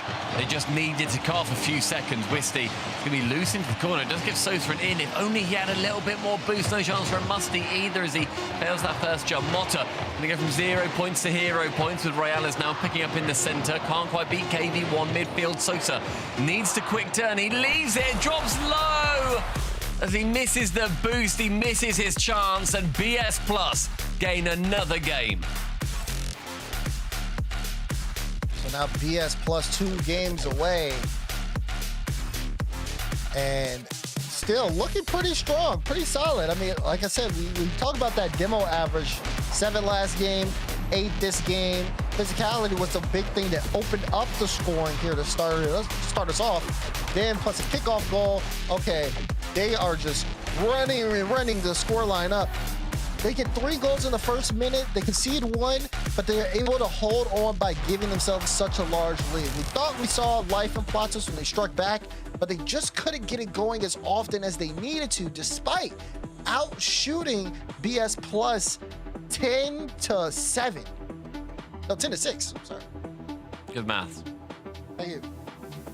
Yeah, I think that's Plot Twist's, I guess, thought of, okay, if we are now taking these shots, we're putting a few on target, maybe make them that bit more threatening. Because they're clearly having the opportunity to have these shots, but they just aren't necessarily being able to convert them as much as they need to.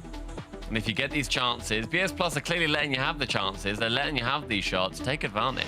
Make them that bit more threatening. Try and sneak something through. In game number 4, BS Plus will be quite happy with how this series is turned so far. Plot Twist may be frustrated that they started to come back in that game, but they did just let a few goals go so early on. Again, they started off with a demo. Again. No, I thought they started off with a goal. This one doesn't go in. That would have been so fire. That would have been a clip. That would have been. That would have been all over the subreddit, and you know it. Yep. This plastic. That's tough, man. That's tough. I'm sorry that happened. First 30, though, has been that pressure from BS Plus, but immediately held off, which we have genuinely not seen so far for Plot Twist. It does become that little bit harder for Plot Twist, or rather for BS Plus, to be able to essentially start every single game with a handicap. Yeah, this is. I mean, it's good if they can keep it at this even scoreline. See if they can strike first. They got to be able to kind of switch the narrative of how these games are being played. It's always them kind of playing from behind. If they can set the tone, I mean, it would just be just so much better off for them, not just because of the scoreline, obviously, but just the way the game is going to move, knowing that BS Plus is coming your way. It makes it a little bit easier to manage. You know, it's Rlcs. He had Mata as an option to pass there, decided not to, and wanted to play it high. Mata opts to play it low because Mata doesn't have boost here in the play, and feels like the offense is starting to fizzle out for Plot Twist here. Going to be continuing at the behest of BS Plus. Rlcs can work it round 1. Sosa now can lurk and wait. Gets that bump. It's really nicely played. In fact, maybe CRN just about escaped with his life. Great flick, clears it away, but with no follow-up. Possession will just fall, and Rlcs goes for a heat check. Doesn't lead to anything. In fact, yes, it does. I don't quite know how that has, because no one was in a position to follow up. Yeah, you want to be able to see, some strong follow-up, especially at this stage. They understand how important each possession is. But not being able to execute once again, maybe hopefully not a worrying trend here. KV1 off the corner. Wanted to get the bump on Rlcs, couldn't find it. This one will go to Sosa, but Sosa does get bumped. No free ball. KV1 jumped up. As he jumped, he became the last one up with boost. Now Wisty off the respawn will have a go. Is anyone up? Rlcs gets it to the air, does play ball though. Wisty not gonna fake it under 1. Instead, he'll have to hurry back to defense because CRN's the last one back, and the pressure's coming. Fake it to the shot. Wisty got back and got the save. Unbelievable idea for a play there, though, from Plot Twist. I love seeing that fake come through. Sosa's shot, though, a little bit too safe, just dead center of the net. The intention was brilliant. The execution was poor. Are they setting up for more? No, this is a lot of space in the midfield now. Mata, good use of the flip. I think that was the last of the second set for the dodge. Meanwhile, KV1 moving upfield. KV1 planned off the back wall. Sosa there to meet it. KV1 gets a demo on Mata. Will it help increase some of the offense here for BS competition? Hasn't done too much. I mean, the rotation have been pretty solid. This has been a tight game. KV1, you thought that was going to be the one that would get there. Rlcs with a stop. I was literally thinking then, that's a goal. That's KV1 shooting at a net where nobody was particularly wanting to go for the ball, but I think then that meant that anywhere he went, there would be a player from PT covering it. Really well managed, as Wisty can't beat Rlcs in his own half. Chance for a flip, gets in midfield. Sosa, you better finish that. No, CRN ruins all of our fun. Rlcs pinch to Sosa, back to Rlcs. Shot saved from KV1 at the goal line. A little bit more pressure starting to mount up. Bumps into play.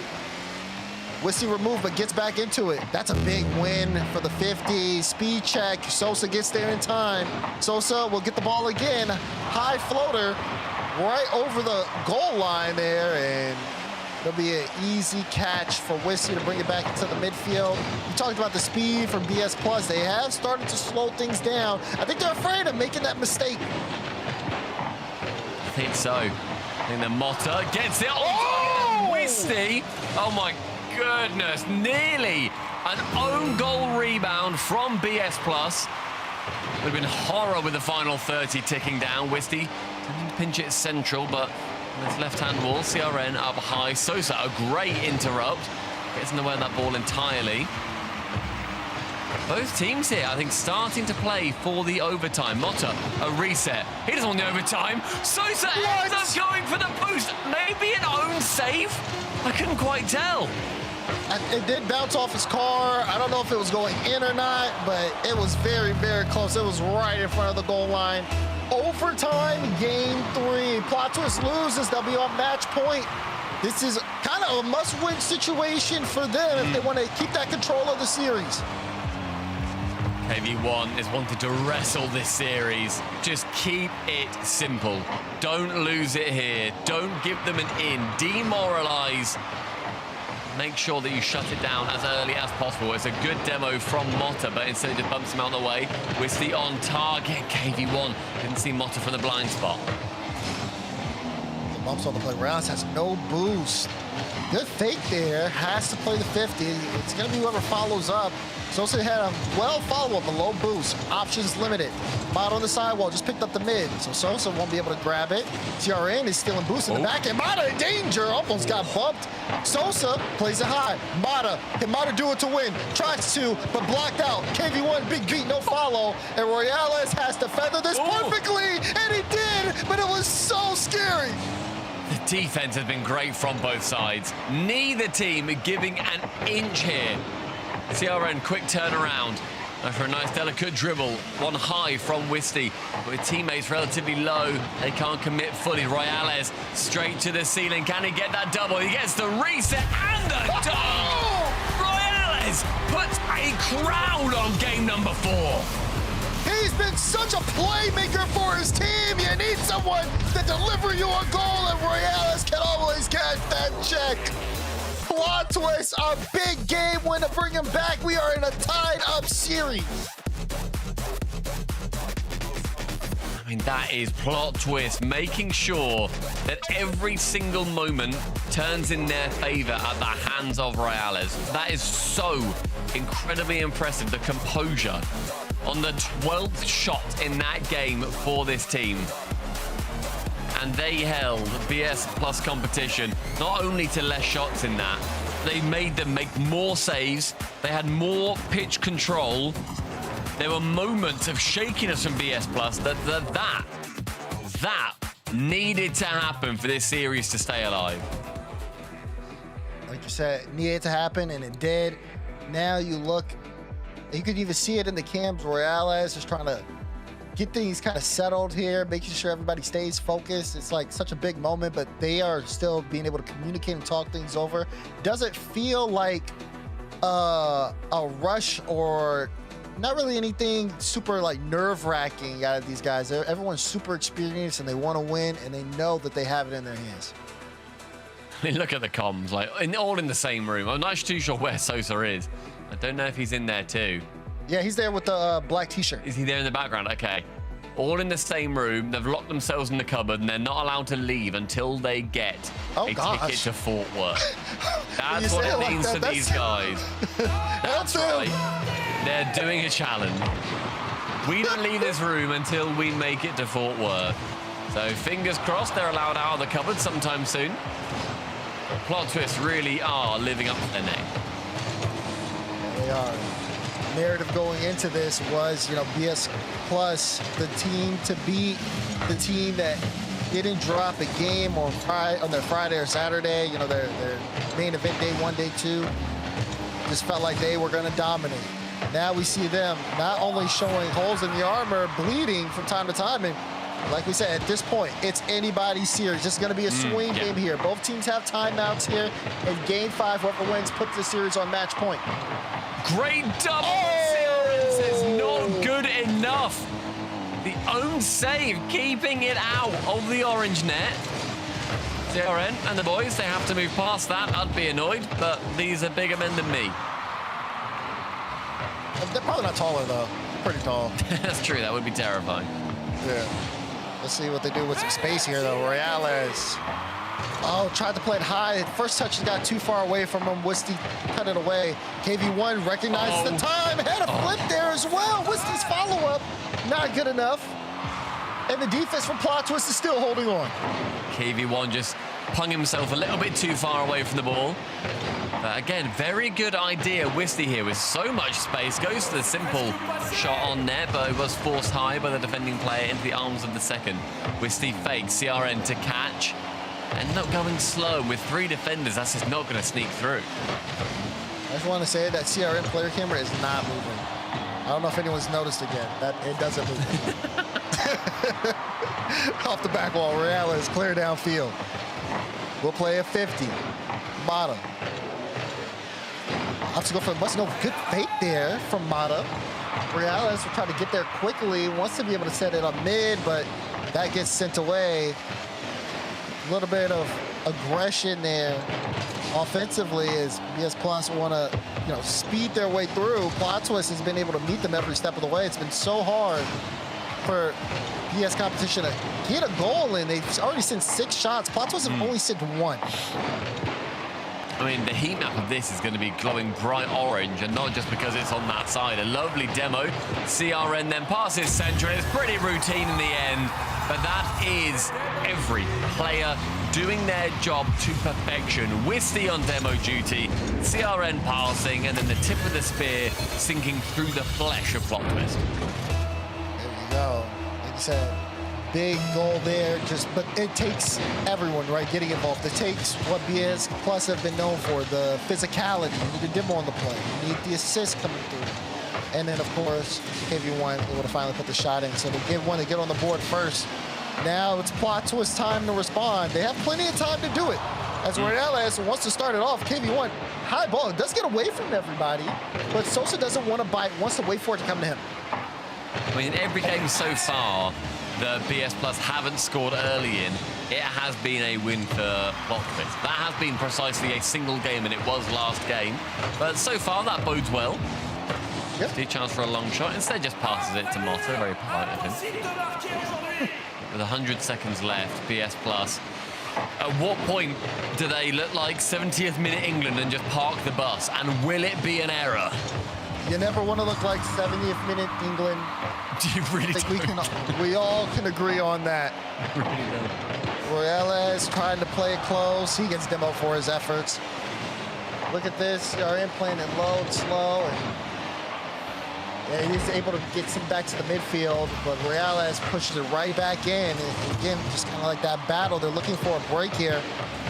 Need someone to step up. You know, we talked about the points. Last time we talked about the points, you had Sosa on your target lock. He's got 30 here as we're in the final minute.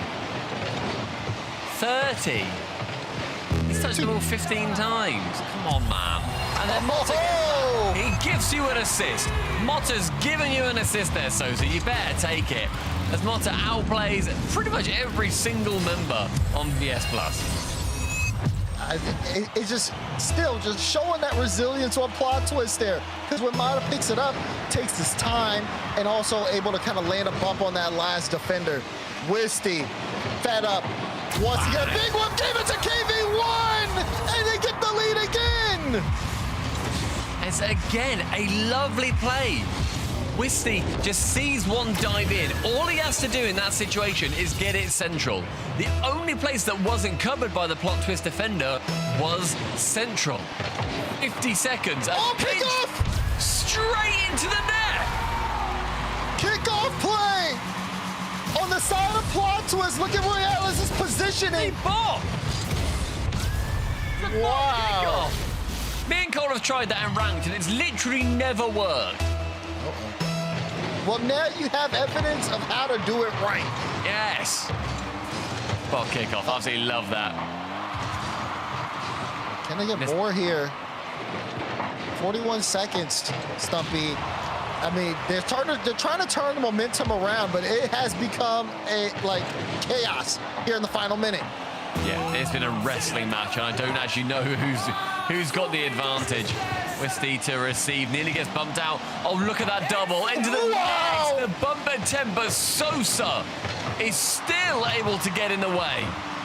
And points don't matter at that point. That's an incredible stop. He doesn't have boost. He'll need to get some here because right now they are still hunting. Wisty shot. Oh! Wisty found the hole! I didn't even know that hole existed. Gets it just on target, sees what he can do. It threads the needle to perfection, and he sows something great. BS Plus competition, 3-2 in this game, right at the death. The Motta with 100 boost straight towards the midfield. One at mid, KV1 is up. Sosa had to go for it. He was now going to keep it away with Rlcs in the back corner, flicks high, clever move. First to it will be Wisty, challenging along with Motta. CRN can let it drop, chooses not to, but Rlcs with no boost against a pre-jumping KV1 from the backboard. CRN, his chance, midfield, will be hitting the floor. BS Plus, one more, and they go through to the final. They had to put work in toward the end of that game because Plot Twist still bringing it back. And I mean, the offense and the defense leveled up. It just couldn't get it across the line. But for BS Plus, they strike first and they weathered the storm. That was Plot Twist trying to come back into the game. I need to take another look at the highlights because it was so many for me to even keep track of. Offensively, defensively, kickoffs. That game had a little bit of everything. So high emotion. And I have confirmation, we have a timeout on the side of Plot Twist here. I mean, it was 1-1 going into the final minute, and then it ends as 3-2 1 minute later. A fantastic showing from both teams, quite frankly. Even Sosa at the end, he got 160 points. I'll give him that. He wrestled himself back. He's not been sitting too deep at the bottom. It's all right. That's fair. That is fair. Now you get ready to go into this kind of game 6 and world's champion, the world's RLCS championship on the line. Just being able to qualify through for the LCQ. You want to make it to the grand finals to fight your way through. I mean, after this, you don't even want to think about what happens after this. You want to think about getting the win, and you have to refocus here in this moment. I think that for Plot Twist, as experienced as they are, that's exactly what they're all trying to do right now. Only a couple of these players have managed to go through to the World Championship historically.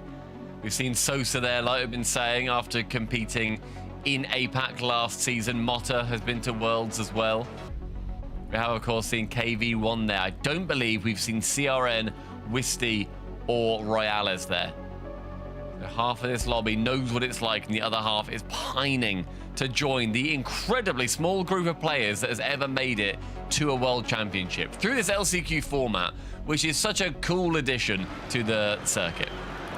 Absolutely. And if BS competition make it, I would be interested to see if that whiteboard makes it to the stage. Because I don't think I've seen that ever happen. Like a coach holding a big whiteboard behind his team before. I thought that was really interesting.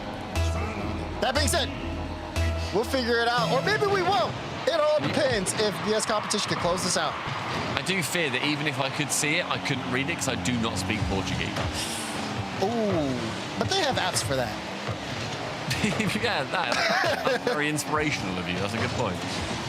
Yeah, we'll figure it out. I'm not too worried about it. In this first 20 so far, the Plot Twist, they've had a bit of pressure against them, but they haven't conceded. So they've done pretty well. And they have now, unfortunately for them, ruined their stat of not conceding the first 10 seconds and then winning that game. So I think it's going to come down to BS Plus. Can they do it in 6? Will it go to that fabled 7? Do we see championship field? Rlcs want to catch that. Sosa had a strong clearance. Demos, when they come out for BS Plus, it is just so tough for Plot Twist to kind of get that follow. It does slow them down a bit.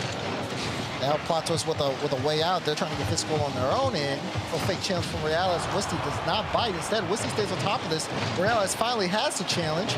And KV1 fakes it to CRN, and it'll be a close save. Follow up from Wisty. It's a goal! Watching that from the defender's perspective, that is unsavable. Great start by Motta. Rlcs does jump just in case.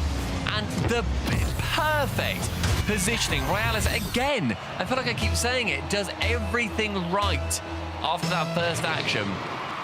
But it's just finding that perfect spot, the pixel-perfect point where a goal will just about sneak its way in. Now, the trend continues. The first early goal has been struck by BS Plus. Plot Twist will look to respond. Sosa getting a little aggressive, but it'll be Mott on top of the ball. Let's play it off the corner.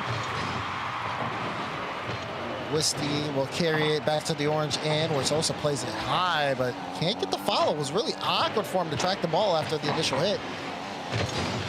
Battle for that midfield kind of continues, but looking a little shaky on the side of Plot Twist in terms of just those individual mechanics. I think it's going to be those nerves, right? This is then where, when you get to Neo Tokyo, you know this is game 6, and you know that you need to win the next 2 just to get to the grand final. A place where BS Plus, I'm sure, have already ideated themselves being. As good pressure coming through. KV1 is going to be continuing at that work. Rlcs to receive, one central again. What a jump from CRN. The recovery here is something that everybody can learn from. Quickly jumps in and instantly leaves the wall. KV1 bulldozes the way home for goal number 2.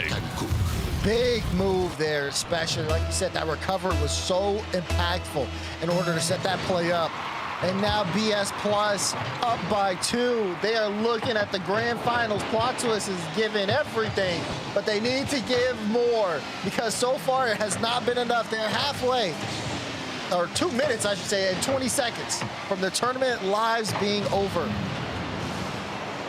Fought very hard, and I absolutely backed them to continue fighting hard.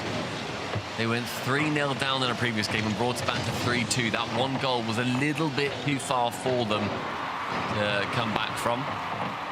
Maybe this is the perfect spot for them. Wisty gets beaten out by Sosa, but only gets 15 into that corner towards CRN. He beats the defending player, rushes in. CRN did not look like he still had control of this one, and Rlcs jumps in on it with no boost. Was it the instant wave dash as he lands? I don't know how he got that speed so quickly.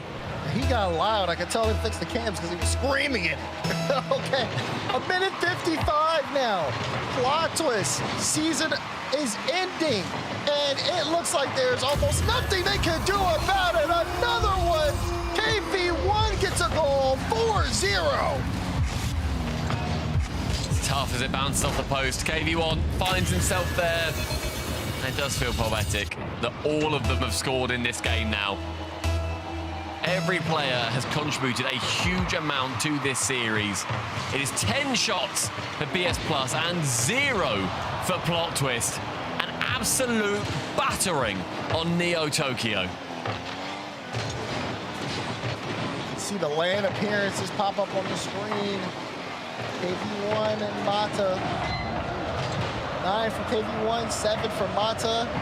But only one of them is going to be moving forward in this, and to fight for a chance at least. Meanwhile, you got players who have never made a land appearance, let alone a world championship appearance.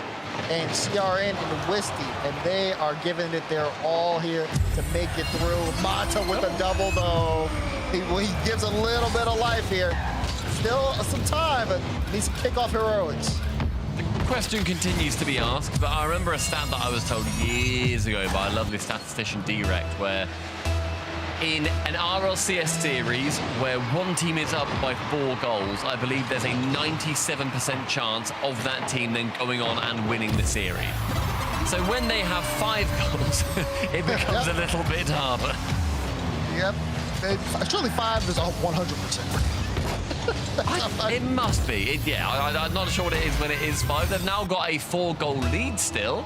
But that's also, obviously, when there's a bit more time. There is 1 minute left, 1 goal needed every 15 seconds. And it will not be starting off right on that 1 minute mark. And BS Plus competition, Daz, I think, can put one eye towards the grand final. Yeah, you're right on that part.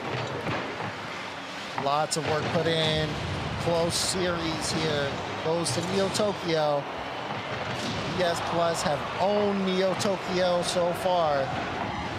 Still have one more series left, but this does feel like, as Stacks likes to say, a victory lap for BS Plus.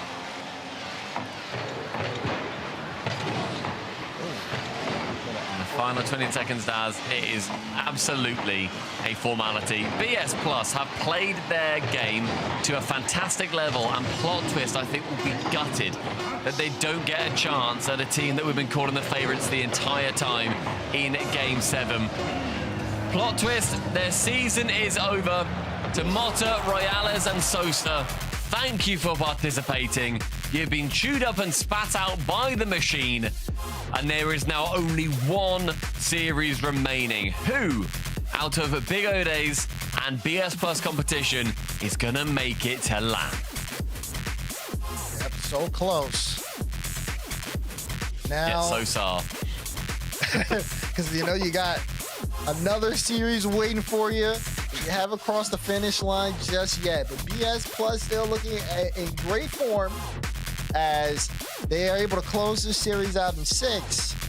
But who is going to cross that line? Who is going to be the LCQ winner, Sam, and represent South American region in the World Championship? We'll find out after the break.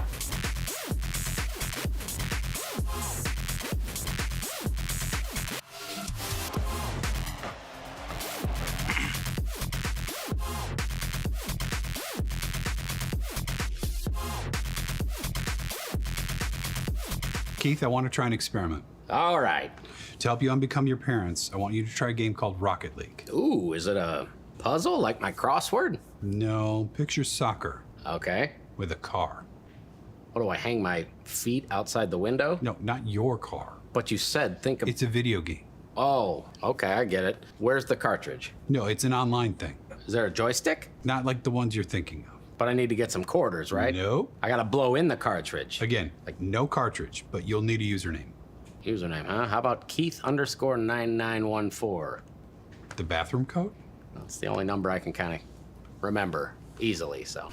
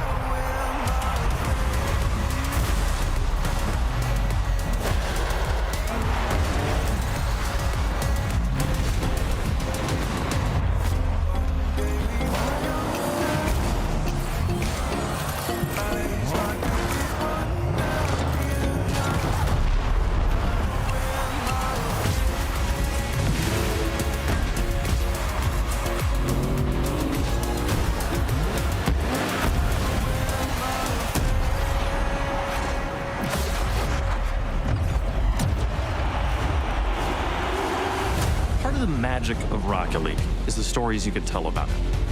The 0-second buzzer beaters, the epic saves, the underdog victories. It's all there.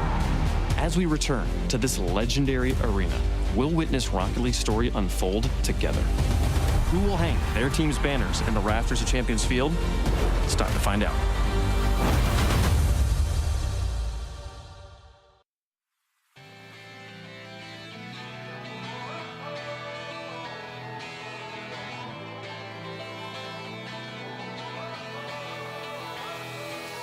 I know you said stay out of this bit, but I don't get tired of it. You told me I'd never be happy. I'm not sad at all. Maybe I'm a fool, following my dreams, but mama, you're gonna see me on every magazine.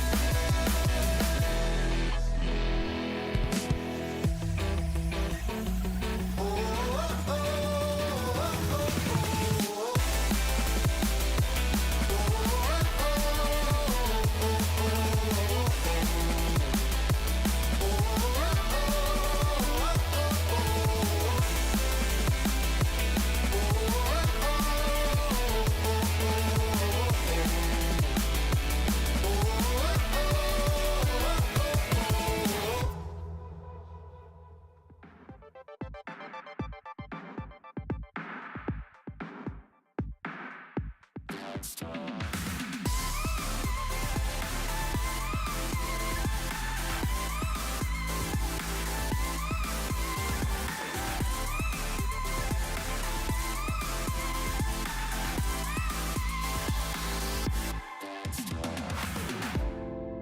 said you're cool and that it's alright, but you're hiding something that don't feel right. You know life is better when we just talk. When we just talk, let's talk. Baby, I'm not Potter, I got language. I ain't got no time to sit here angry. You know life is better when we just talk. When we just talk, let's talk.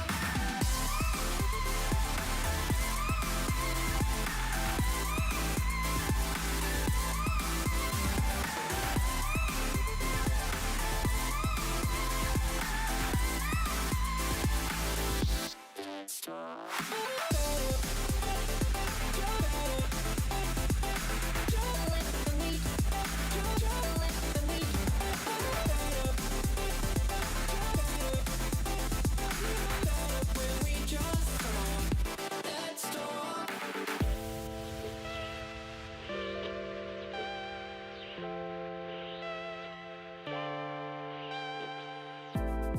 I know sometimes I can say the wrong thing.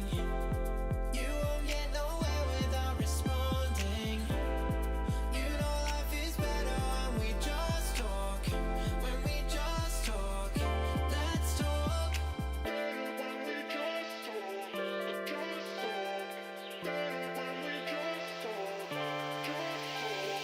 Better when we just talk, just talk. Better when we just talk, just talk. You know better when we just talk, let's talk.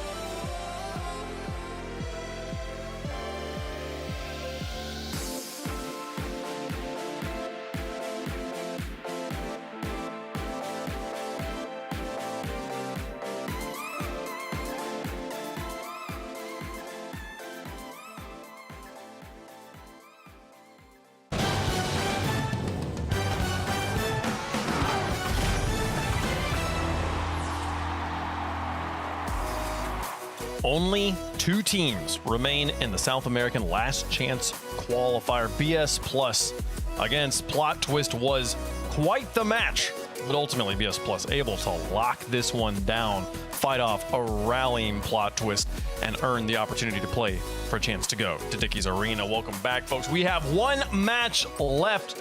Gentlemen, it was a back and forth. I mean, do you feel like with you guys, I mean, you guys were watching this one, I feel like you maybe even said this at the end of the match there, but like, was this a BS Plus stepping up? Was this a Plot Twist not rising to the occasion? And how do you feel about their chances in the grand finals? I think for me, it was BS Plus being such a lazy answer, being the better team on the day, where like, I think that there were issues that Plot Twist were finding that they were able to exploit. I think they were exploiting the speed that BS Plus were putting forward, but then they didn't always do that. I think earlier in the series, Rlcs especially, we're going to see a few of his long distance goals where they just sneak in. They just about find their way in. And it's a shame that they couldn't keep going with that. But Daz, I do also think that it was up on BS Plus to essentially continue turning that screw and almost eventually winning that series inevitably.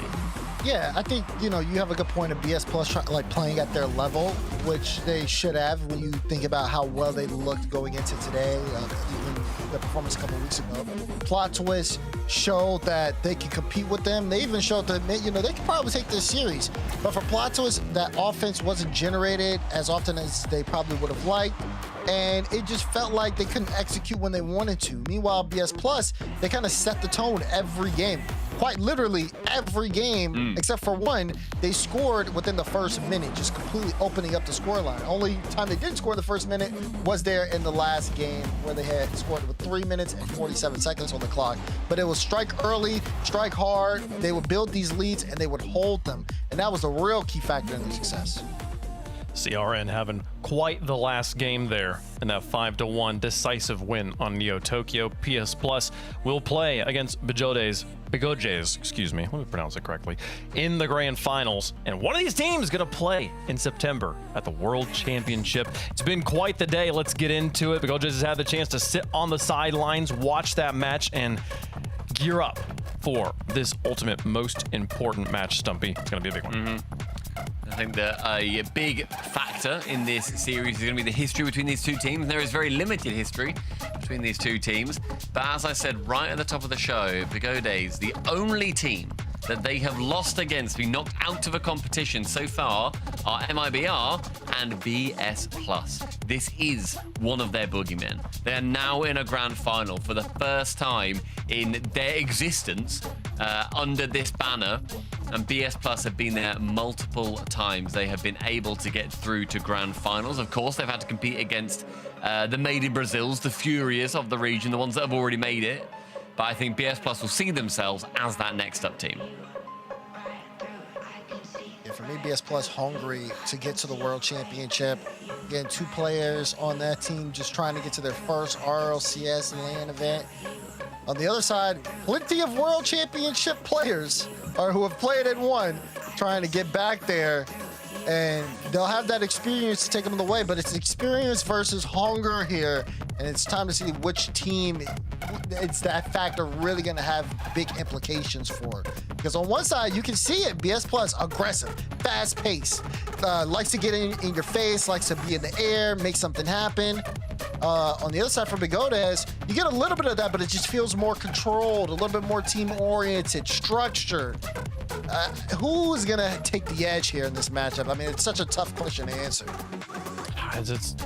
There on one side, you've got, I do like the story here of one side being hungry, trying to get there for the first time. The other side with reputations to uphold, and maybe the confidence that comes with that of going, we've done this before. I've made it this far before, but maybe I haven't had to go this path. But if anything, the path I've gone before was harder, more difficult than the path I'm taking right now. This is my competition to win. Players like Knight, Drufinho, Bems, they know they can do this, and that might be the scariest thing for BS Plus. They've also all been to World Championships before, and interestingly, I'm just having a little browse of their pages. They were all at the World Championship 22-23 season on different teams. Drufinho was there for Crew, Bems was there for NIP, and Knight was there for Team Secret. So they've all been to the same worlds, and then Drufinho's obviously been to a couple more since then. But they've just represented different squads. So being able to get there all together under the same banner, it's quite nice. I like that. I like that story for them. But BS Plus, they have got, I think, like I said, they must think they're the next up. They must think it's such a shame that we've only got 2 spots here in our region. If only we had 3. Yeah, or 4, you know, and they both could go without a single problem here. I mean, and it just Daz, I mean, on one side, you got a team that they know that they can make it to the World Championship. They've been there before. They don't have to question whether they're that good. They know they're that good. The other side, you got players that haven't made it that far, but if anything, are more hungry to make it there for that first time. Which side do you think's going to have the stronger advantage in this situation? I don't know. I'm gonna be honest. This is hard because like there's one side of me that goes with the experience. There's the other side of me that goes with, you know, wanting that hunger, just seeing BS Plus. You can see it even in their stats. I think I'm gonna go with the young ones on this one. I want to see something new, something fresh. Give me BS Plus here. Like I said, I do think that they are the next up. I think that BS Plus have played the best Rocket League that we have seen today. I think that they have played the most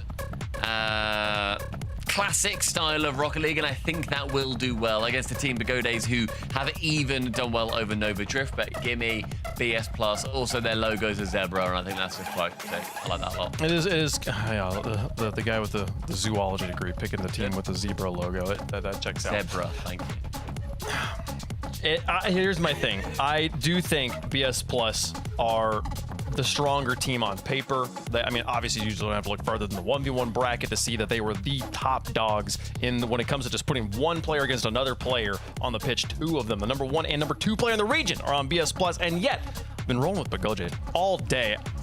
Drufinho has not let me down yet. I think the experience is going to pay off one last time for him. He's going to play for the title of world champion again here in 2026.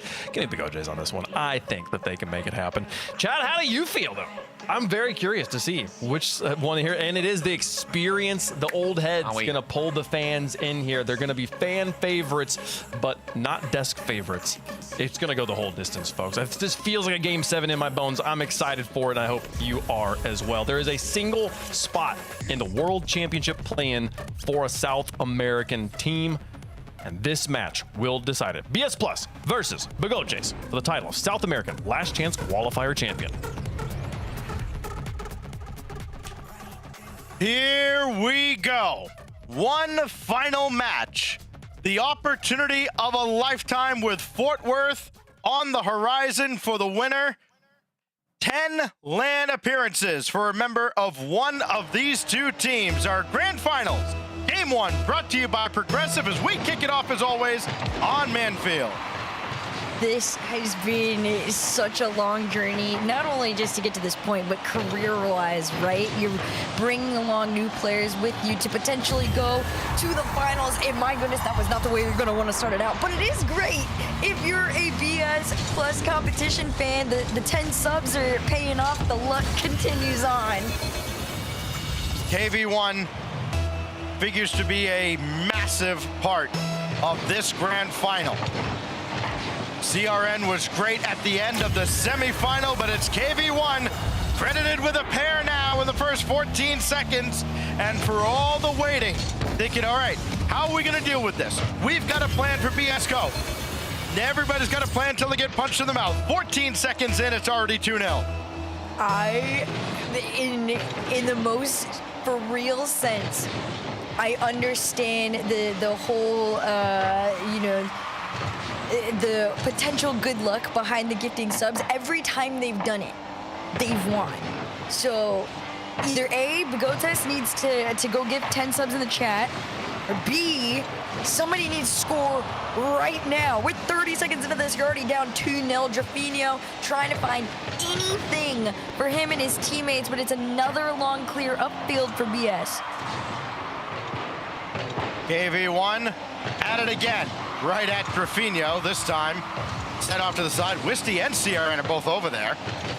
And Wisty will steal some boost in the corner. Knight will grab the midfield. It's Drufinho dropping one to Knight. And CRN is right there. It's very animated during the last game in the semifinals. And just absolutely took the fight to plot twist. Wisty's shot here, missing on the near side. CRN goes off of Wisty. Opportunity for Bems, and he just couldn't get it around on target.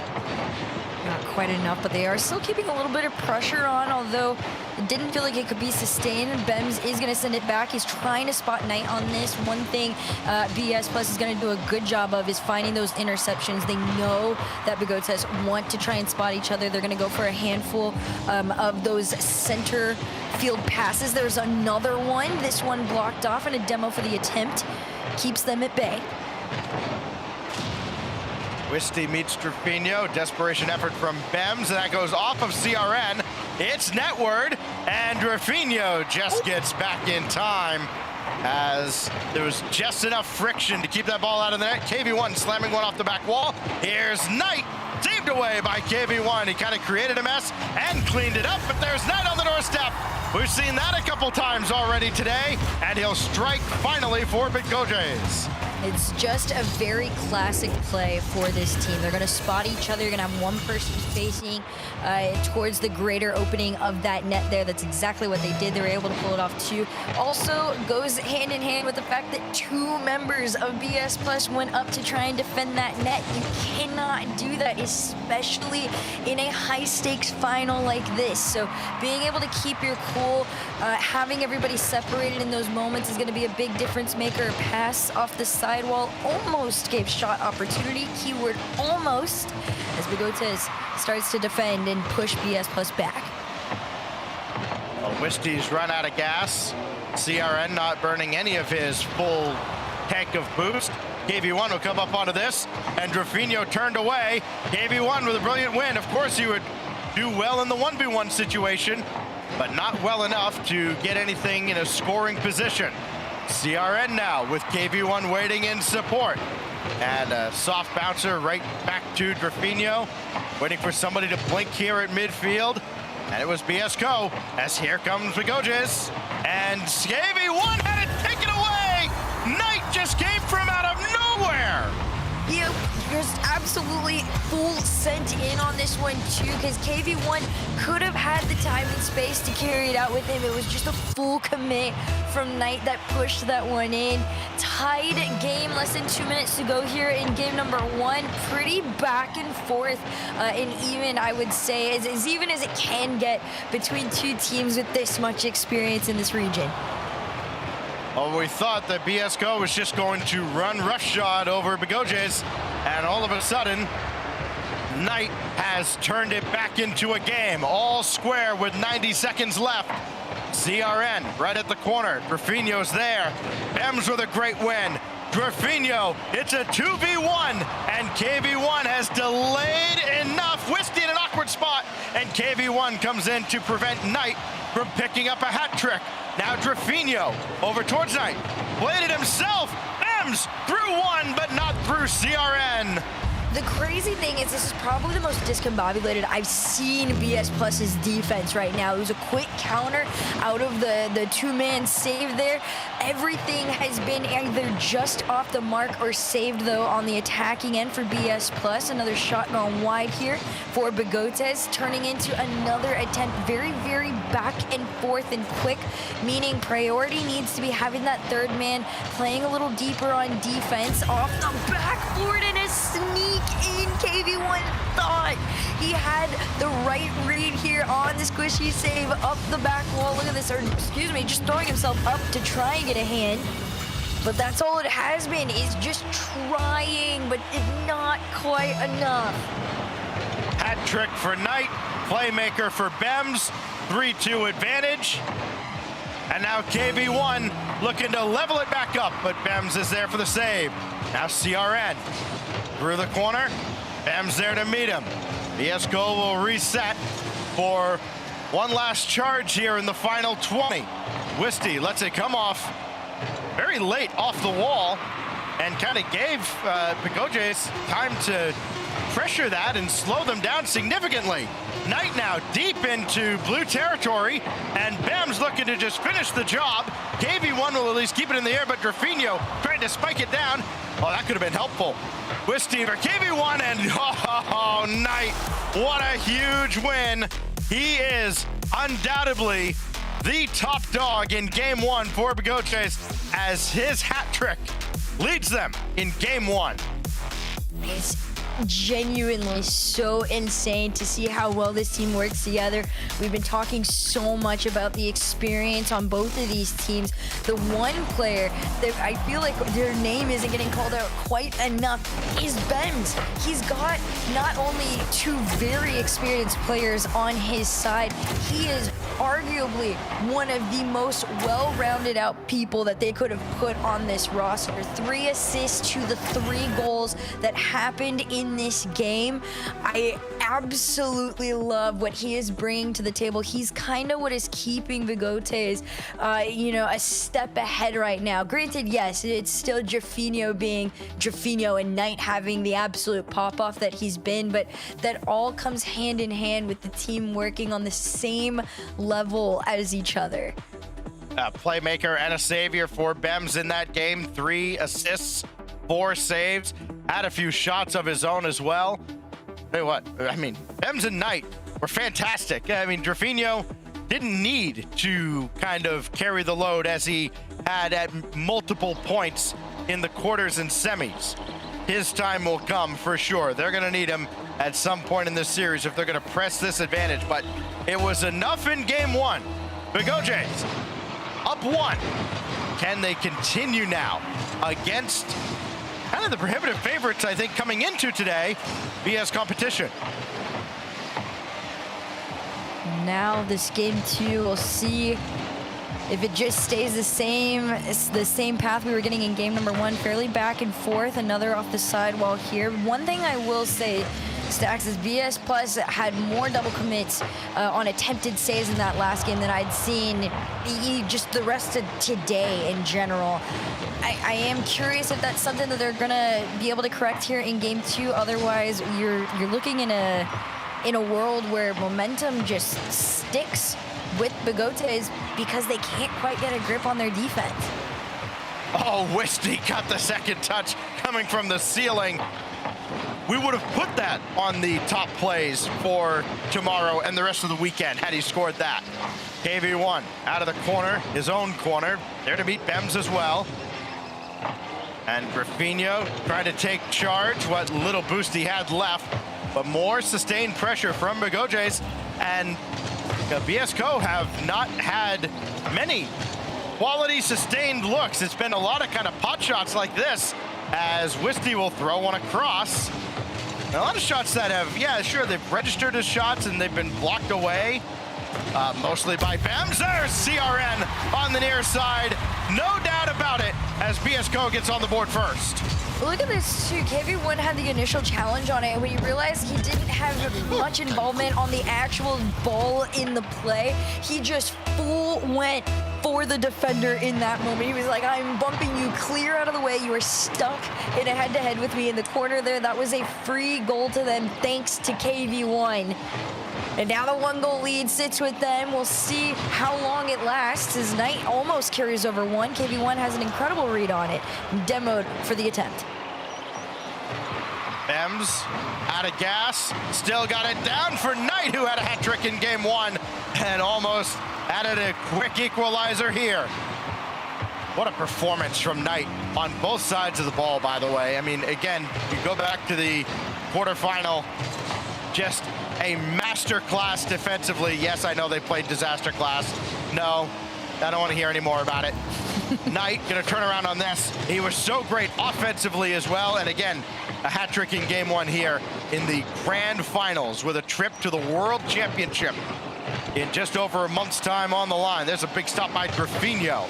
Only goes as far as CRN, and Bems will clear it away. And Graffinho's down there, so KV1 had to jump up very proactively. We'll see if Graffinho is able to catch it. He does, goes for that very, very, very classic center infield play. Look at it again up here. Graffinho not only took the boost, it gave him the power to center this, but Wisty had nothing left because of that. So he had to try and time that save as best as he could. And unfortunately for him, that ball was just a step ahead. Even playing ground into the second half of this game too. That's just a brilliant shot from Knight as well. I think there's a tendency to overuse the same word over and over again. Brilliant fits the bill for how Knight has performed here. Wisty runs forward. CRN trying to weave through traffic. KV1 trying to clean it all up, but it falls to who else but Knight after a great stop on the Bigotes end as Wisty tried to leave it for CRN, and another great defensive effort as they continue to make BSCO work extra hard for everything, even every morsel of an opportunity as Wisty's run out of gas. And KV1 tracking this ball, he'll try to thread it through to a spot where there's nobody, but unfortunately for him, he found Bems. This one's popped up again. Graffinho is trying and has been that difference maker for this team time and time again to get them here to this final. One more potential land for him in the career if they are able to take this one. Bems keeping this one out of their half for now. Another Graffinho catch. Just over a minute to go here. That tied game gonna start to create some pressure between both these teams. See who's gonna be the first one to crack. Bems up at Wisty. Now CRN, he's gonna play this low, kind of has to because he doesn't have any boost in the tank. Graffinho right at KV1, trying to induce a misplay out of him. And now this goes to Bems, and CRN coming down from the crossbar, making the save, keeping us all level here in the final minute. Now Wisty just gave it away to Bems, but he realized KV1 was on the backboard. Great team defense now out of BSCO. Down to 30 some odd seconds now. CRN needs one more to get by Bems. He can't find it. And now Graffinho running forward. Again, no boost, but he's gonna live off pennies and try to get in CRN's way, and he did well enough. BS Plus got to be really careful in these situations too. Ooh. If they're not the ones making the heavy attacks, that defense feels a little bit like an afterthought right now, though they are going to be able to play with their food on their side as they clear it out past the midline. 3 seconds left on the clock here, and a shot up. It's got to stay in play, otherwise you're fighting a very scary OT against a team that is, well, been doing very well for themselves leading up to this point. Demo over 1 and the ball on the ground. Here comes that overtime. They had Knight. That's who Drafinho was looking for, that flip reset pass. They took Knight out. Would have been his 5th goal if he had a look at it. Knight's on the charge here, going after CRN. Chased him into the net. M's there to challenge Wisty. It will fall to CRN as after he avoided the contact. They'll kind of leave that for KV1, but again, Knight finds a way. Knight is finding a way into every play here. This is unbelievable. I mean, listen, you know he's good. I don't know if anybody knew he was this good. I mean, to be fair, it is also the people you play with, right? It's your surroundings. You're gonna level up to them and also be in a better position to show what you're capable of. Shot! Absolutely taken and ripped. BS Plus have officially evened the scoreline. This was very awkward. Knight was in a real tough spot. I think he had Wisty in his way. And KV1 just runs onto one. Equalizer early in overtime. Not messing around anymore. His 5th shot. He finally found the net. Give him 3 goals already here in the first couple of games of this series. We're all knotted up at a game apiece. I take a look back at these. I mean, even shots for the game overall are fairly even. You're looking at about 6-5 on the end of Bigotes.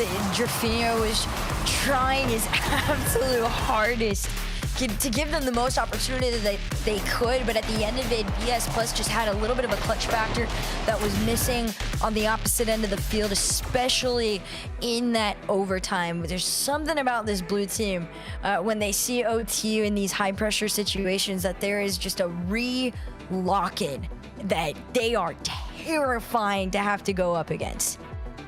BSCO coming into this series with a goal differential over 30.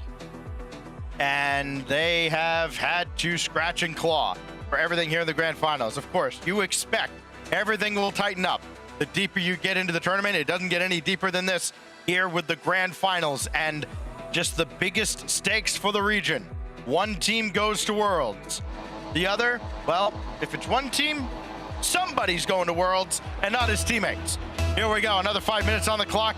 Game 3 between BSCO and Bigotes. Whoever takes this is going to have a little swing of momentum, trying to hunt down for that match point as quickly as possible. Another big clear all the way upfield. Drafinho wants to try and follow it. Not quite enough loose in the tank to get another touch, but Benz does get the shot. I think that one would have possibly hit post on there, but still registered nonetheless as they continue to stat pad on the shots per game. First 30 seconds. Pretty decent amount of pressure to Bigotes, almost cut off here by BS. Wisty does all he can to prevent that ball from ending up on his half of the field. KV1 very quickly on for a double, and that's dismissed by BAMS. Now Drafinho running forward, won't be able to steal boost, and KV1 will make the save on the tough angle shot. Knight doing, it looked like he was maybe trying to ceiling pinch that. Instead, just bounced off it. Doesn't matter if it's on the ceiling or on the wall. It's one of the saddest things, going for a pinch and just bouncing away. Now Drafinho with a full tank right at KV1. Good catch, good pass, better defense out of Knight again. Knight is just an absolute menace. The amount of times you catch him just straight up on the other side of the field, waiting, for that sneak attack to possibly go their way is got to be stressful on the end of BS Plus. Here comes CRN. This one's already up. KV1 has the beat, but low boost means it should go back into the hands of Bems. It does. He almost gets around, and great catch here for Knight. Pass over to Bems, completely cut off, and this is what I anticipate is going to happen a lot here from BS Plus. They do a great job of being able to cut the play off right before it starts, so it forces a lot more creativity out of Bigotes than they're probably used to throughout the rest of today. Knight might have been threatening a musty there. Instead comes down to ground. Now Drafinho around the boards. They chase Wisty into the net. Bems will take a shot. It went wayward. Now Knight, little floater, following up himself, and he'll feather it through. 5 goals in the finals for Knight. What an absolute playmaker on this two. Bems with a crazy big bump that forces the last defender that is conveniently on no boost to have to jump up. You play that shot a little bit high, and it is a free goal for this game 3 to this team. For those keeping score at home, don't worry, I got you. Knight 5, BS Plus Co 4. There is Knight. They pound this away. That comes out neutral. Bems on it forward left. Knight will be over there to steal some boost. Wisty takes over from KV1, who doesn't have a lot to work with in the tank. CRN will jump into the play, and 2 in the air will send this all the way back to the waiting KV1, who very casually takes the corner boost as it spawns right in front of him. Still a small battle here in the corner. You see the demo in the back end. Things starting to potentially get a little bit more aggressive as the heat starts to turn up. Bigote is holding on to that 1-goal lead. Sierra going to play this one into the back corner there. The boost spawned, but doesn't fall to the hands of a player in blue. Instead, it is stolen. Bigotes get to continue their pressure on. Again, Wisty takes charge. KV1, one of the 2 that did not have any boost. Now Wisty again. Indirect for himself off the ceiling. That caught Drafinho. It caught Knight. Now KV1 again. They're just peppering the back wall. And every time, Bigotes have an answer, bringing it right back out to midfield. Wisty gets decked back into the blue half by Drafinho. And KV1 trying to drop one off to CRN. He just made that a bit more of an adventure than he needed to.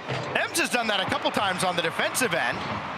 This time he's on the offensive half alongside Drafinho, and now they have to play some defense as Wisty throws one on, and Bems with yet another save. He's got plenty of those in this series. Nice little bump there to take him off. Bems immediately getting demoed off the play. There's been so many times he's been a thorn in their side, and now CRN's trying to do one back. Just a little bit of a wide shot, but plenty of time to get back into this one if you are BS Plus 2 committed on the play, though, so it's up to Wisty to make it clear and kind of allow everybody the time to separate. But I think Bigotes did spot the slight mistake out made. They're going to take a shot from himself. 30 seconds separate Bigotes from the halfway point here in this series. Try to break this 1-all score line. It's Drafinho for Bems way downfield. He got the boost steal at the very least, and that's enough to slow down BSCO. Wide open in front. Wisty will just take his time. There was no pressure there. Final countdown of game 3. KV1, who's been stuck without boost the majority of this game, gets stuck in a Rule 1. The clearance goes downfield, but not to the ground. And CRN has that taken away by Drafinho. I feel like every win Bigotes have had, if it hasn't been an OT winner, Drafinho has been there to kill it. And they're up 2-1 in the series. This is just a very solid performance overall from Bigotes. You can feel the very consistent, slight momentum upward against this BS Plus competition. And that's been the difference between everybody that's been forced to go against this BS Plus competition team, Everybody goes into that head-to-head just absolutely full send swinging. You're thinking that's the way to really be able to get ahead of them. Bigotes is approaching this much differently. It is a patient, slow climb up. You're not trying to completely outshoot. There's pretty much only, I believe, just a 1-shot differential between the two in this game. So Bigota's good on them for the way that they are approaching this. And also, you got to give the flowers to Bems. He walked away with MVP honors in this one, and the game gave him the flowers himself. But he is doing such an incredible job of being exactly where he needs to be so Drafinho and Knight can play their best game. Well, they're going to need it as they try to reach the second half of this series. Up 2 games to 1. Boy, they would love to have 3 shots at match point. Bigotes closing in on a trip to Worlds for Drafinho. It would be his 10th LAN. It would be 3rd in the region. Of course, behind LAN and LAN. Wow, Yan and Lost. Might as well call him LAN. He's been to enough.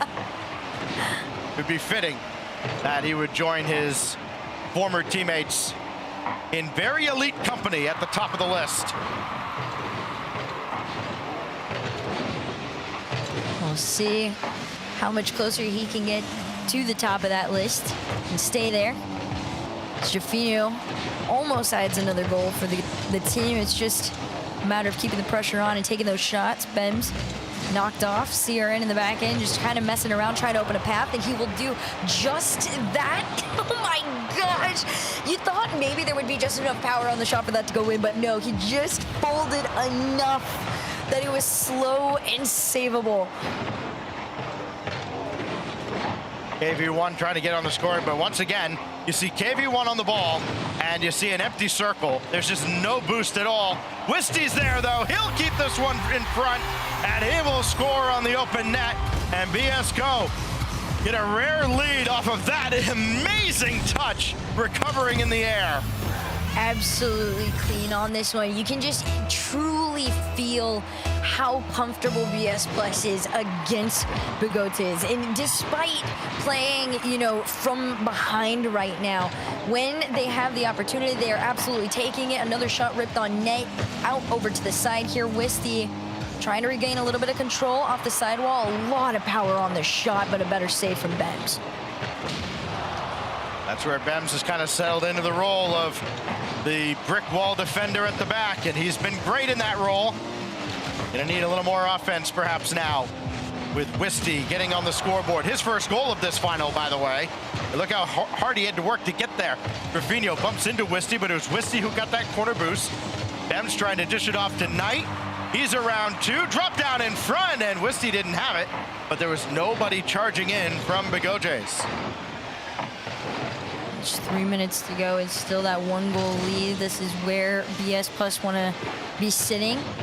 Hopefully build on it, although granted, defending that 1 goal with your life right now should be the name of the game. Wisty placing this one out into the side there to give his teammates some time to get back to defend. Bem just full sending on the challenge. KV1 and CRN work together. That's going to be what BS Plus need to do. This has got to be full team, strategic effort to be able to not only get out of your half, but stay out of your half, as Bigotes have plenty of experience going up against this team in their current state. Wisty gets erased, but the corner boost spawned right for him as he came back into play, and he can use all of it to stop that effort from Drafinho. Now Drufy will take out KV1. Here goes Bems right at CRN, and just trying to power through him on the side wall, and just unable to break through. And another great stop now by BSCO as they send Bigotes back packing to their own zone. This goes off to the side, and Knight will rip one on target, but CRN is there, as was KV1. It's Wisty who eats a demo there. It felt like at some point everybody was in front of the BSCO net, and CRN will take that one left behind by Wisty. Loose ball in front now, and Knight was coming on, almost had an equalizer. Oh my god, at this point in time, it felt like the pressure was mounted, but nobody cracked on the defense of BS Plus. Instead, they were able to get out of their side. Almost lost there. This one left for CRN to take. He 50s forward off the sidewall. A little bit awkward there from Drafinho. They don't even play the back pass. They fake the attempted back pass and just continue to push forward. And there's Drafinho, and I'm waiting to see it, but you can feel him getting frustrated that they are behind on this one, and that's when the demos really start to get brought out from him. This is one of the top 3 demo-heavy players in South America. I'm waiting to see that shift from him as he tries to help get his team at least into a tie here with that final minute to go. Vindication for the score doesn't matter crowd. There are 3 players in this lobby that have double-digit points. Make it 2 now as Trevino gets credit for a few extra. As CRN now casually controlling this at the midfield line. Rafinha's got to come in and dish it off to the side, but his teammates are in no position really to push forward. Bems now in the best chance of them all, and Wisty will eat the demolition. Now it's Rafinha with 30 seconds. Almost has to do it himself here with where his teammates are positioned. He just can't get a pass over to Knight. Now that goes through KV1. Bems through the corner. Still nothing brewing for Bigojes. The ideas are there. The execution not so much. Down to 15 seconds. All Bems going headhunting as Knight will score! What an absolute playmaker on this. Look at this. Bems he ran out of the booth. It was just enough to make that pass off over to Knight, and that is accredited to the fact that Knight is ready in all positions and situations to catch that ball and take the shot. Off the kickoff, Trevino is going to make the catch on it. 9 seconds on the clock. Off the sidewall and in your net. What a cheat! It goes right to Trevino. Perfect pass. Bems, after 5 assists, gets his first goal in this final with 7 seconds remaining. The Bigojes have completely turned this game on its head, and maybe the entire LCQ with it. Wisty trying to keep this in the air, and he can't. The Bigojes have 3 shots at closing it out for a trip to Fort Worth. You have to remember, this is a team that is already faced off against BS Plus competition. They saw them in the upper bracket quarterfinals. They fell to them in a complete sweep. 0-4 to BS Plus competition. And after fight, Bigotes go 4-0 sweep. 4-3 in the best of 7 in the semifinal to get here. They've been warmed up, they've been gaining, and it truly feels like Bems is rounding out and on an absolute high with this team to push them one away from a final. And like you said, a trip to the World Championship. As mentioned earlier, can't take it with you. You don't get an extra timeout next year if you don't use it now, so BS Plus Go will take their timeout now. Winners of the last South American event of the regular season, an event that ultimately proved inconsequential because our 2 teams for Paris and the World Championship were all locked up at that point. But they did win Open number 6. Try to carry some semblance of that momentum over into the LCQ. It's a long time in between events. A long time within this event as well. Again, almost 2 weeks from when you play the first set of qualifying matches to here. You've got to have it on this day, and you have a look at them now. You can see the tensions there. You know, they're trying to keep a little loose, trying not to let it get to them. But there is a sense of this was their event to lose. I think they had to have had that opinion coming into this event. And now, well, they are 5 minutes away from that being a reality, having it taken from them by Knight and Bigojes. It's crazy after the run that this team has had to even think that they would be struggling right now. But if there was a team and a player in particular, you know, to really disrupt and just full stop the momentum that somebody could have, it would be Trevino. We saw the very clear 180 shift in his last series in the semifinal when they were down against Nova Drift. We saw him do this proper wake up right in this series, and it's very clearly carried on here into the final. So this falls onto the hands and knees of BS Plus competition to find that 180 shift from themselves. Otherwise, like you said, they are 5 minutes away from the end of their season. The image that just jumped into my mind thinking of how Trevino has performed today as CRN threatening early, sent away by Bems. You know the image of Master Splinter and the Ninja Turtles, and it's Splinter carrying the Turtles early on, but then it's the Turtles leading Master Splinter? That is exactly how Bigojes have performed here, with Knight and Bems taking center stage, helping Drafinho get to the World Championship.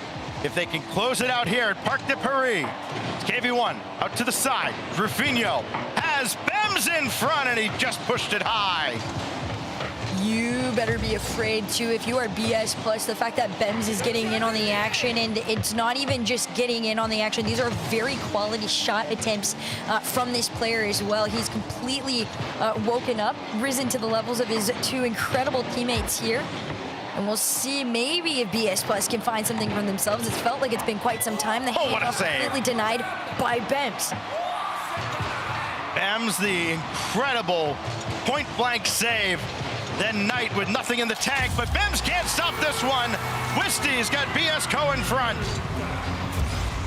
I was waiting to see if somebody was going to be able to wake up on this one. I like it. It's just a very clean, simple center from that corner pocket there.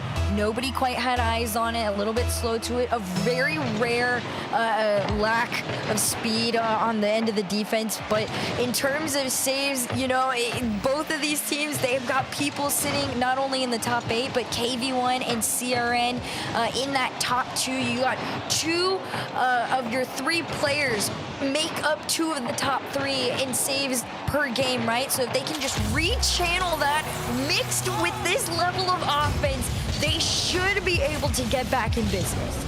Wisty still able to push through past Drafinho with CRN chasing Knight in the net. They realize, I have to go for a squishy save, right? It's the only chance, and CRN just did not let him go anywhere. So a two-goal lead now for BSCO. The Fighting Zebras. Stumpy so eloquently put it. Eloquently is a stretch. KV1. Right at Knight. Goj is far from done here with 3 minutes left. We've seen them turn games around very, very quickly. Oh, Bems with the free flip there. Almost got a piece of that. That would have made things real awkward for KV1. As Drafinho's waiting for that ball to come across, and CRN takes him out.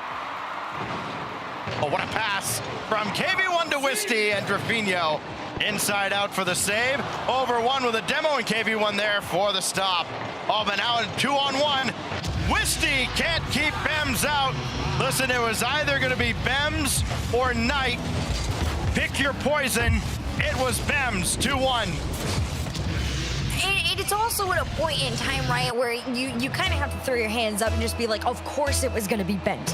Bems, throughout this entire LCQ, has completely proved not only is he one of the most solid thirds you could have on your team right now, he is got to be one of your favorite people to assist, to headhunt, and now in this particular final, to go on target and take and rip those shots. KV1's going to try and show them what he's made of, though, with a pass down center. CRN trying to follow it up. It's a little bit slow for the likes of BS Plus and what they need to be able to really, you know, hold that lead as they can. But another demo added to the tally for Drafinho, and another shot on net means Bigotes they're starting to lurk a little bit.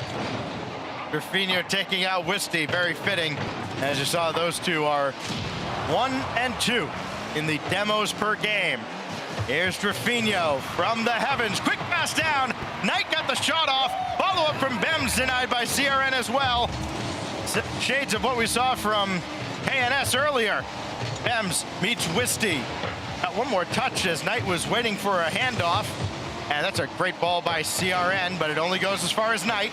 KV1's just going to bring this up the wall. Knight doesn't have any boost to chase him down.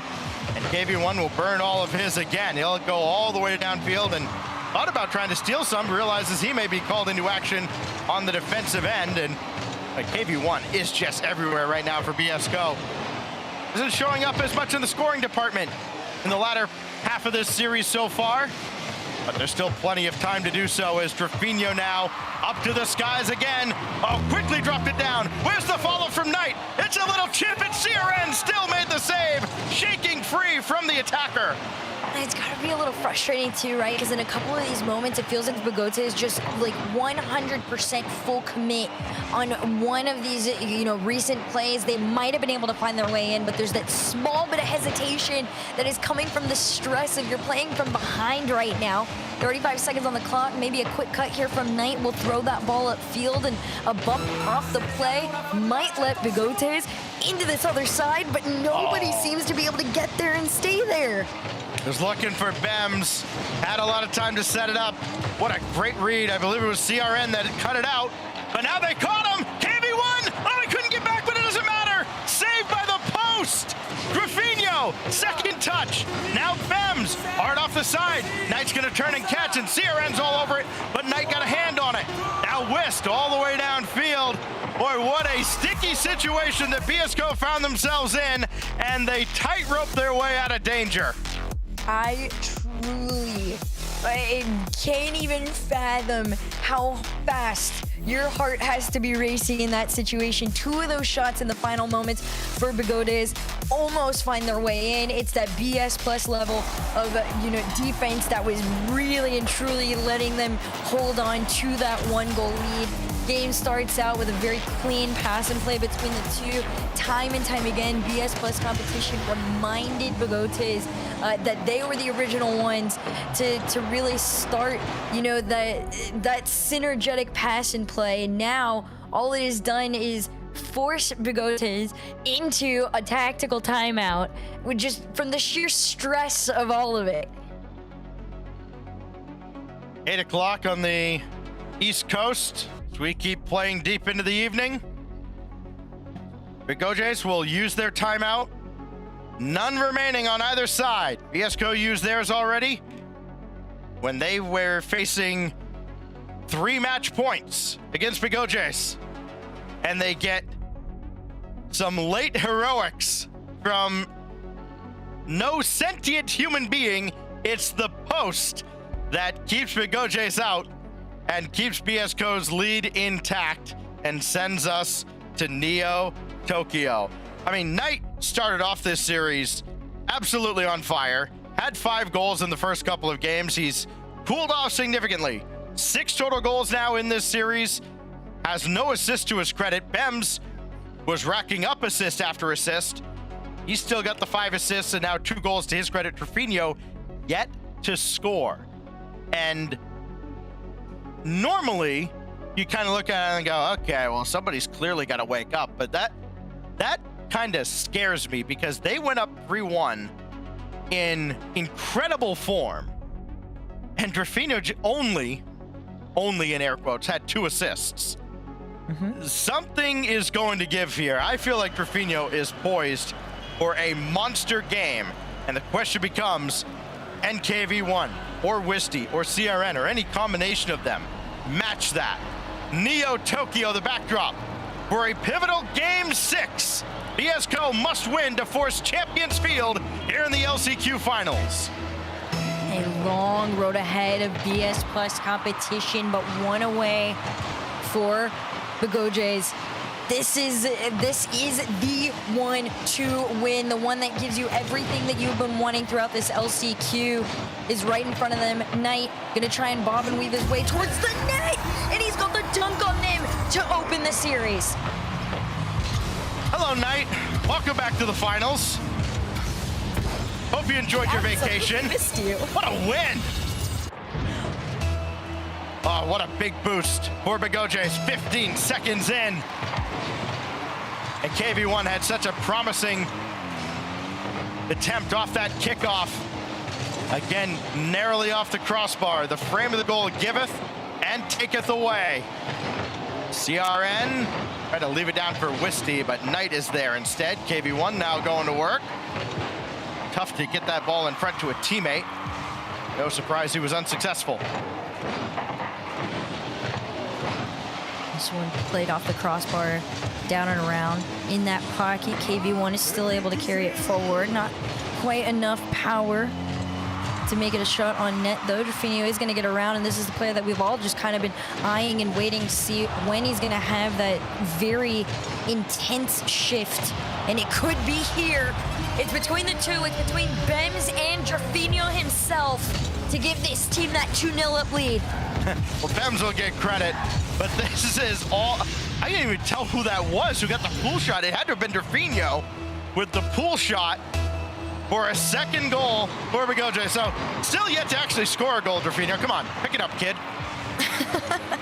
I mean, hey, it's Drafinho. You got to look at it and be like, this is just one of the most selfless people out on the pitch. He's just here to set you up. And that's basically what's been happening, right? But it would be so much fun to watch him stat pad. He is stat padding in the one place that everybody would love it to be, and that is on the demo front, leading the charge for everybody in South America. And so long as it stays that way, they should be able to hold on to this 2-goal lead and build upon it. CRN going after Knight and realized he had to try to jump in the way and redirect that because he just wasn't going to be able to catch Knight. Now KV1. Medium linked off the corner. Now CRN trying to catch this. He can't. It goes all the way downfield, courtesy of Knight. Wisty can only pop it out in front, but there was nobody there for Bigotes. So now it's going to be off of KV1. Wisty's there! Oh, what a quick read on a missile coming off the back wall.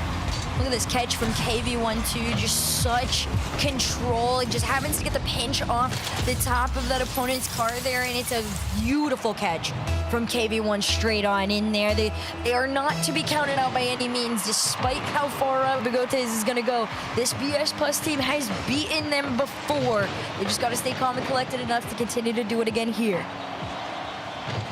Well, when they beat this Bigotes team, it was pretty handy in the regular season, but that was before Drafinho. As Knight will dish that off to Bems. And now CRN around Bems. That's been a tough task for BSCO throughout this entire final. Now Drafinho's come off the wall and he forgot to take the ball with him.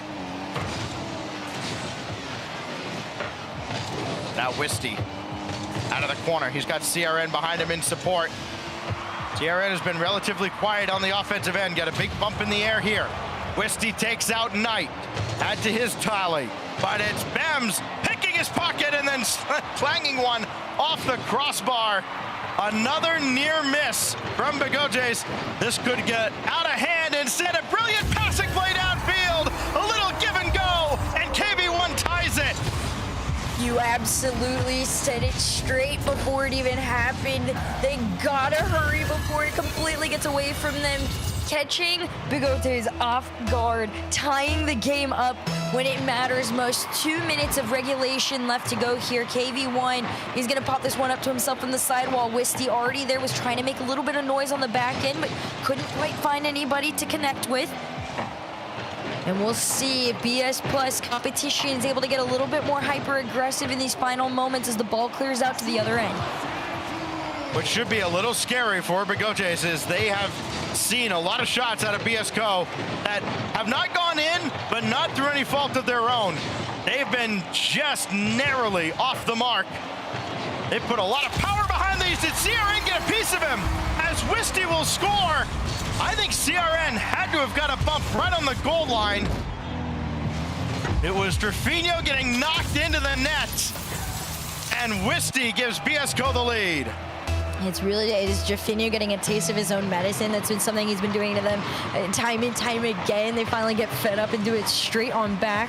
Now they got to play from behind, trailing by 1 with 1:22 on the clock here. Pass off over to CRN. It's going to be BS Plus trying to break out of their half, but Bigote is inching forward. No connect on this ball because low boost, but that means absolutely nothing to Drafinho. They tie it up just after getting scored on. The responses come through.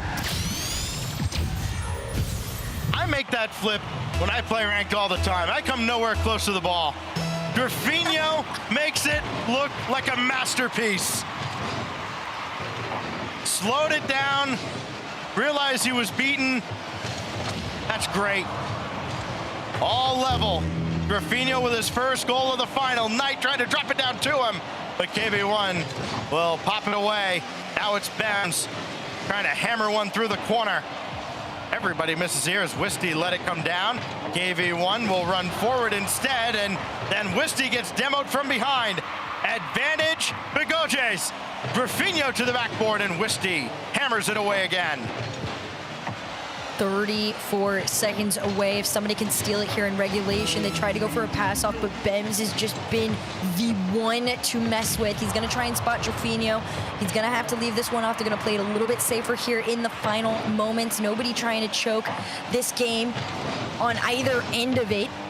15 to go. Wisty from the side, 2 up on it. KV1's bump could actually allow BS Plus to stay in this orange half. Wisty, quick cut, quick shot. There was a center, but he's going to call himself off. 2 seconds left on the clock, and a shot on net. Floater towards the back. It's low boost all the way around. Nobody's going to commit, and it's in overtime. If Bigotes takes this, we see you at Worlds. If not, we are headed to Champions Field. One more match, perhaps. We'll see as CRN will have a free ball here. KV1 get the demo on Graffinho. Oh, and it goes off of CRN. Oh, Wisty had an open net, but CRN just narrowly didn't get out of the way on his way through. But still the advantage for BSCO. Wisty so far, I don't think he's left the orange back wall at all. As CRN challenges, this goes all the way up to KV1. And now he'll jump. Well, he did the same thing Graffinho did a moment ago, just didn't take the ball with him. Wisty now, an awkward touch. And CRN, good kick out for KV1. Waterfall, and it's still denied by Knight. Wisty and CRN both jump, and KV1's got to scamper back as the only thing keeping BSCO in this tournament, in this season. You have to give true flowers to Knight in that situation. This is the one that is keeping them in this and still going forward. Bems up next. KV1 takes his chances with him. Knight trying to push this upfield as close as he can. Nobody's back. It's slow enough that Bems should be able to get a hand up, but he's got to play it safe. They choke. They get nervous. And this is it. We're seeing Champions Field. Champions Field after Wisty takes out Knight, and this time he didn't get in the way as CRN's second goal of the series sends us to Game 7.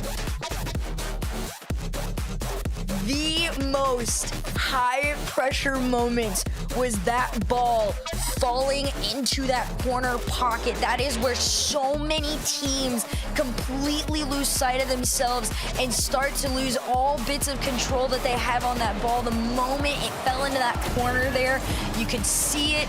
It was Bigotes all the way around. We're starting to get nervous. They didn't quite know how to turn their cars back into a position where they would be able to full head-on challenge it. Instead, BS Plus, they stayed calm enough to wrap around, find their way on in. We'll be able to see it here on the replay in a second. It should be, yeah, it's just disgusting. It felt so disrespectful to say choke in that moment. I'm so sorry. Nobody come at me. It just, I said it, but you were all thinking it. BSCO gets 14 shots in a game they must win. The second in a row that they had to win to send us to where we're headed now, Champions Field. No timeouts for either side. The most iconic map we've got. Names in the rafters and a chance to compete for that very honor. On the line now for BSCO and Bigotes. Here we go, Game 7. And KV1 might not have missed this time. No, it's just a little wide. Boy, he has been deadly close on just about every opening kickoff. One win away on either end of these teams. That is what sits between Graffinho and KV1, taking the #1 LAN appearance spot in South America representation. CRN's gonna catch this one. Graffinho down in the corner to keep it out. Bems will catch and collect and carry this all the way over. A flip, a touch, one shot denied, but Graffinho won't be stopped. Graffinho trying to reach double digits with his teammates Yan and Lost, or ex-teammates Yan and Lost. Second goal of this final. It's the opener in Game 7. What do you have for a response now, KV1? KV1 tried to make himself as big as possible in front. CRN's done well to keep that in, but only for a moment. KV1 there to just kind of cross body block against Bems. That's a great ball from Wisty over to CRN. And it's got the Bigojay's defense scrambling a little bit. KV1 up to meet Drafinho. Wisty just didn't have enough boost. He'll have to grab midfield, but it's CRN gonna have to find him in the corner, and he does. Two of the most intense teams that have had runs here in the SAM LCQ. Battling it out all the way to game 7. Another attempted shot here, almost dead balled in front of the net as it gets carried out. KV1 will stay otherwise.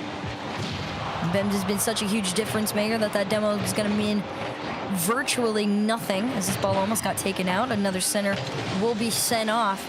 As time just starts to dwindle away, BS Plus got to do something with all of these attempts to find each other in that orange half.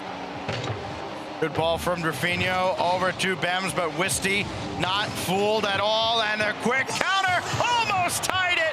Drafinho already with the savior medal. KV1 for CRN, and he pushed it wide. Drafinho will get credit for his save, but it was wide, and now Wisty just falls past this. KV1 thought about it. He'll go back and start anew. This is truly the version of Drafinho 2 that everybody was waiting to see if would wake up and show up in this game 7, and he did. We started getting him around game 5, and he's just been more intense as time goes on. Pass over to Wisty, completely cut off by who other than Drafinho. He seems to want it more than the rest and has the capability to make that dream happen for this team. Holding onto the lead, a half a game away from potentially another LAN appearance. KV1's got to scramble up the wall. Couldn't get there in time. And Knight will score. Drafinho set it all up. Bems added to it. And it's Knight. All three involved in the play and a 2-0 lead. This is a full team effort to win this series. This team not only is learning from their previous loss against BS Plus earlier in their LCQ run, but they have taken every bit of momentum throughout the bracket journey to this point to hold this level of momentum against a team as good as BS Plus. Couple demos added into the stats here for BS, but there's nothing that can be done about the 2-goal deficit that they are being held to right now. Inside 2 minutes, Drafinho with a blast, and Wisty there to deny any clean rebound. KV1 can't control this ball. Maybe he can control that from Wisty. No, it's CRN, only one at the back. Drafinho now, second touch will slow things down. It is all Bigojay's right now. BSCO has to find a way to rip this back from them. KV1 with nothing in the tank and nothing behind the shot as Drafinho sends another one away. Give him 6 saves, along with what could be the series winner. Wisty for KV1, and Drafinho coming over. He had the save lined up. Now Wisty will have one right at Bems coming down for the save, and everything BSCO throws at Bigojay's is being rejected right back at him. 1 minute between Bigojay's and a LAN appearance at the World Championship. Wisty trying to work together with his team. They really are. You're getting a little bit almost too creative. You got to keep it simple in times like these. You got 40 seconds left on the clock. You've done it before. It's about doing it again. KV1 off the back, nobody there to read it. And on top of it, it's low boost for BS Plus. So what Knight is going to do, he's going to get that clear out for his team. And from this end of the field, it's just about playing keep away for the final 23. Bems with the win of a lifetime. It's just wide. Drafinho pumps the brakes off the backboard. Oh, Knight comes up empty. Everybody came forward, and Drafinho just brings it back to Bems, and they can feel it now. The final countdown before Drafinho gets his 10th LAN appearance, and Bigojay's are headed to Fort Worth. Welcome to the World Championship, you guys. Through the LCQ, this team has fought absolute tooth and nail. They win every head-to-head. When they didn't, they got forced with a rematch, and they absolutely showed up and showed out. Congratulations to this team. We are so excited to see you all at the World Championship. Absolutely deserved elation and understandable regret and sadness on the side of BS Plus competition. They fought so hard to bring it all the way to Game 7. They had so many opportunities, but it was Drafinho getting his second goal of the final that ultimately proved to be too much. Knight added to it. And it's Begojes who are headed to the World Championship. Well deserved. Let's send it back to the desk.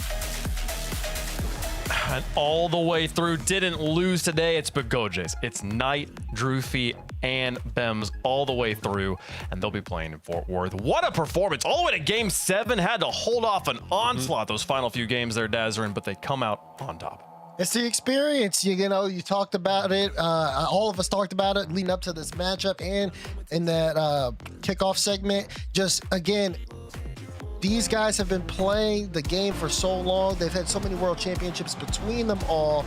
And, of course, that's going to be a factor when the pressure's on. Even going into it, I thought it was a little rough, I saw the energy that BS Plus was bringing. I saw that, they had the mechanical ability, they had the speed, but the one thing they lacked was experience in a high-pressure moment like this, and that was something that every member on Begojes was familiar with, and that won at the end of the day.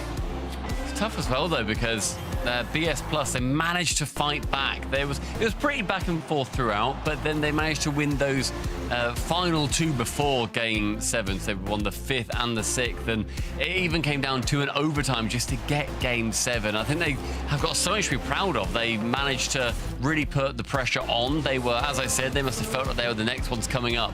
But in these last chance qualifiers, you can take absolutely nothing for granted. You need to be fighting for every single second. And I think that in the end, Begojes, they managed to, I think just as you said, Daz, they had that level of expectation, maybe they had the level of knowing that they might be making it.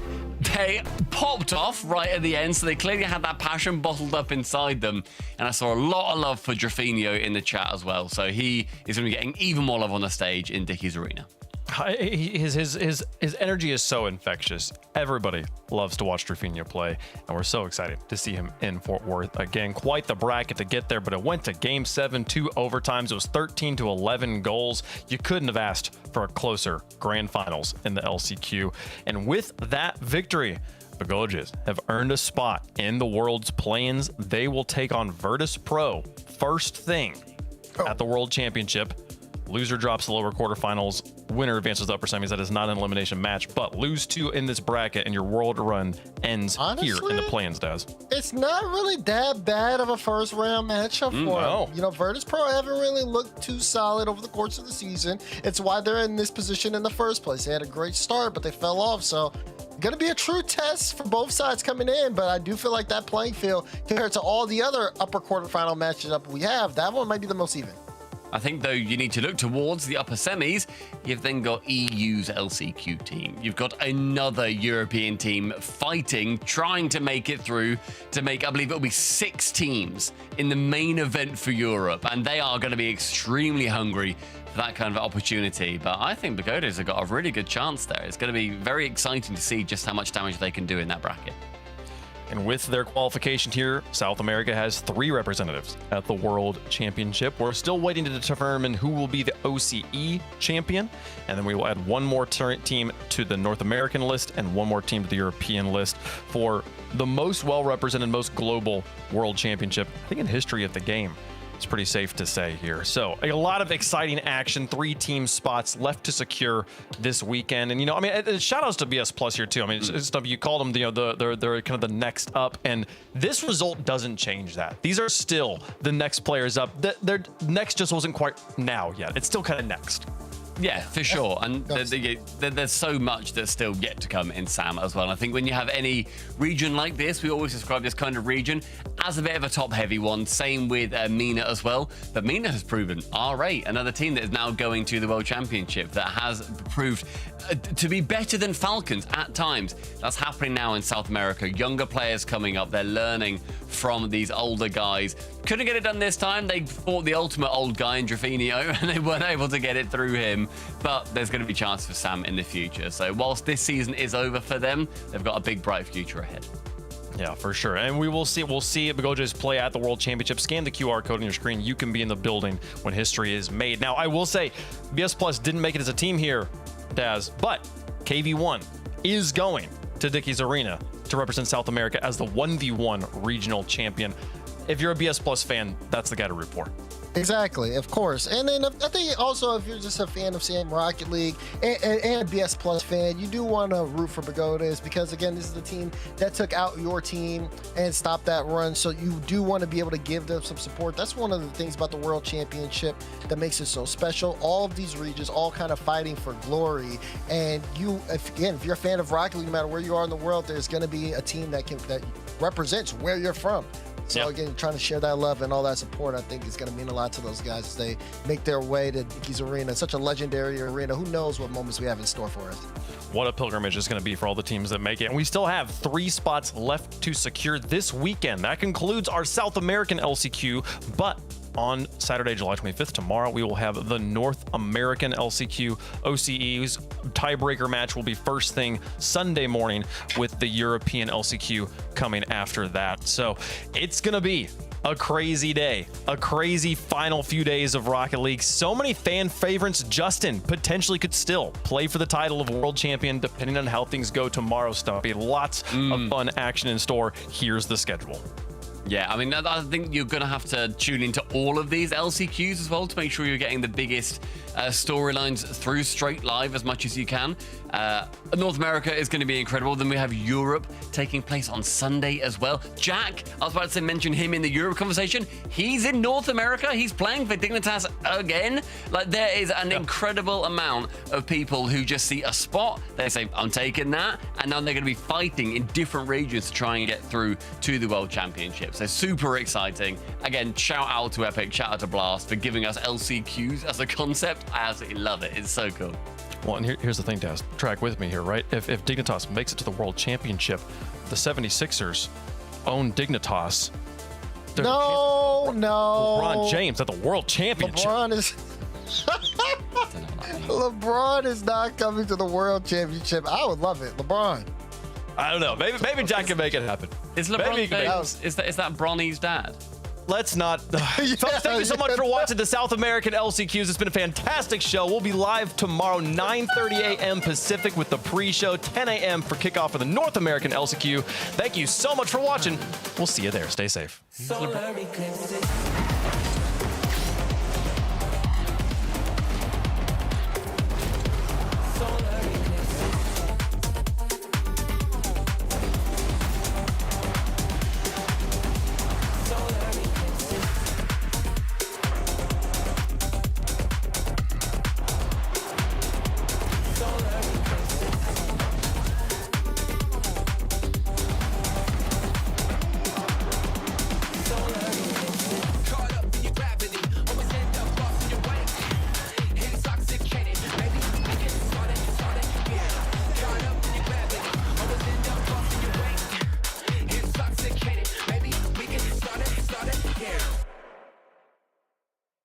The plumber's fixing that burst pipe. We should be all set. Good thing you're protected 24/7 with your home and auto bundle from Progressive.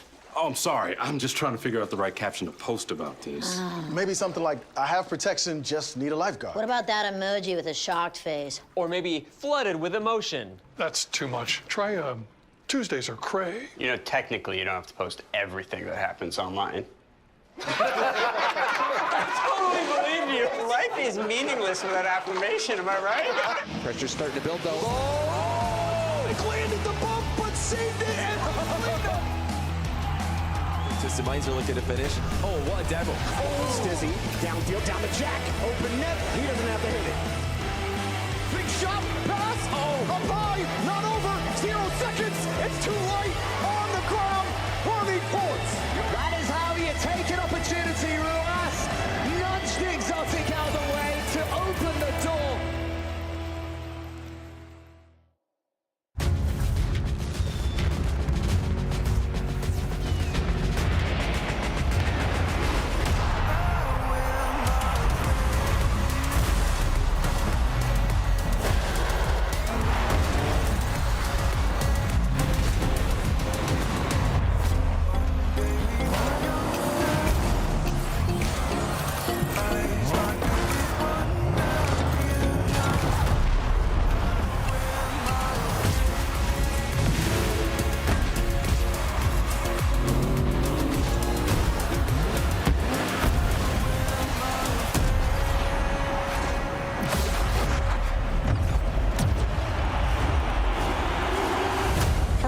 magic of Rocket League is the stories you could tell about it. The 0-second buzzer beaters, the epic saves, the underdog victories. It's all there. As we return to this legendary arena, we'll witness Rocket League's story unfold together. Who will hang their team's banners in the rafters of Champions Field? It's time to find out.